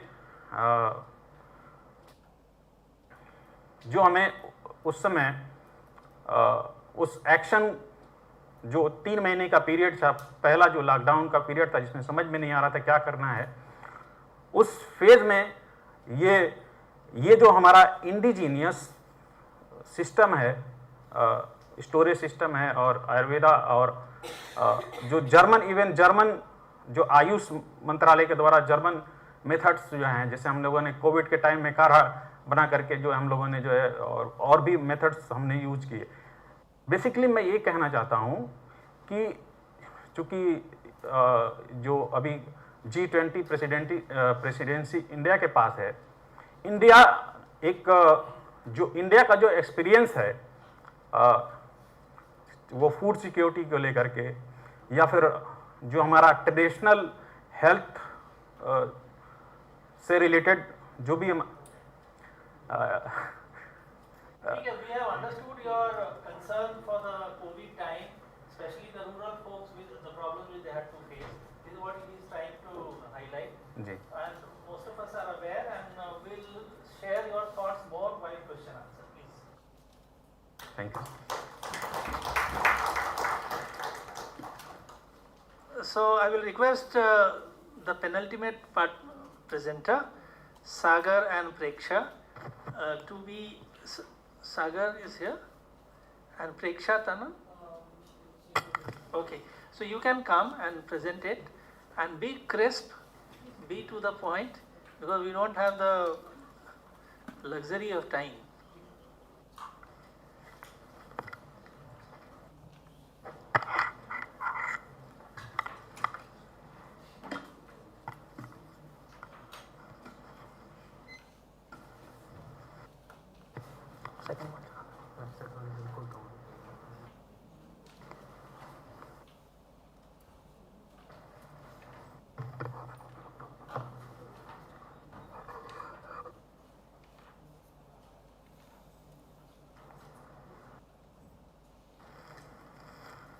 His topic is a study on the Indian consumers' attitude and their interest towards neobanks, digital only account.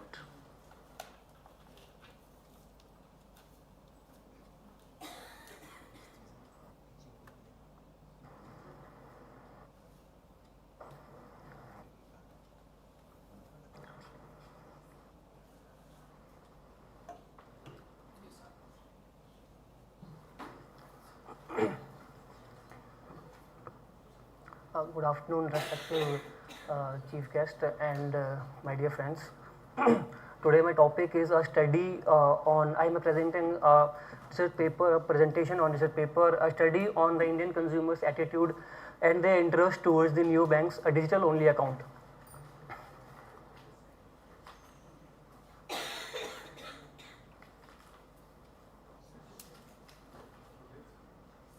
It's not changing.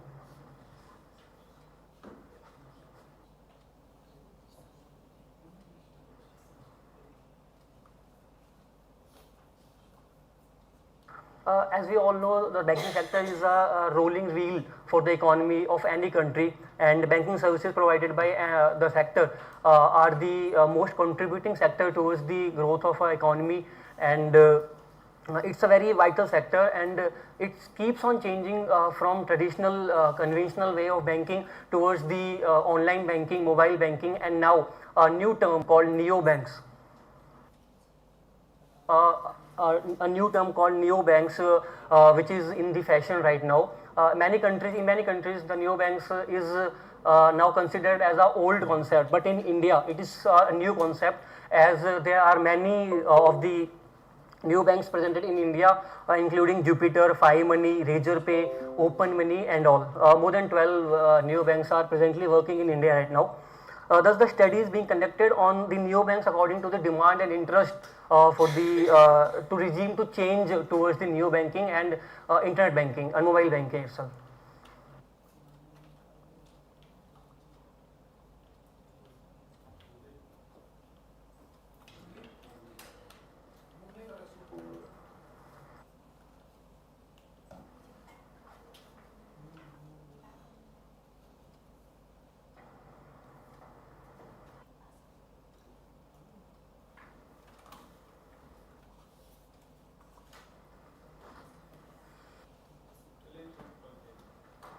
So shall I continue? Sure. So definition of a neobank: the neobank doesn't have any physical location to work upon. They are only conducting their business through online modes, and presently there are several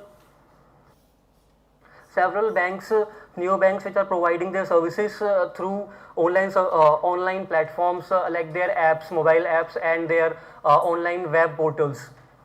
Customers can do everything like basic money transactions, or use debit cards, or they can transfer their money, they can invest their money, they can even track their money where they are invested and the results of their investments through neobank platforms and their apps. Now the operational framework of neobanks. In India currently the neobanks are not operating on their own. They might have, some of them might have their license from RBI, but most of them are working in collaboration with the other banks, other established bank like Open Money, which is currently working with the SBI's YONO. YONO is an online platform running by the SBI bank, through which we can open our account, through which we can check our balances, we can invest in any securities, we can track our monetary progressions from them. So the account opening and account running process is operated by Open Money in YONO bank, in the SBI bank, and other banking channel, other neo banks which are conducting business through other established bank, traditional bankings are like this Jupiter or Frio Money, which is currently working with the Federal Bank of India. They offer all kind of businesses services like B2C, business to consumer services as well, and they offer business to business services like they offer they facilitate small and medium enterprises to get easier loan and to easy track their investments through their apps, and it make easy for them to take the financial decisions, financial loans and all through the use of AI, artificial intelligence.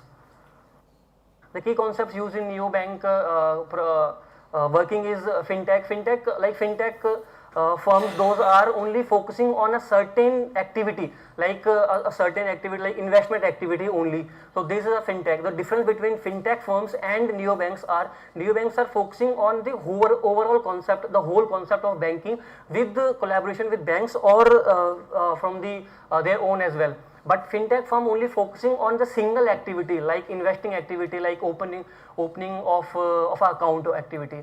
And mobile banking, as we are all aware about mobile banking. Mobile banking is a key concept behind all of these concepts. And one difference between neobanks and digital-only banks are digital-only banks are licensed banks. They are like Paytm Payments Bank, a licensed bank from the RBI. They only work after getting license from the RBI. But neobanks can work without any license from the RBI in collaboration with the traditional banks, and the traditional and conventional way of banking the information about this are available in wide.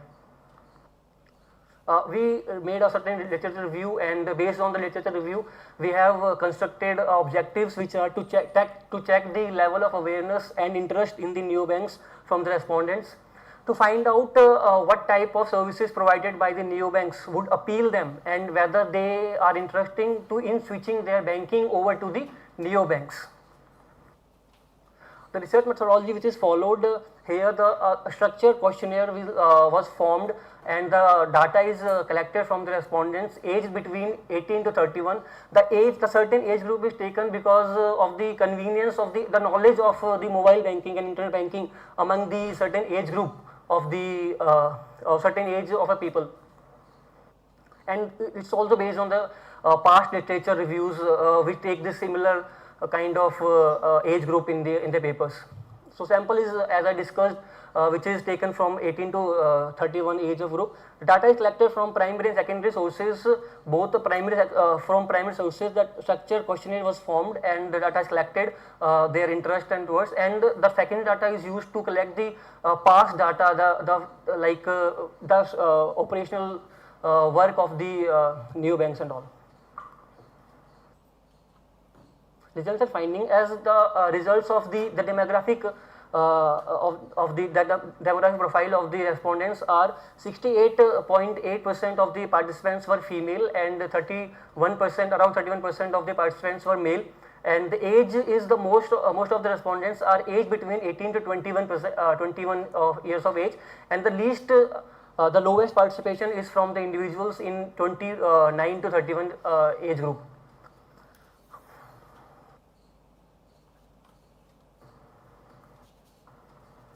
So the first question which we asked to the participants is whether they are regarding their mobile banking practices and concerns they may have in respect to the mobile banking. So like what are their banking platforms.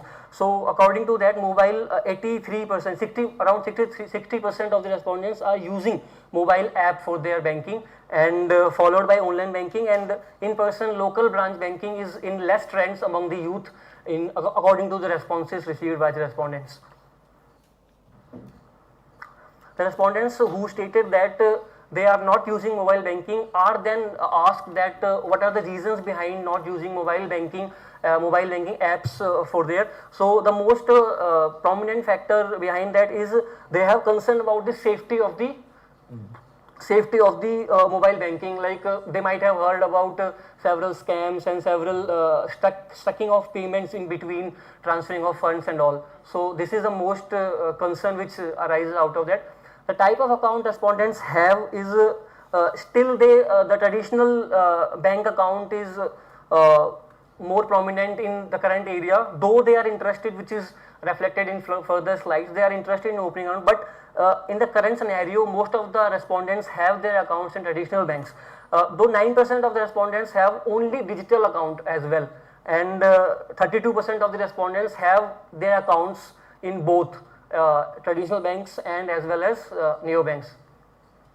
The respondents were asked about the services provided by the neobanks. They were asked about the 4-point Likert scale was made, and they were asked about their perception about the services, different services provided by the neobanks, like what are they know about these services. So the first question was asked that I can open a neo bank account, a savings bank account in a minutes or in a lesser time period. So most of the respondents seem to be agree with that, with the term that they can open their account with neobank in lesser time period. Again, the managing of finances are a bit easy in neobank services as compared to the traditional way of banking. So which is also agreed by the by the respondents, that they can manage their finances quite easier in a quite easier way than compared to the traditional bank.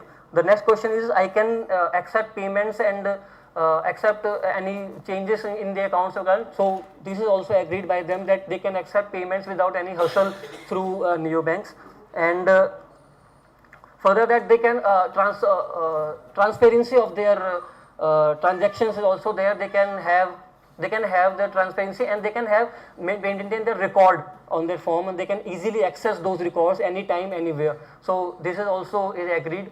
And last point is that they have a more personalized way of banking through neo banking as compared to traditional banking. So they also agree about that they have more personalized, like if they have account in neo banks, they can get information more personalized about only yourself. They can where I can spend, where the past history of spendings and past history of investments, what are the results and what are the returns gained by the investments of me only, and I can compare those with the industrial. Yes, sure, sir. This is almost done. Then the question, the respondents were asked their interest in opening. So most of the respondents are interested in opening an account with neobank in future as for the like they have benefits.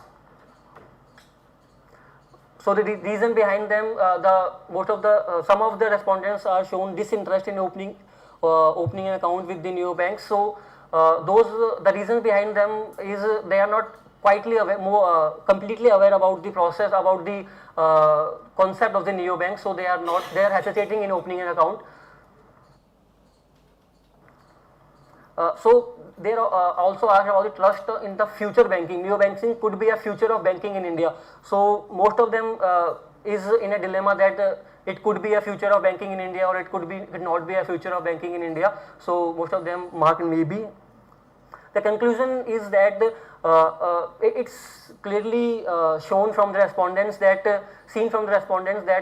most of the population, most of the respondents are not quietly aware about the fact neobank, what are the services provided by the neobanks is, and most of the optimistic respondents who believe that the future of Indian banking could be improved by using of neobanks. And the suggestions could be that the awareness about the neobanks could be increased among the youths and about the neobanks and the mobile banking concept, and their doubts, like they have a security issue, they could be removed from the younger respondents. Thank you. Thank you. Thank you very much. Something about the neobank, of course, we'll discuss it later on. Now we have the last presentation of the session. That is Silky Kushwaha and Payal Goel. Please come. The topic is volatility, spillover and connectedness among the top cryptocurrencies in the world. Fresh evidence from GARCH approach.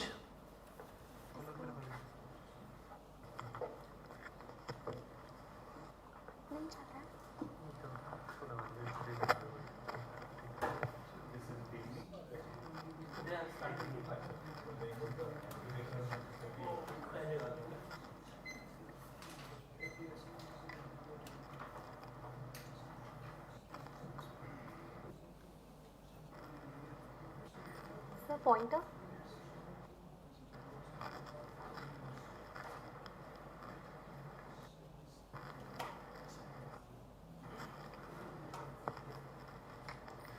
A very good afternoon to one and all. First of all, I would like to thank the National Institute of Financial Management for giving us the opportunity to present our paper. My name is Dr. Payal. I am the Assistant Professor at New Delhi Institute of Management. I have authored with my colleague, Dr. Silky Kushwaha, who is the Professor of New Delhi Institute of Management. Our topic of the paper is volatility, spillover and connectedness among the top cryptocurrencies in the world's fresh evidence from GARCH approach. Now, first of all, when I talk about the cryptocurrencies, I hope that all of you agree that cryptocurrencies have grown at a massively alarming rate. So much that more than 550 cryptocurrencies are available today, and even there are some developed nations who are using the cryptocurrencies as a legitimate legal tender as well. Now, its popularity has gained the attention of academicians, researchers, politicians, and of course the miners as well.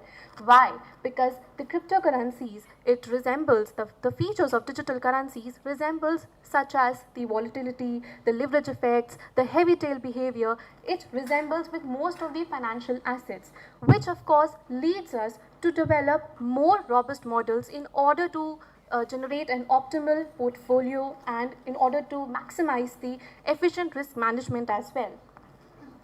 Moving on to the relevance of the study. First of all, I have already explained, I hope that my voice is audible. Now Bitcoins, it plays a leading role in the cryptocurrencies, which I have already covered. The earlier research has emphasized on either the classification of the cryptocurrencies or on the performance of the cryptocurrencies, but there was a dearth of academic research which has contributed its efforts on identifying the connectedness or the association within the digital currencies. Now the question arises that why are we doing this research? Because if the cryptocurrencies are interrelated with each other so much, then it would limit the benefits of risk diversification. And another thing, whenever we talk about digital currencies, only one word comes to our mind, that is Bitcoin. Because Bitcoin is massively popular, but what about the other cryptocurrencies? The market of the digital currency is heavily dominated by Bitcoins, and that is why it motivated us to see how it is related with other currencies as well. And of course, the practical implication of our study would be to offer new information for the investors and the portfolio managers. Why? Because most of the studies have also found that there are certain diversification benefits of adding the cryptocurrencies in your already stock portfolio or even your other assets such as bonds, golds, etc. or other financial assets. Moving on to the review of literature review, of course due to the paucity of time I would not cover each and every aspect, but yes, the certain aspects, the digital currencies are more volatile than traditional assets. There are certain diversification benefits of cryptocurrencies, but most importantly that why are we doing this research? Now there are certain volatility association owing to recent COVID-19 outbreak. There have been many studies that have identified that there are exogenous shocks which have affected the application or the occurrence or the working of Bitcoins or other currencies, leading us to believe that the dominance of the cryptocurrencies are not only restricted to a regional level, but it surpasses to the national boundaries as well. Coming to the research methodology, we have taken the daily log returns of cryptocurrencies, the most popular ones, of course the Bitcoin, Litecoin, Ethereum, Dash and Ripple's XRP. The time frame is from 2016 to 2022. Of course it covers the COVID-19 outbreak and that was the major reason. But why COVID-19? Because that was the time owing to the government restrictions, owing to the lockdown restrictions that affected the volatility or price movements of various financial assets. Next, the data source, we have taken the data from Yahoo Finance. The statistical tools that I have applied were descriptive statistics and gauge model. Now why gauge model? Because you would see that in many of the studies, ARIMA model would be more applied. But ARIMA model, it applies the mean equation, due to which the applicability of conditional variance is quite limited, and therefore we have applied gauge model in order to avoid this restriction because it applies the lagged conditional variance. Now the next part of our presentation would be covered by my co-author Dr. Silkivik Kushwa.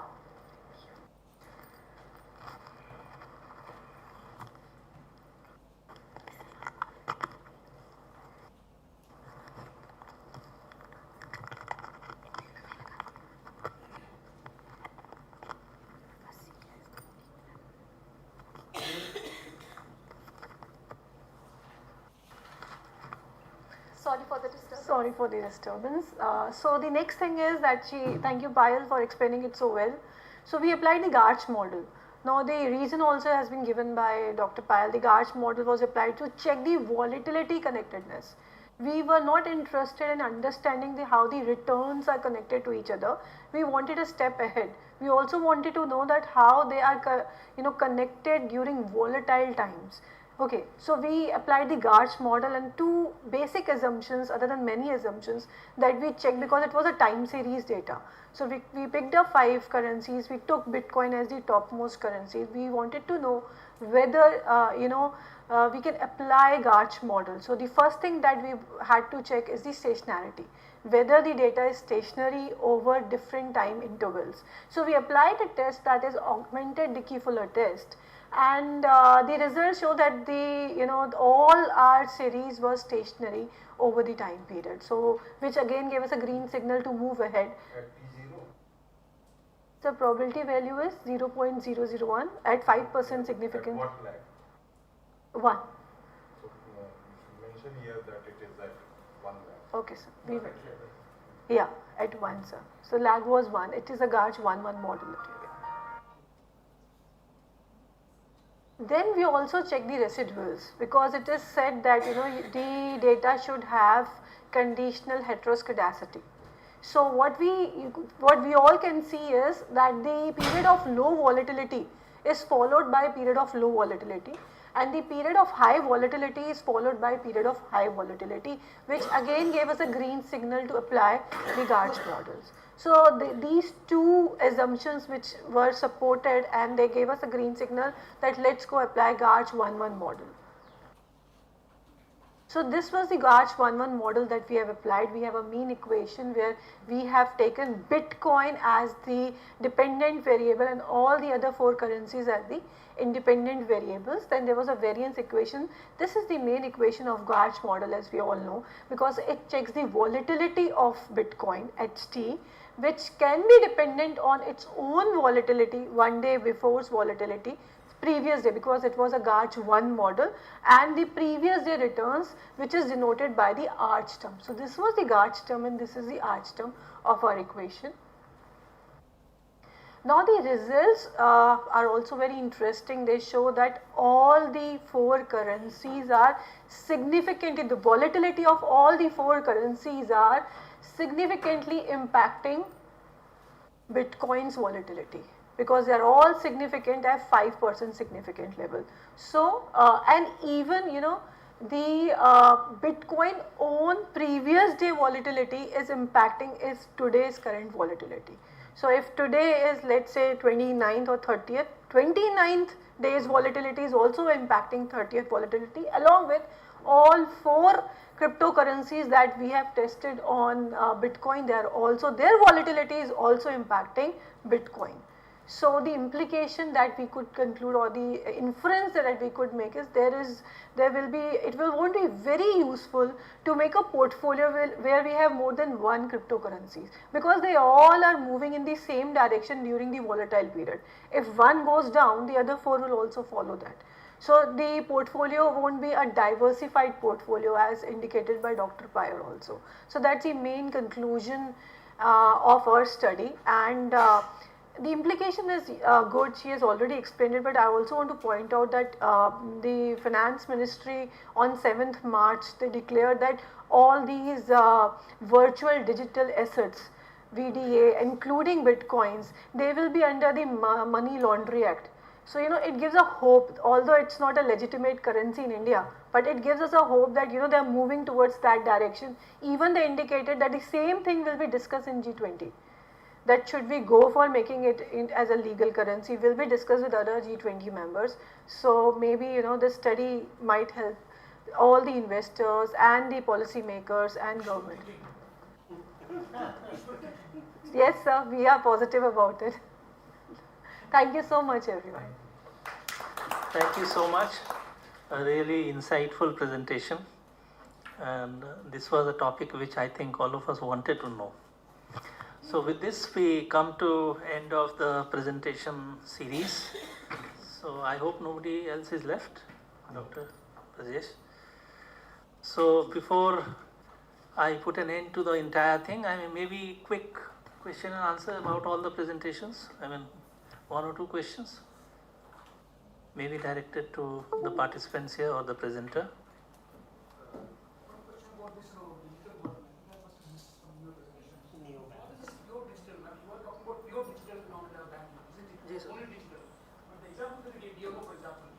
By SBI. SBI has a physical infrastructure.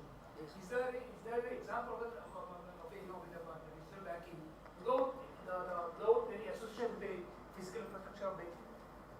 Sorry sir, I didn't get it. You said there's only digital only banking, right? And you explained that there is nothing other than there is no physical infrastructure at the back end, right? But the example that you gave of YONO, for example, YONO is something which is associated with the SBI. But SBI has an elaborate physical infrastructure all about. So it is the digital platform which is being used by the SBI's physical infrastructure. Is that so? There are some of the new banks which are working in collaboration. Which are those which are open, not working in collaboration with the so like Razor Pay is one of them, which is providing services like payment gateways, and also they are working independently from without any collaboration with any of the banks. So they are collaborating with banks because they are not getting the RBI license easily. So they are working collaborating with the banks, those banks, so that they can operate their activities and they can earn revenue. So there is a choice, there is an optional which is in their hand, so they can work with collaborator or they can work individually as well.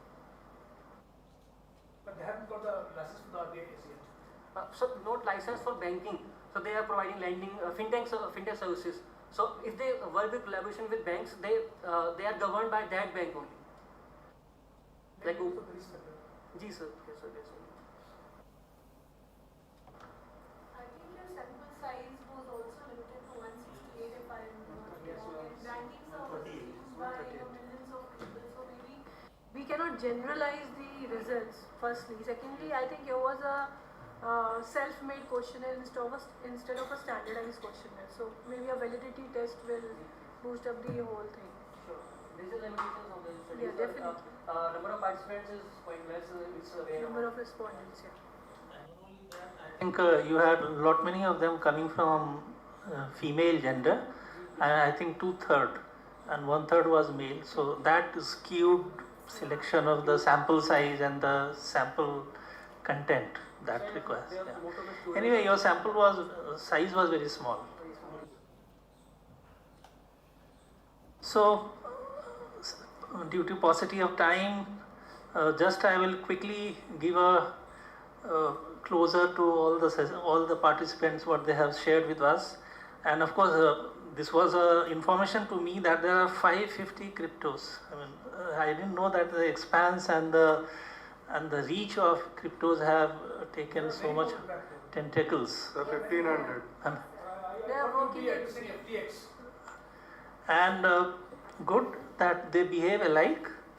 If one is volatile, others will be volatile. So that gives you some idea about this. I don't know. I mean, this requires further study in this. But since you have taken right from 2016 to 2022, including the pandemic period, so that way it does give you some surety to whatever you have inferred from your studies. That's very nice. And then neobank, of course, I mean, that is one concept which was in the air, but people are not really very conversant and aware about this. So awareness and the banking, it will help you in inclusiveness and further reach in terms of financial services and so on. But again, as Dr. Govind Bhattacharya was saying, that the underlying bank, if that is the concept, then it is not really a new concept per se. So they have to act independently, and on their own they have to be really digital bank, and then perhaps, and then the restriction is the age. Those who are tech savvy, they will be perhaps more attracted, and that is why you confined your survey data to 18 to 31. Sir. So new banks are not governed directly by RBI, but they are governed by circular circulated by the RBI. Later on, they circulated a circular which governs the. What was the regulatory authority? So regulatory with mentions like all the activities, fraudulent activities and all, they don't get customers frauding activities. Those. So this is governed by circular, issued by the RBI. Yeah. If they are dealing with people's money, there has to be some No, actually there are digital banks which does not have any base of a bank in conventional sense. There are. Somebody who is dealing with something that is dealing with people's money, there has to have some regulator. Actually, regulation will come today or tomorrow, or as he says, it acts within the boundary and the confines of the rules already set in by RBI. So nobody can actually do any. In fact, I heard that all these wallet services of all these trade interfaces, those have been stopped by because those tantamounted to banking, and they didn't have that license. So that happened. So RBI put a stop to that thing. True. And SEBI also. So good. I mean, I think this requires more study and perhaps. What are the implications of the study? Like, I mean, you try to gather the responses of the young people, in a certain age group, about the awareness. But what are the implications? How does one utilize those study? So implications could be like there would be a more awareness about the working of the neobanks to the youngsters, and about their confidence in the technological banking, like mobile banking. There has been some studies, a recent study, implying the safety security of this attack, and their protection, the shielding from the possible frauds and other things, cyber fronts. Yes. That without that, this confidence will not come. Yes, so there might be. Yeah, so moving to the presentation made on this rural resilience in COVID-19, that's a well accepted fact that rural population, wherever the migrants went into the rural areas, they were taken care of. And I am from a village, I know, the kind of grain storage system he was talking, that is prevalent in almost the entire rural area of the country. So, but I think more attainable points and perhaps more concrete things could have been done in this, because there's a general observation that we have that kind of facility in the rural areas for the storage of food grain or practicing Ayush or yoga and so on. Those are things of common knowledge. Then the person from Jammu, Mr. Poddar, of course, aspirational district, this is what he talked about, and the name has changed from backward districts to aspirational districts, and there are 5-point development agenda set in by central government, and in fact every year there is a big meet for this in Vigyan Bhavan, and they actually recognize the people who have done good work in aspirational districts. And then trade related finance, of course we know, TREDS, ONDC, I think all of us have started using ONDC and facilities like that. And then the time taken in paperwork pertaining to bank transactions related to the export, etc. That is one area, and perhaps it can be digitized and also streamlined among the group of countries who are forming trade blocs. So with this, some of the scintillating points came, but some of the papers require improvement, and it's a work in progress. And as they say, research is miles to go before you sleep, and miles to go before you. Robert Frost, who else?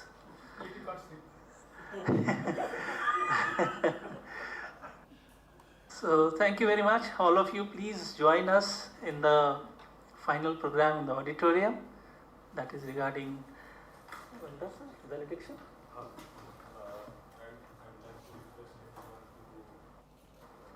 To this auditorium hall quickly, okay, and so that we can start early and we can end early. Thank you. Please come.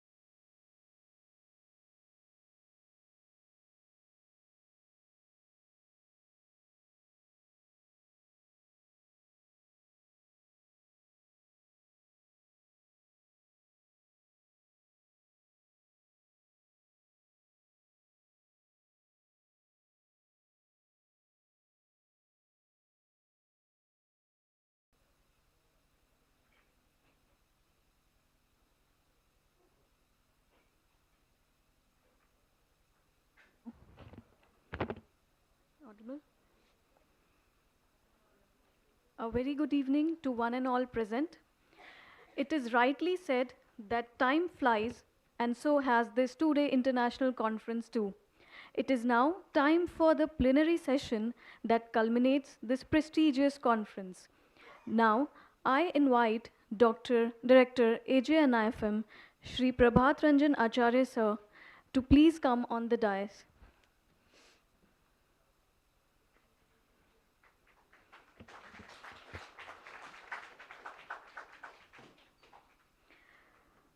I, on behalf of AJNIFM, would like to invite our chief guest, Shri Anil Trigunait Sir.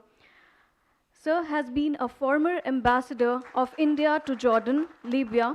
He is also the chairman, Confederation of Educational Excellence, Secretary, Association of Indian Diplomats, Former Ambassadors, Advisory Council, India-Italy Chamber of Commerce and Industry Think Advisor, Asia-Africa Chamber of Commerce, BRICS Chamber of Commerce and Industry. I request Director Sir to welcome Shri Trigunait Sir with a planter.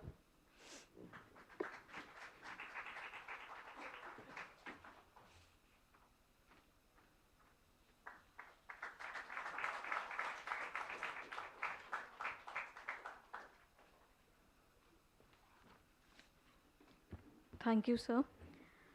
I now request our Director AJNIFM Shri Prabhat Ranjan Acharya Sir to deliver an opening note of valedictory session.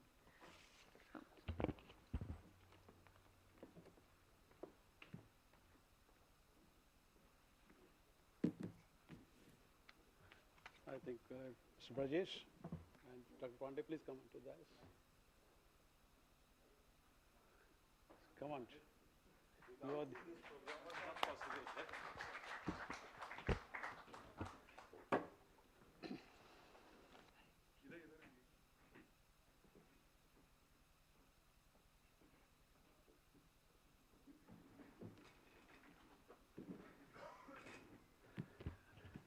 Good afternoon to the gathering here.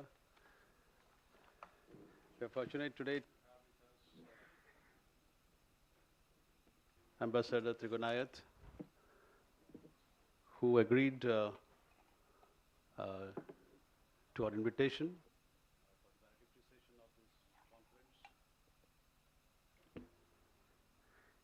He is associated with a foundation called Vivekananda International Foundation.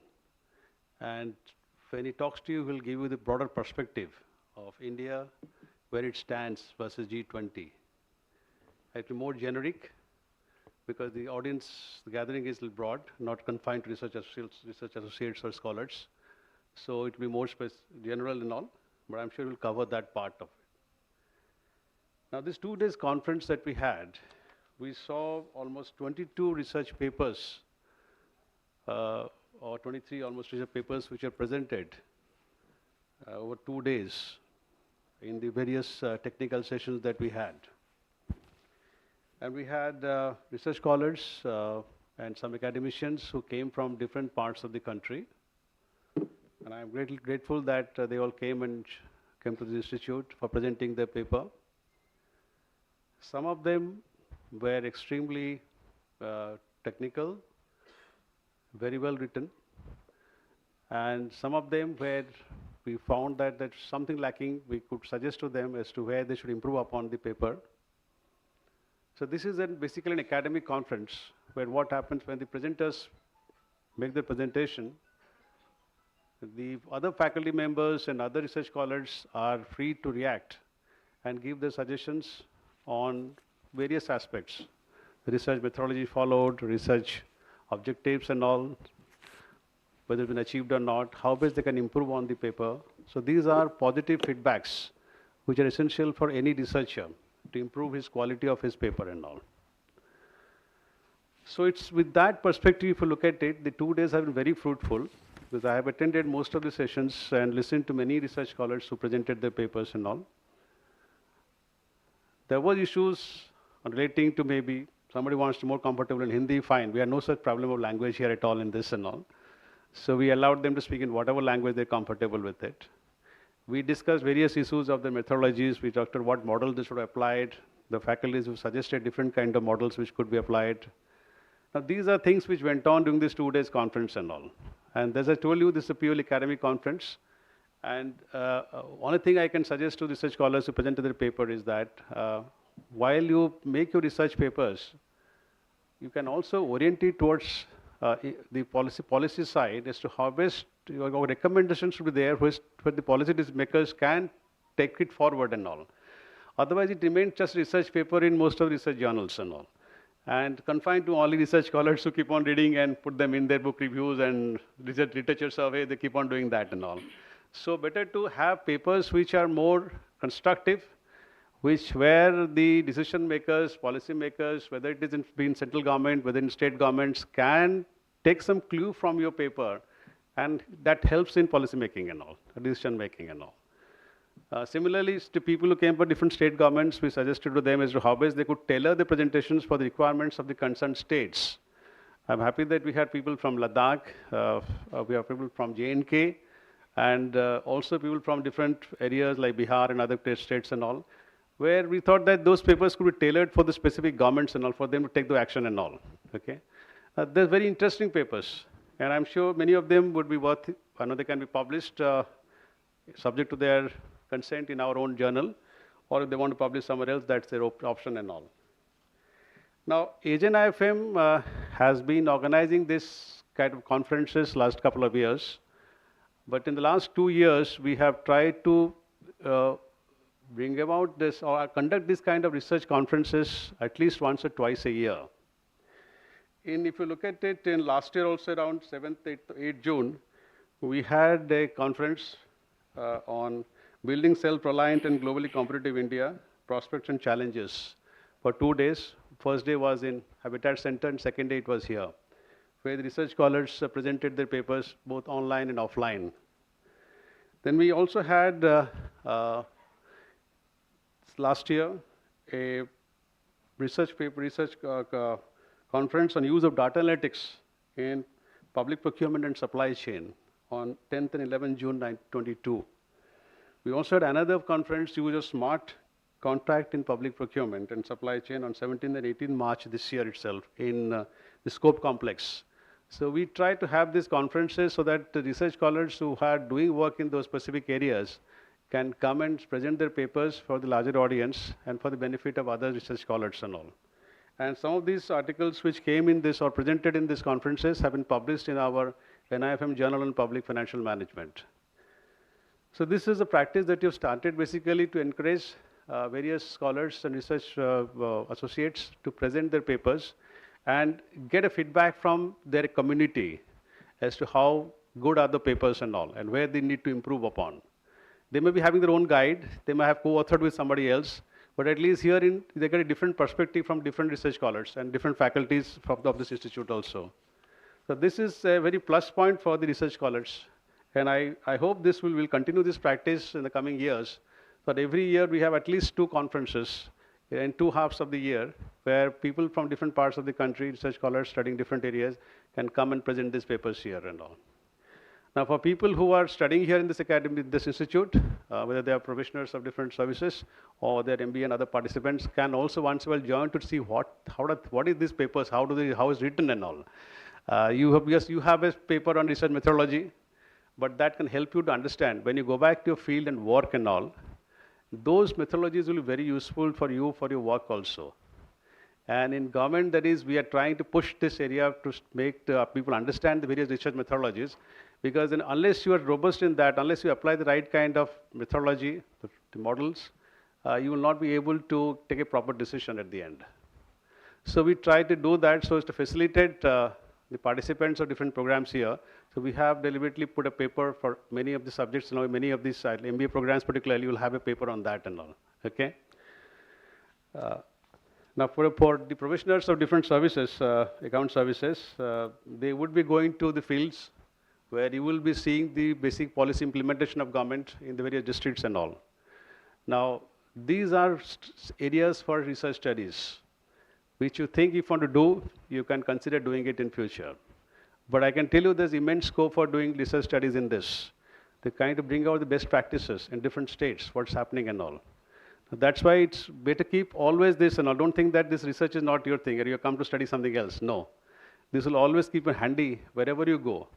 Whether you are in this account services or whether you get into all India services, wherever, particularly in all India services, it will be much more useful to you because you'll be directly dealing with all government implementations and all, program implementation. So there, this will be very handy for you. Okay? So better to understand these kinds of research methodologies and then which you can apply when you go to a field and see how best these programs are being implemented and what all suggestions that you can make for improving the implementation. Okay. Now, this 2 days conference, which is organized by the team of Dr. Brajesh Kumar and Mr. Dr. Pandey, they've done great work behind to ensure that all papers are received in time. In fact, they're all full research papers which we got. They're not abstracts and all. Okay, they're full research papers, and they've been given to all the research scholars. All of you are having those documents with you to see what are the abstracts and all. Now, the research papers will now want to go back. Please improve upon them based on whatever recommendations have been made during the conference. And if you wish to resubmit to us for publication, we will do that very happily, no problem. Okay. Now, these conferences, there's a team behind which has done a lot of great work to see that this conference is successful. So I'm happy to say that at least we have very quality presentations during this conference and all. We didn't see during the time, the earlier 1 or 2 years, we didn't have that many quality papers because it was again online, offline, all kinds of confusion. But now with the research scholars presenting the paper with an audience to interact with them directly, that was a benefit that we got this year. With this few words, now I'll leave it to the program coordinator to take it forward. And thank you all for all the research scholars who gave the presentations. And I wish you come back to us again and keep hearing and looking at the notices that we come out from or publish in our website. Look at what are the activities that we are doing. If you want to associate us in any form, please do let us know in how you can best contribute to us. Okay? And hopefully in future also, whenever we have such conferences, whether you or your colleagues, if they are writing any papers in that particular area, you are free to submit your papers to us. Thank you very much.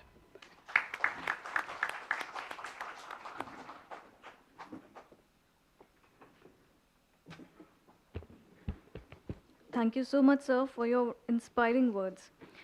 I now request Dr. Suchita Yadav and Dr. Ashima Arora ma'am to present the conference reporter's report.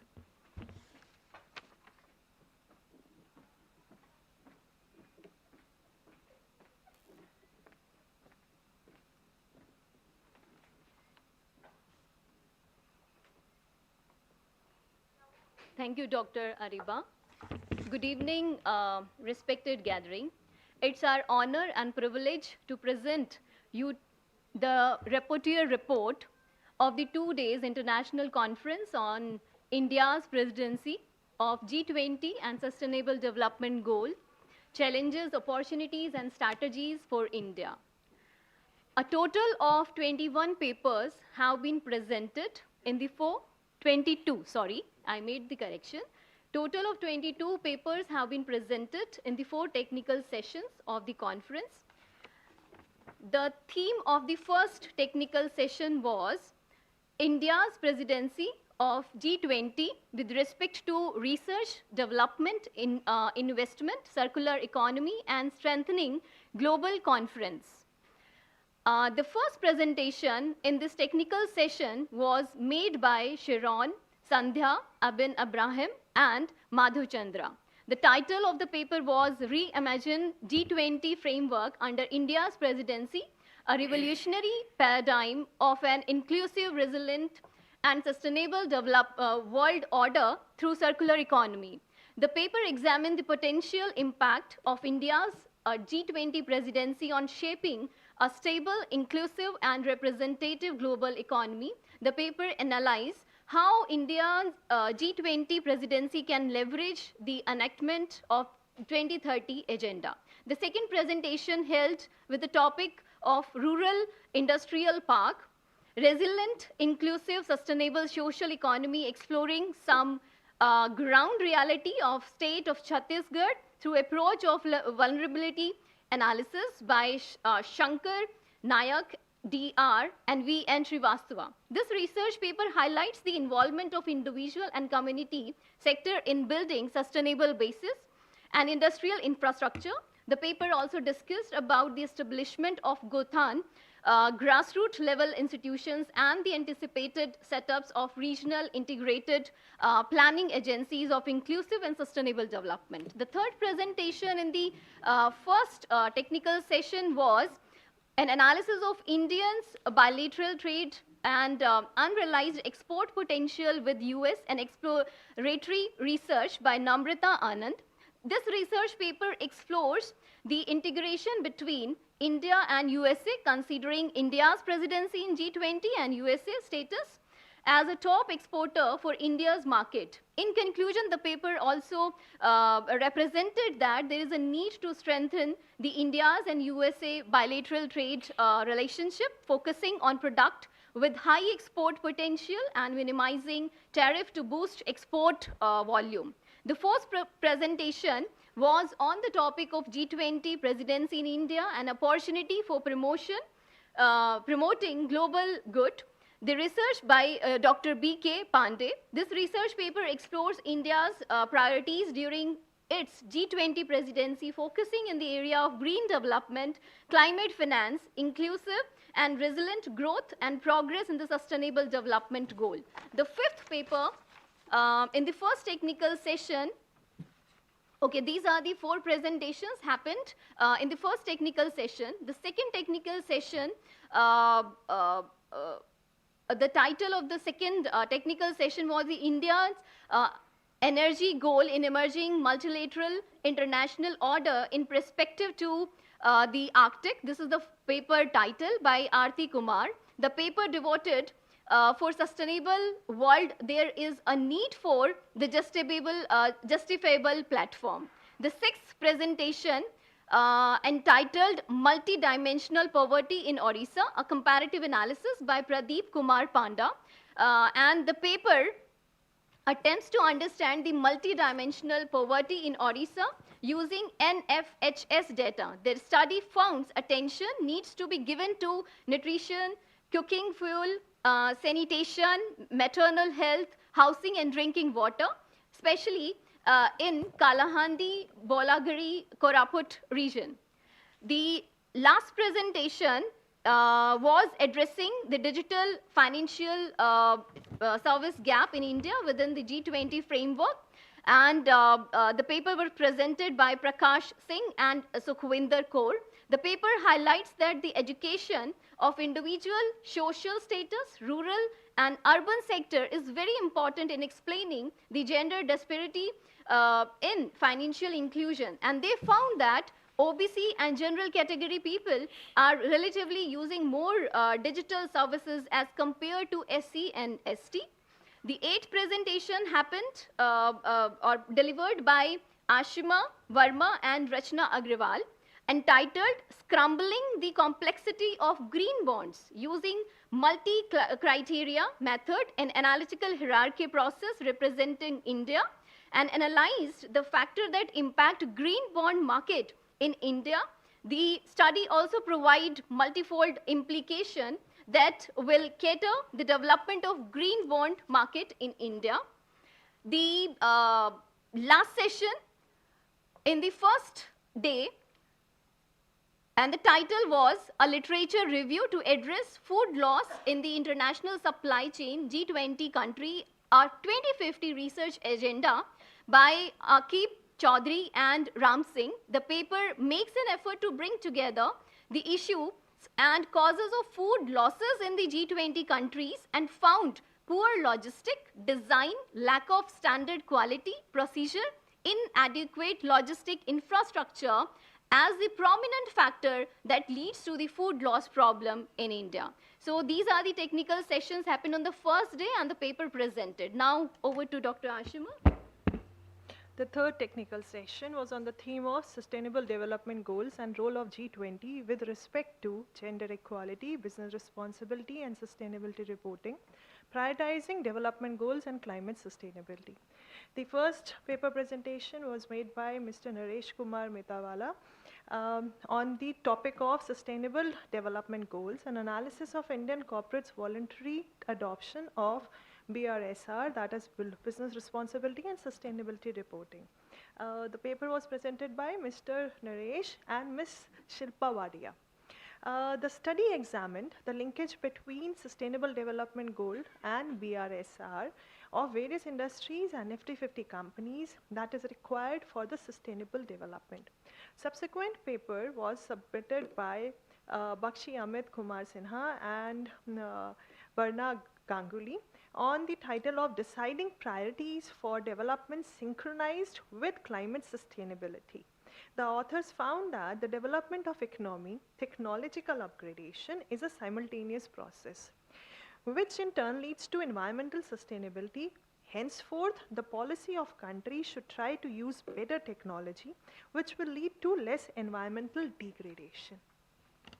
The next presentation was made by Ms. Neha Podar, and it was co-authored by Mr. Andrew Shing on One Earth Balance Sheet, a systems thinking framework for an economy with planetary and social boundaries. This was an interesting submission of the findings were made, where the study suggested One Earth Balance Sheet model. This paper validated for fair ecosystem in which every component evolves to help the ecosystem adapt to new pathways in a manner that reduces imbalances and creates sustainable, just and resilient environment as per the theme of the conference.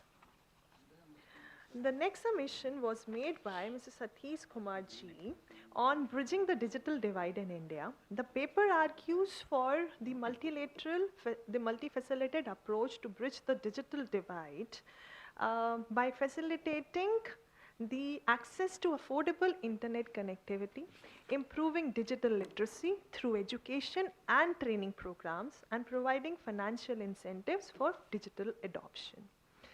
Subsequently, the next paper was submitted by Ms. Roshna Arora and Dr. Baljit Kaur on foreign direct investment and carbon emission application of Stirput model to India. This study concluded that the existing environmental regulations, including those established by the UNFCCC and Kyoto protocols, have limited effectiveness in reducing carbon emissions in India due to the disproportionate burden placed on developed countries. Next presentation was made by Ms. Pooja Rani, Rashna Agarwal and Tawfiq Ahmed Siddiqui on Money Begets Money, Investment Behavior and Institutional Investors. The study examined the investment behavior of institutional investors, specifically FIIs and DFIs, in the Indian stock market. The managerial implication included the improved understanding of the financial markets. The next submission was made by Mr. Manoj Kumar Chaudhary on social inclusion of real estate workers for inclusive growth and sustainable economy. This paper argued that social inclusion in terms of ensuring equal opportunities, inclusive health care, etc. by the state, market, member-based organizations and private households eventually help in ensuring social security and inclusive growth, specifically with regard to the real estate workers. Next technical session was on the theme of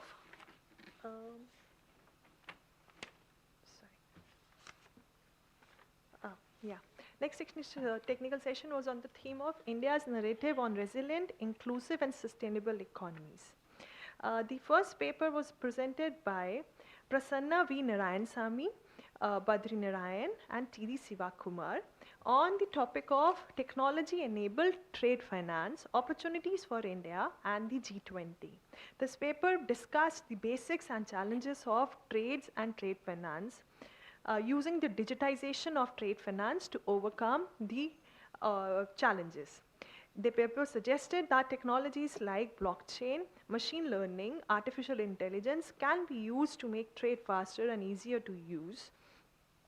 The next submission was made by Mr. Krishna Mohan Pudar on trickle down of development to the borderland district. The paper conferred that Baramulla district of Jammu and Kashmir is riddled with conflict. However, with the aspirational district program implemented in the district has been some positive change in terms of education, health, community approach and outreach, drinking water, etc. The next submission of the paper was made by Sagar and Priksha Tanan on the title of a study on the Indian consumers' attitude and their interest towards neobanks, digital only account. The paper discussed the new neobanks, which is fully digital, and how it is more beneficial than the existing banks. It used the survey methodology and found that the youths are moving towards digital banking. The next presentation was made by Silki Kushwaha and Payal Goyal on the topic of volatility spillover and connectedness among the top cryptocurrencies in the world, fresh evidence from Garch approach.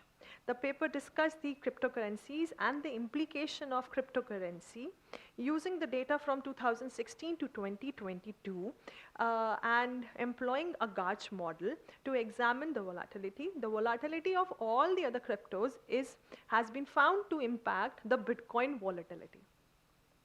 The next presentation was made by Sarveshwar Pandey on strengthening the resilience rural practices and the villages in post-pandemic world.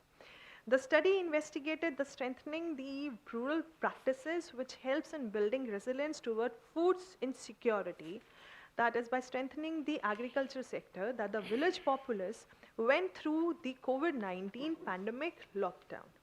With this, we come to the conclusion of all our submissions in the different technical session.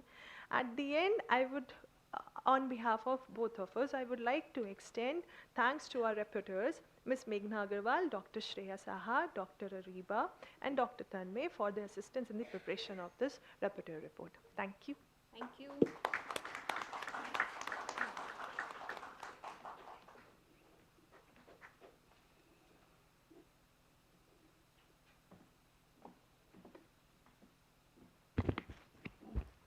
Thank you, Dr. Sachita and Dr. Ashima Arora, ma'am.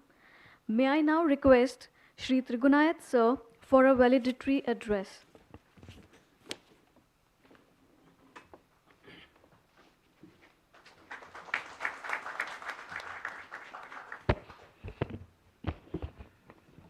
Namaskar, good evening, Dr. Acharya, Dr. Pandey, Dr. Kumar, esteemed faculty, ladies and gentlemen.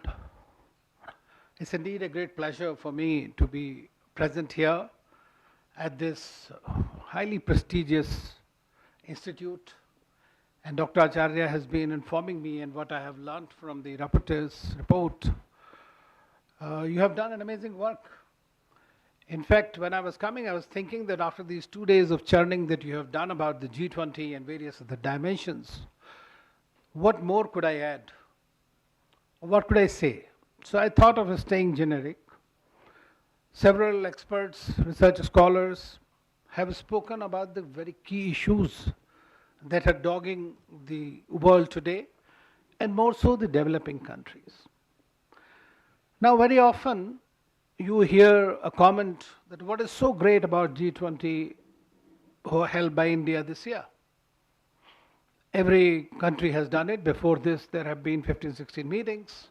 Last year was Indonesia, before that was Italy, and other countries have done it. But if you come to think of it, since last year, 2022, this baton has passed on to the developing countries. From Indonesia, India, next year it will be Brazil, and then it will go on to South Africa.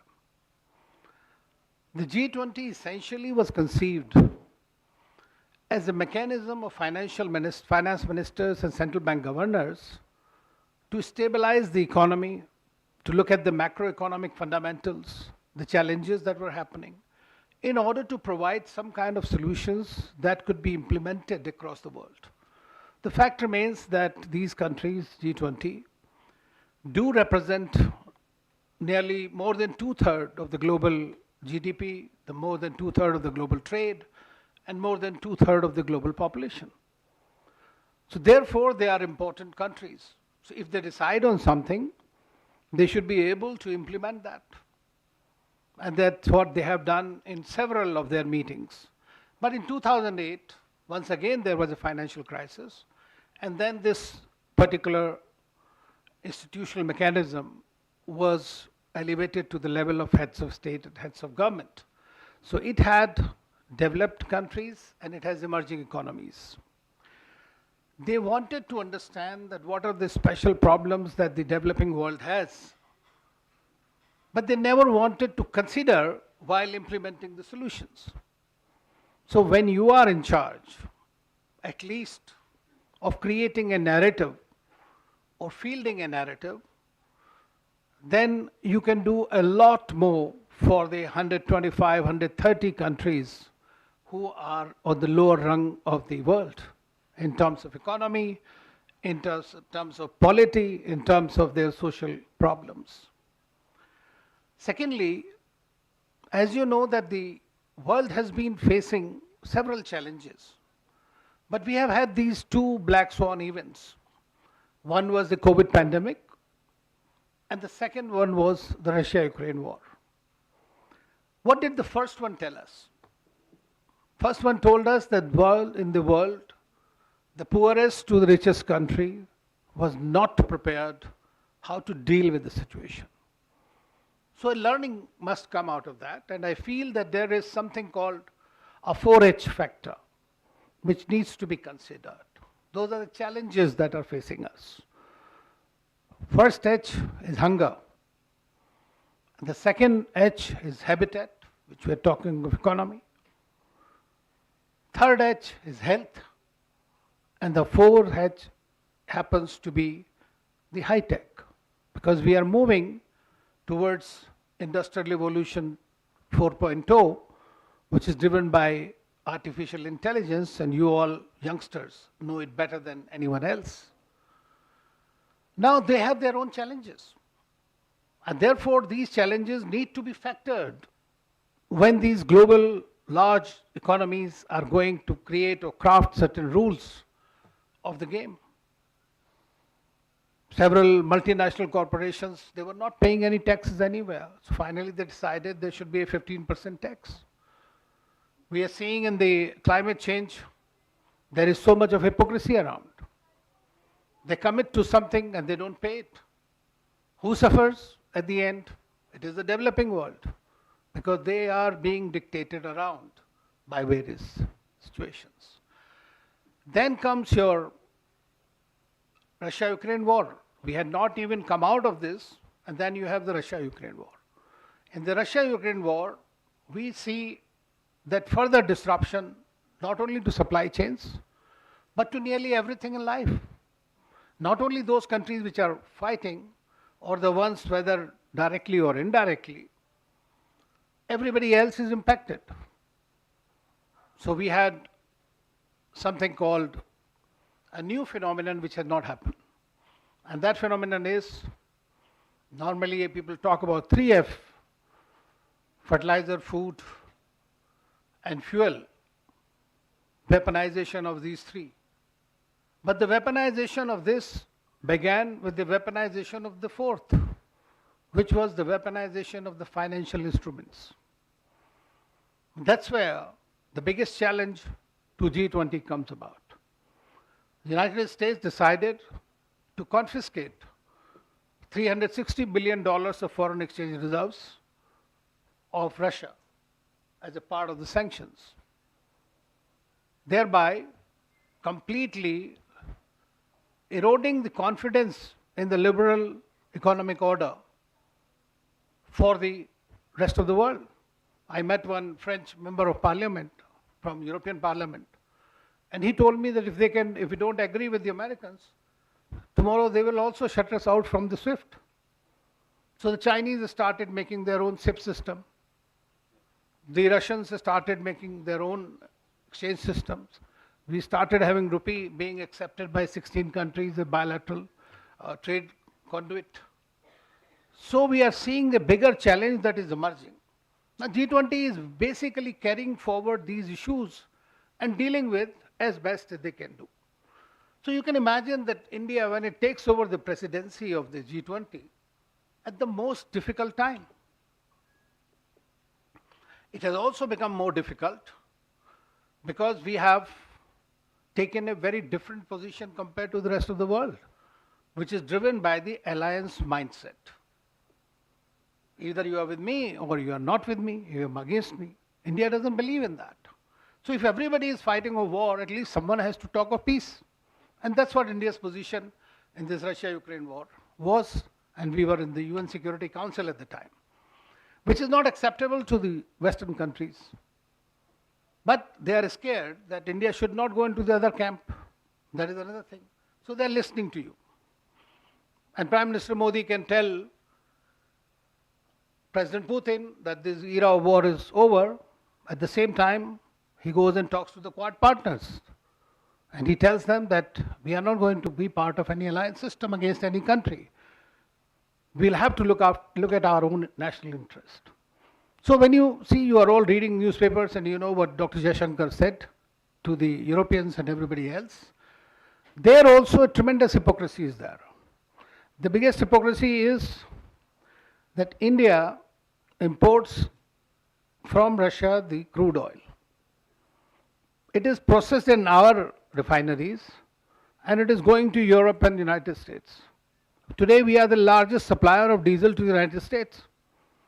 They're buying from us, but they are imposing those sanctions. They are imposing some flag carriers not to carry this. So this kind of a geopolitics is the one which is the biggest block to any consensus that could evolve. We have seen its recent manifestation during the meeting of the finance ministers and during the meeting of the foreign ministers, when a standard communique that is issued on the agreements that have happened did not happen.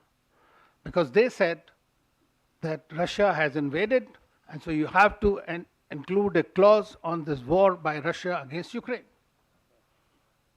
Now, if you say that this is an economic platform to deal with economic things, then why are you bringing so much of geopolitics in it?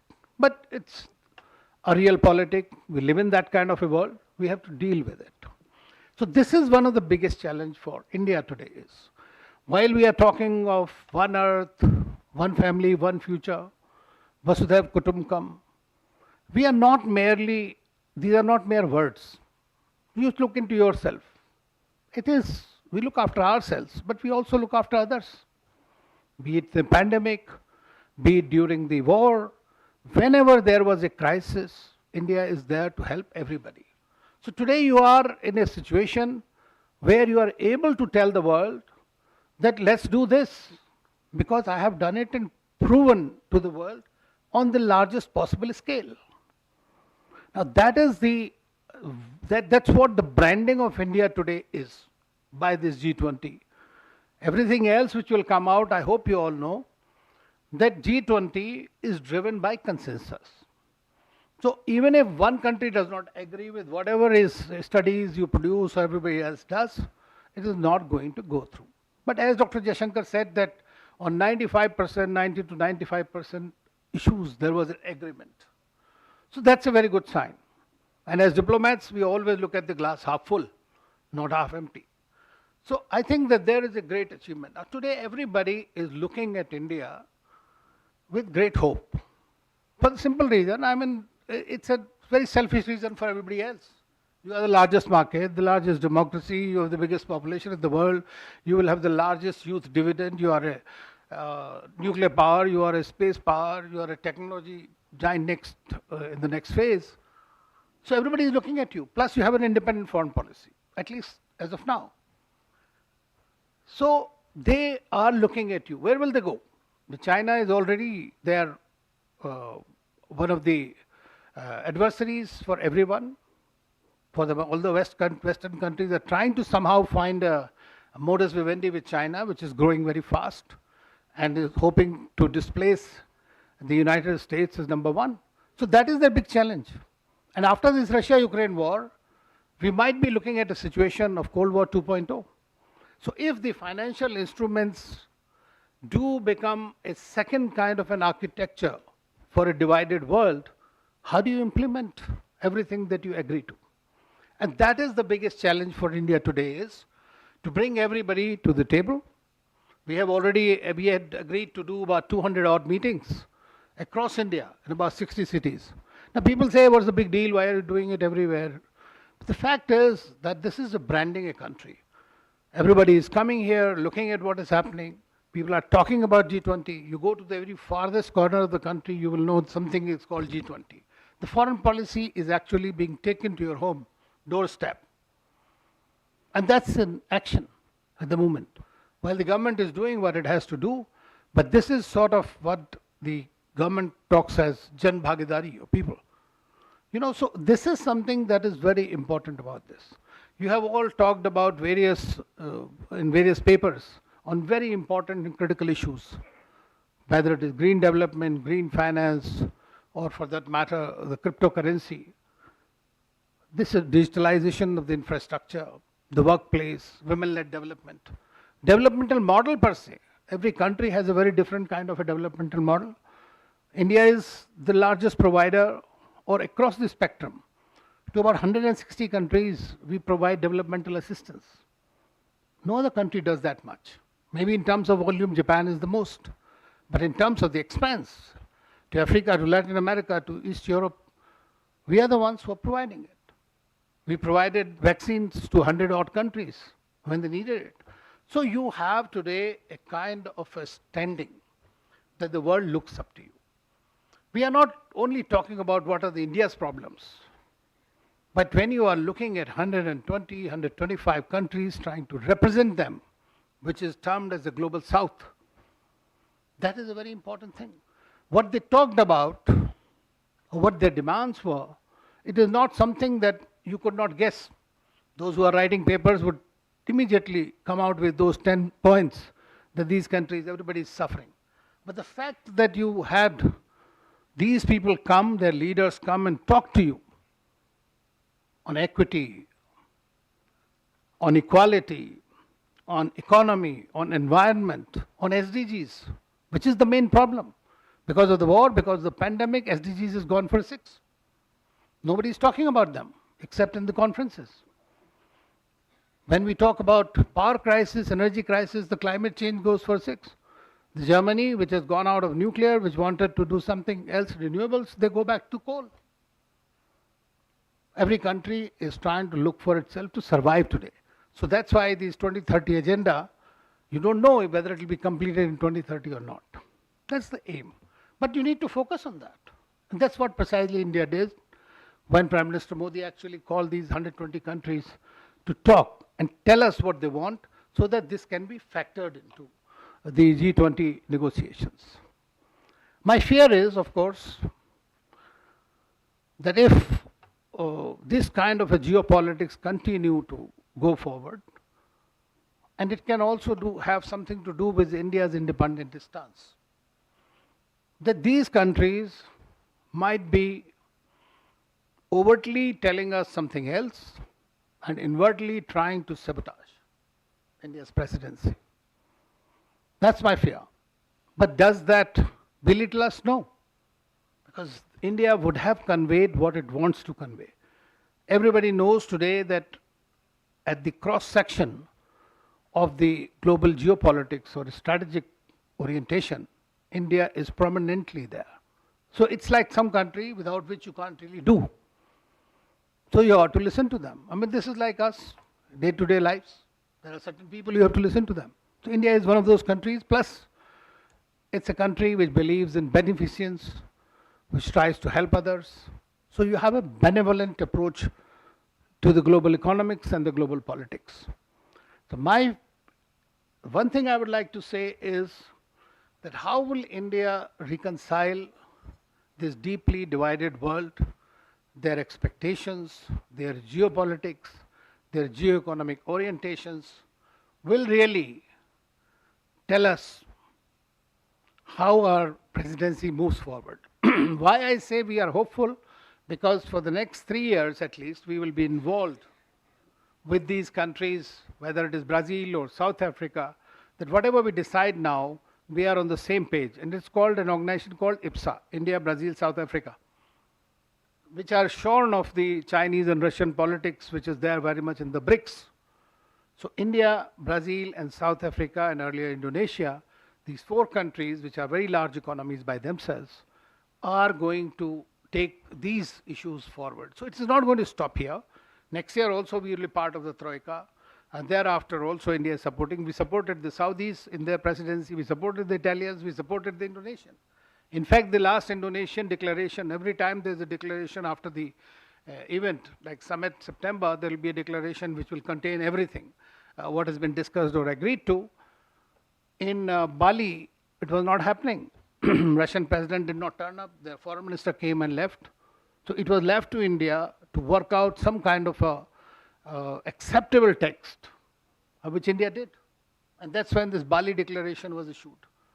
So the task is difficult because everything other than why we have Vasudhaiva Kutumbakam, why we had the logo of the Kamal or everything else is available on the net, but I thought that I will not go into those details and tell you about this. But my hope is, and India is working very hard to try to bring everybody on board. Prime Minister Modi was part of the G7+1. We have been regularly there. He tried to talk to them. We'll have the Shanghai Cooperation Organization Summit in July, in which Chinese and Russian presidents will be there. We will also have Prime Minister Modi is going to in June to USA. He'll have talks with Biden, because you remember the Biden did not go for the Quad Summit to Australia. It had to be held in Japan.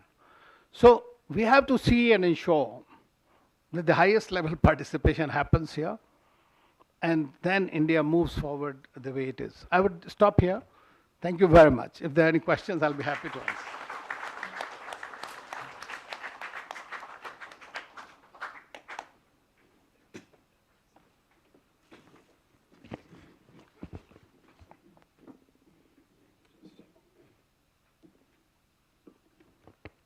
Thank you so much, sir, for your words of wisdom.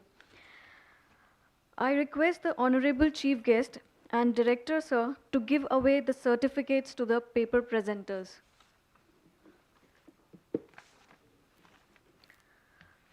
So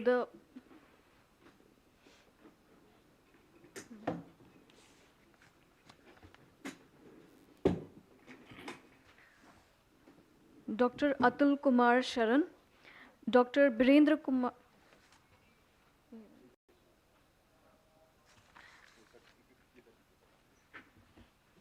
Dr. Birendra Kumar Pandey,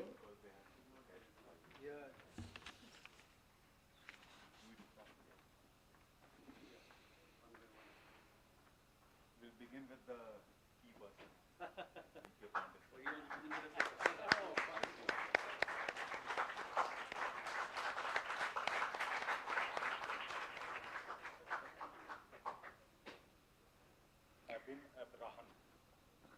Ibn Abraham.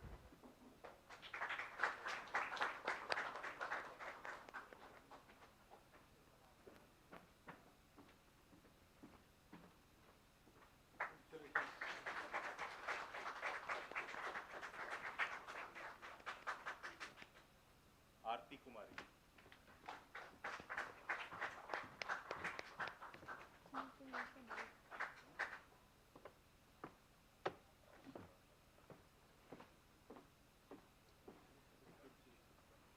Bakshi left. Baljit Kaur.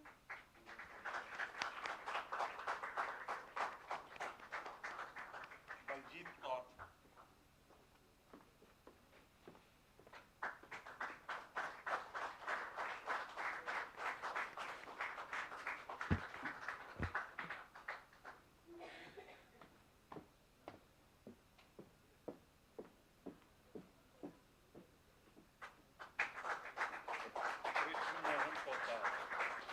Krishna Mohan Poddar.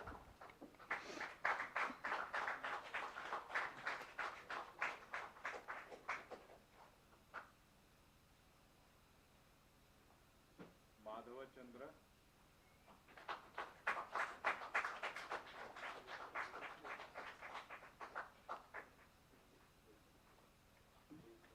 Manoj Kumar Chaudhary.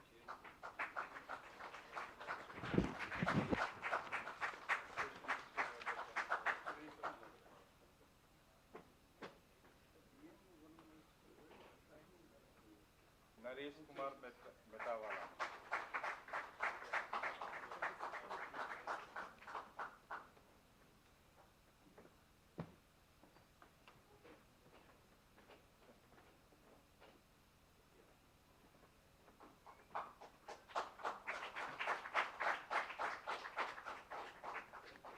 Puja Rani.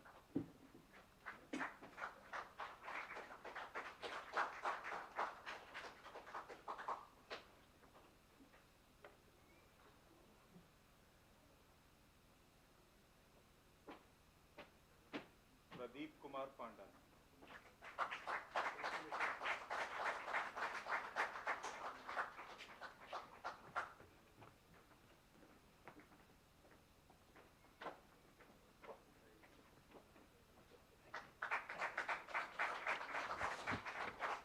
Sagar.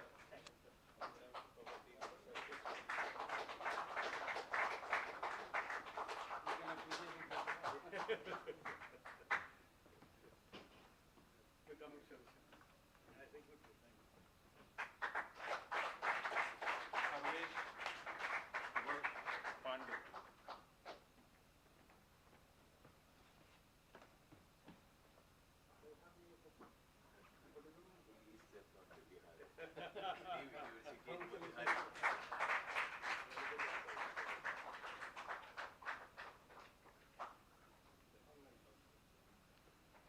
Satish Kumar ji.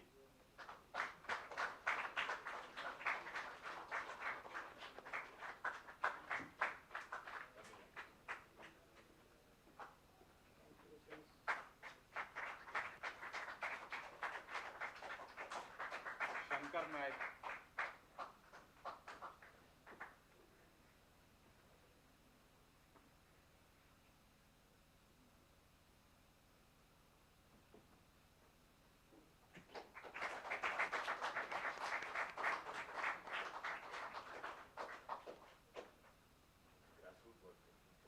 Sharan.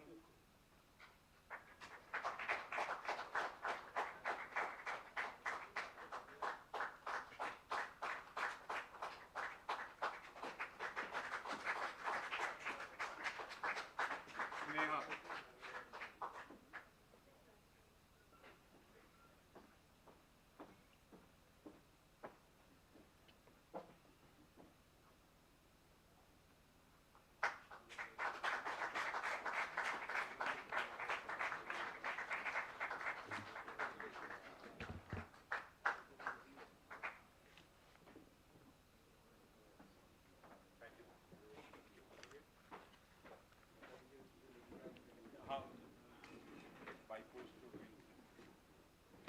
I now invite the conference convener, Dr. Brajesh Kumar Sir, to propose the vote of thanks.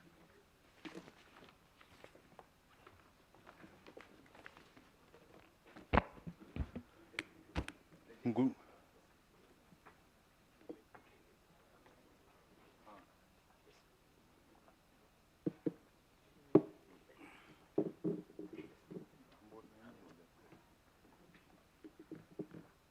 I'll request Ms. Jhumu Datta to bring memento.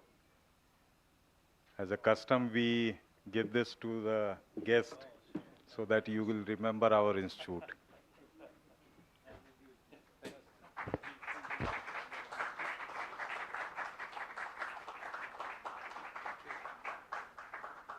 Thank you, sir.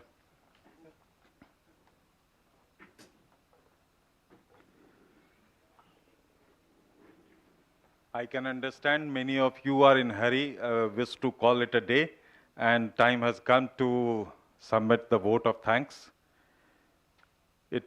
I'll be not wise if I wish to or miss to mention those persons' name who has cooperated me and helped me in making this event a successful event. I am thankful to the Director Saab to extend me an opportunity and believe in me to conduct or organize this international conference of 2 days duration on India's presidency of G20 and Sustainable Development Goals. I am thankful to you, sir, for believing. And I am thankful to Professor B.K. Pandey, who has always helped me in making this event successful and helped me not only in coordinating, conducting, and organizing, but also guiding and making resource persons available for whether it is inaugural session or a valedictory or a technical session. So I give a special credit to you. I am also thankful to Professor Govinda Bhattacharya sir, who has guided me in academically whether a paper is worth to be accepted or considered or not. So you have extended your academic wisdom in the identification or selection of the papers for presentation. I am thankful to Professor M.K. Singh, who is the part of this committee, and during a meeting related to the conduct of this program, you have suggested valuable inputs over which we have worked. Other than this, I'm giving a special thanks to the IT section, who has not only brought the physical event into the digital format, and at certain occasions they have made it physical also. And sessions were kept on YouTube Live, and they have helped us in preparing the conference kit up to the preparation of the certificate and making internet available throughout these 2 days. I am thankful to the establishment wing, which includes administration, housekeeping, civil, hostel, security, and other related wings, including electrical, where we have experienced uninterrupted power service, clean room, clean hall, and hostel staff extended you good meal, healthy meal. So I'm thankful to all the wings of the establishment. I'm thankful to the session chairs who spared their valuable time and contributed in making an academic development amongst the participants and the audience, starting with Professor Govinda Bhattacharya, Professor B.K. Pandey, Professor A.K. Sharan, Professor M.K. Singh, and Professor Satyan Lama. So I give a special thanks to these session chairs who tolerated all the participants' sensible and non-meaningful submissions during the presentations. I am also thankful to the rapporteurs, starting with the Meghna, Shreya, Amit, Tanmay, and Ariba, who assisted Dr. Arora and Dr. Yadav in collating the rapporteur's report into a comprehended form and submitting before you. Thanks to both the Dr. Arora and Dr. Yadav for compiling rapporteur's report in a shortest span of time and submitting before the audience. I am also thankful to the audience, attendee, participants, supporting staff, Nishi, Radhika, and Neeraj, who throughout the day, even on Saturday and Sunday, because you know many things used to be left at 0 hours, so they helped in organizing this program successfully. I am thankful to staff who were with us in making this physical event into a digital event. So thanks to you people, you have done a good job. If I have missed anyone's name, in giving credit to the conduct or organization of this program, I submit my honest excuse and sorry for this. Thank you very much. Now I'll request everyone to join for a high tea, and then we'll call it a day. Thank you. Thank you, sir.